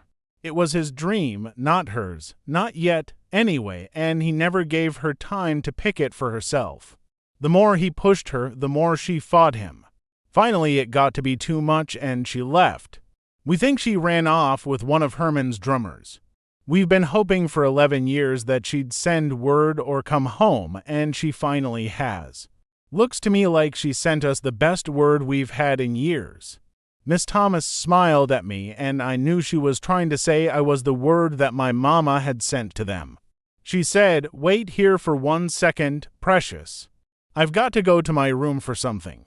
Miss Thomas was probably saying that as an excuse so she could blow her nose and cry, but she came back in a flash. She was holding an iron picture frame and handed it to me. "This has been on my dressing table for 13 years, Bud, ever since your mother was 16 years old. Now it belongs to you." I wanted to say thank you, but I just stared at the picture in the heavy iron frame. It was Mama. The picture only showed her head. All around the edges it was smoky or foggy so that it looked like Mama'd poked her head out of a cloud. And Mama was smiling, the same soft smile she'd give me when she got home from work.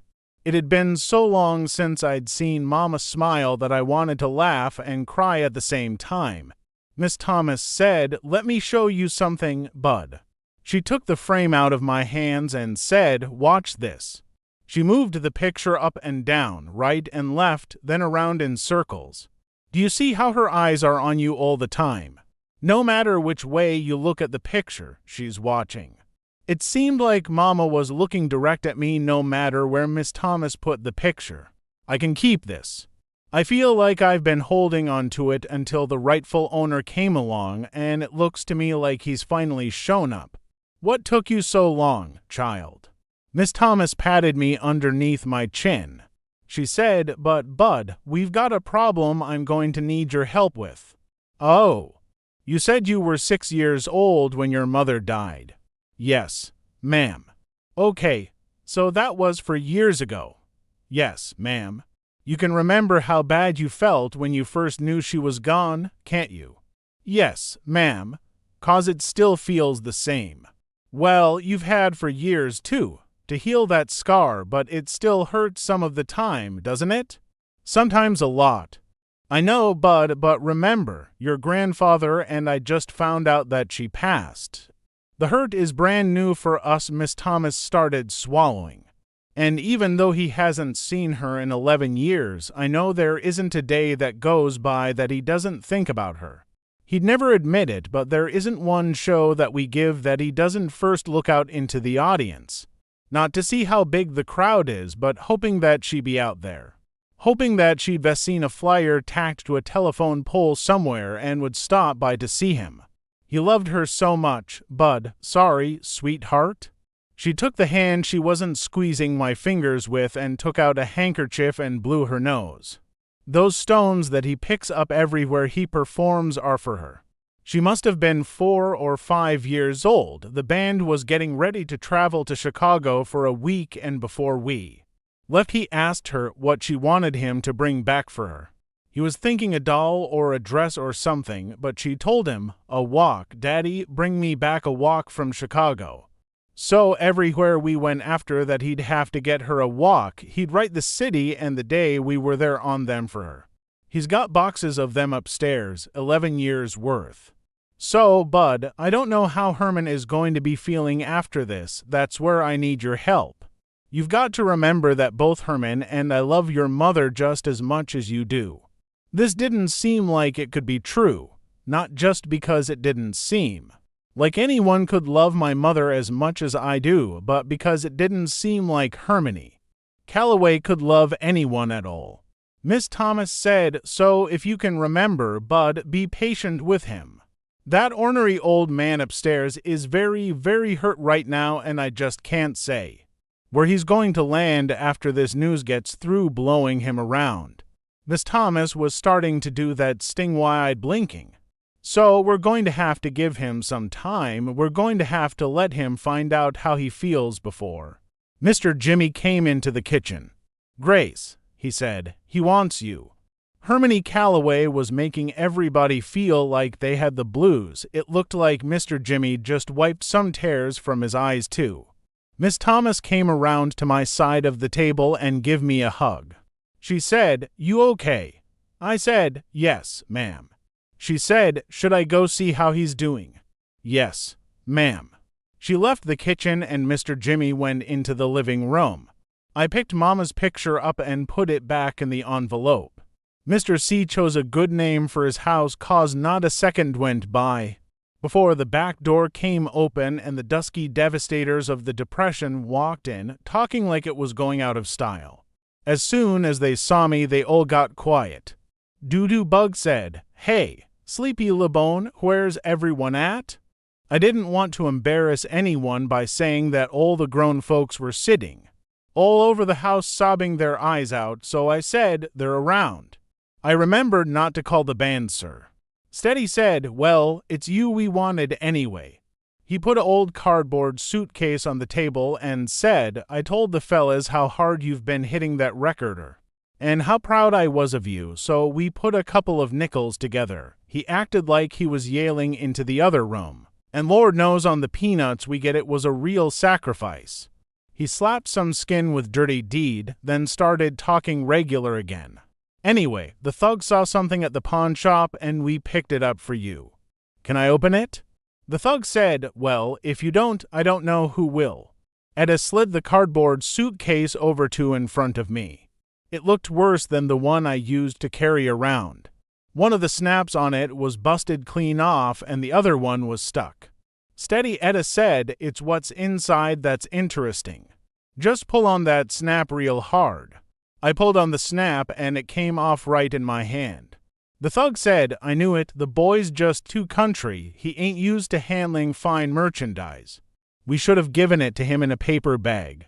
I opened the suitcase. Whatever it was wrapped up in crinkly, wrinkly newspapers. I started pulling newspapers off and could tell that their gift was real heavy. All of a sudden a shiny piece of gold showed through. I snatched more paper off and couldn't believe my eyes. The dusky devastators of the Depression had put their money together and had bought me a baby-size horn-like Steady Eddie's saxophone. Steady Eddie could see I was stuck, so he lifted out of the suitcase and fished around in the bag for its mouthpiece, the neck, and the reed holder. He took the reed for a minute, put the horn together, then played it. More. My horn sounded great. Etta said, "It's an alto, Bud. There's a little rust in some of the seams, but that's to be expected with a home that's old. It's still got a good tone to it. This dent didn't do her off too much." He showed me a big dent on the bottom part of my saxophone. I repatted, refelted, and resprung it. "The rest is up to you." He reached in his pocket and took out a can that said Brasso on the side. "Get you a rag and shine her up. A man should polish his own horn." I looked at my bandmates and said, Thank you very, very much. I'll practice on this so much that I'll be just as good as you guys are in about 3 weeks." Doo-Doo Bug said, "Oh, now that's cold." I said, "Really, I will." The band laughed, so I did too. Etta said, "Well, Mr. LeBone, I'll tell you what, since you're so hot to get in this band, I'd better get you started on your lessons right away." He pulled a big silver watch that was tied up to a long chain out of his pocket and said, "I'm going by for a while now, but I'll be back around 7. If you've got your axe polished up by then, I'll bring some sheet music along and we can get started. Sound good?" His toothpick jumped with each word. "Sounds great. Steady?" Eddie took the strap off his neck and handed it to me. I put it on and Etta handed me my saxophone for the very first time.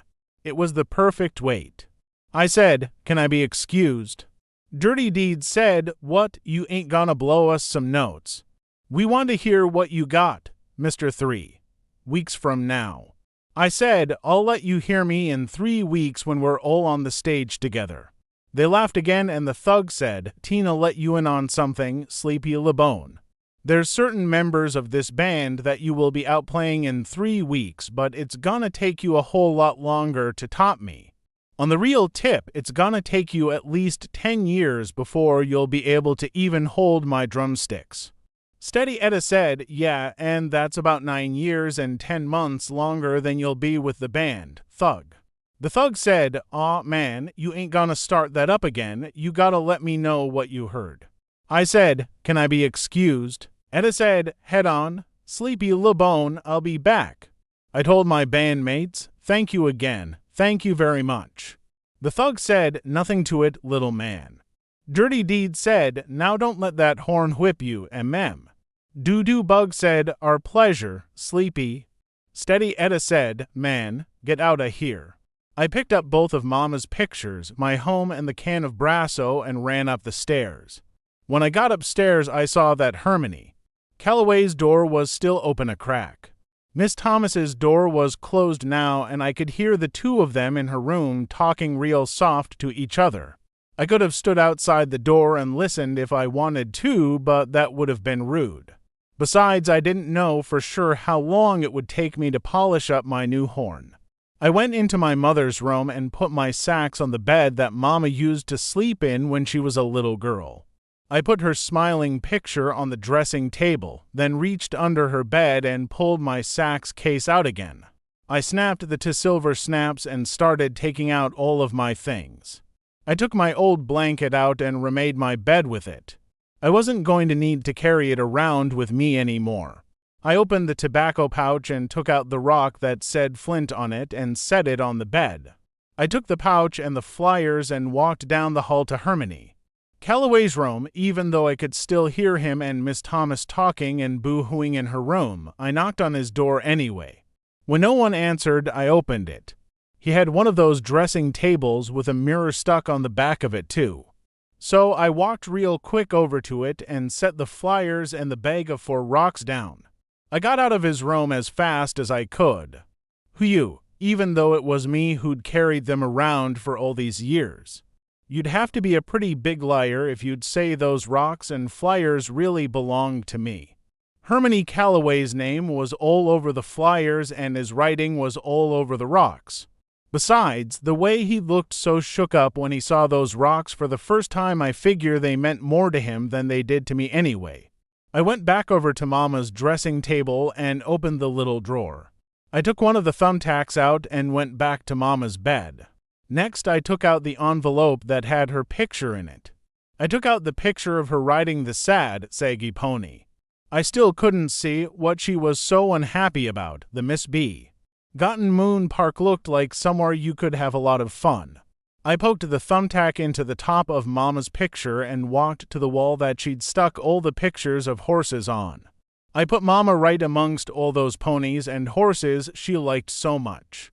I didn't need to carry that doggone picture around. This wasn't how I remembered Mama anyway. Mama was always excited and jumpy, not sad and pokey like this little girl. Mama was kind of old when I met her too. She wasn't young like this picture at all. The picture looked like it belonged. It's strange the way things turn out. Here I'd been carrying Mama around for all this time. And I'd finally put her somewhere where she wanted to be, back in her own bedroom, back amongst all her horses. I went back to the bed and picked the flint rock up. It was going to be enough. I didn't need those other things with me all of time. I didn't need them to remind me of Mama. I couldn't think about her anymore if there were 100 hours in every day and 1,000 days in every week. I couldn't think of my Mama any better than I already do. All I have to do is remember her hand on my forehead when she'd ask me something like, "Baby, are you sick? Have you got a temperature?" All I have to do is remember Mama letting me dry the dishes after she'd washed them. How she used to say no one in the world could dry a plate the way I could. All I have to do is take 2 or 3 deep breaths and think of all the books she'd read to me at night. And remember that no matter how long it took, she'd read until I went to sleep. Desumalone was right. I was carrying Mama inside me, and there wasn't anyone or anything that could take away from that or add to it either. The 1 rock from Flint would be enough. I set it in my sax case. I picked up my saxophone. It was the most beautiful thing I'd ever seen. I wet the reed the same way I'd seen Steady Edda do, then clamped it on the mouthpiece.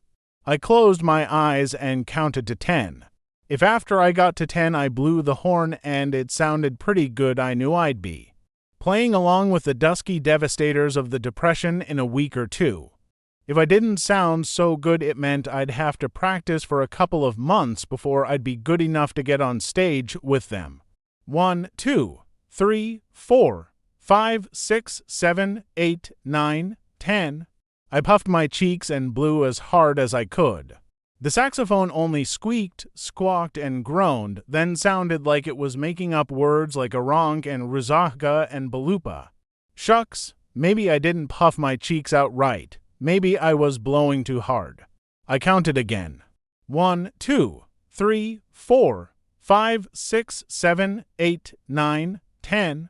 This time the horn only squeaked, squawked, and groaned. It didn't sound like it was trying to make up any words. It sounded great. It wasn't perfect like when Steady blew it, but I could tell that one day it was going to be. Something told me I could learn how to play this. Something told me that those sounds were more than just bad notes.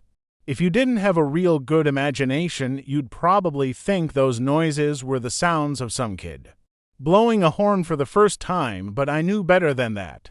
I could tell those were the squeaks and squawks of one door closing and another one opening. I looked at the picture of Mama that Miss Thomas gave me. Mama was looking right at me with that same soft smile. I know it's stupid to smile back at a picture, but I couldn't help myself. I know it's even stupider to talk to a picture, especially when it hadn't said anything to start a conversation, but I had to say, "Here we go again, Mama, only this time I can't wait." I closed my eyes and began practicing. Shucks, as good as things were going for me now, I'd bet you dollars to donuts that Steady Eddie was going to get here early. Afterward.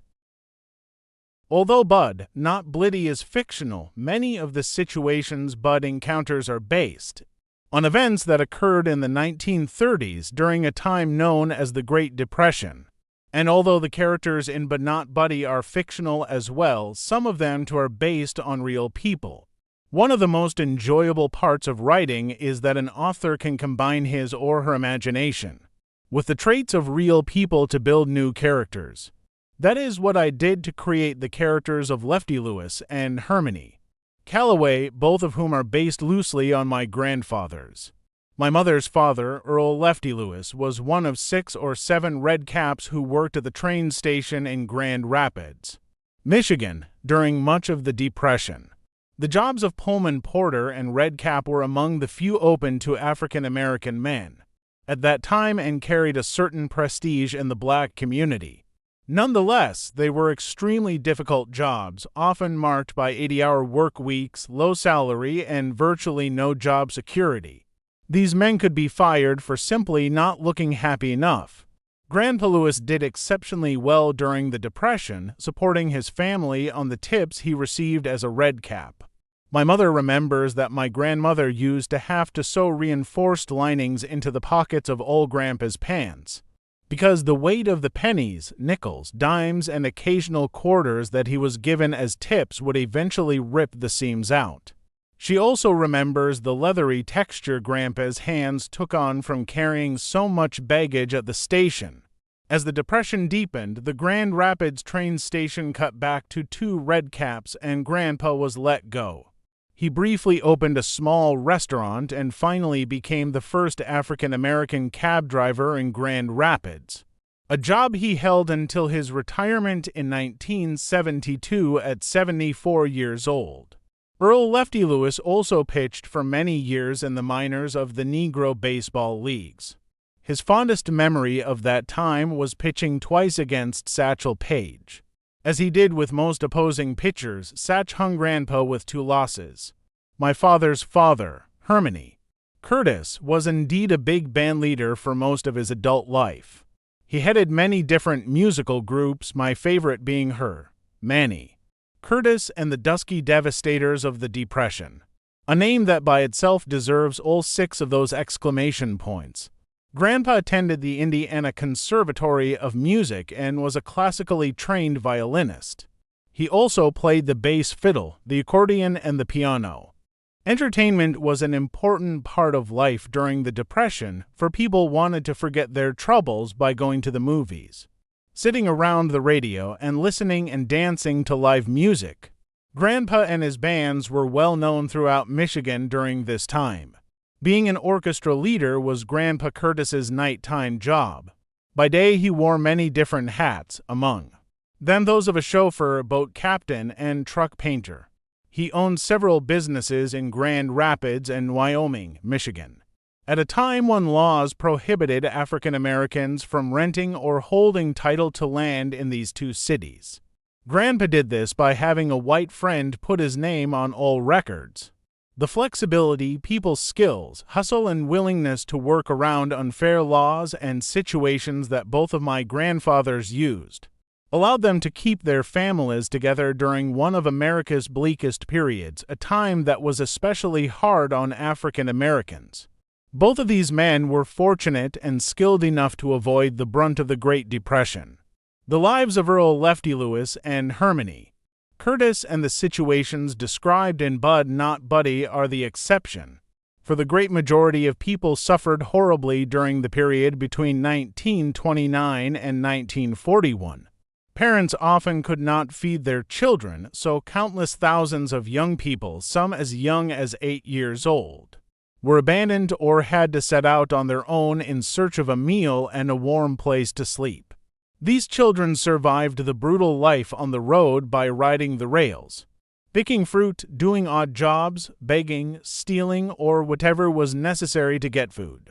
Much of what I discovered about the Depression I learned through research in books, which is a shame. I didn't take advantage of the family history that surrounded me for many years.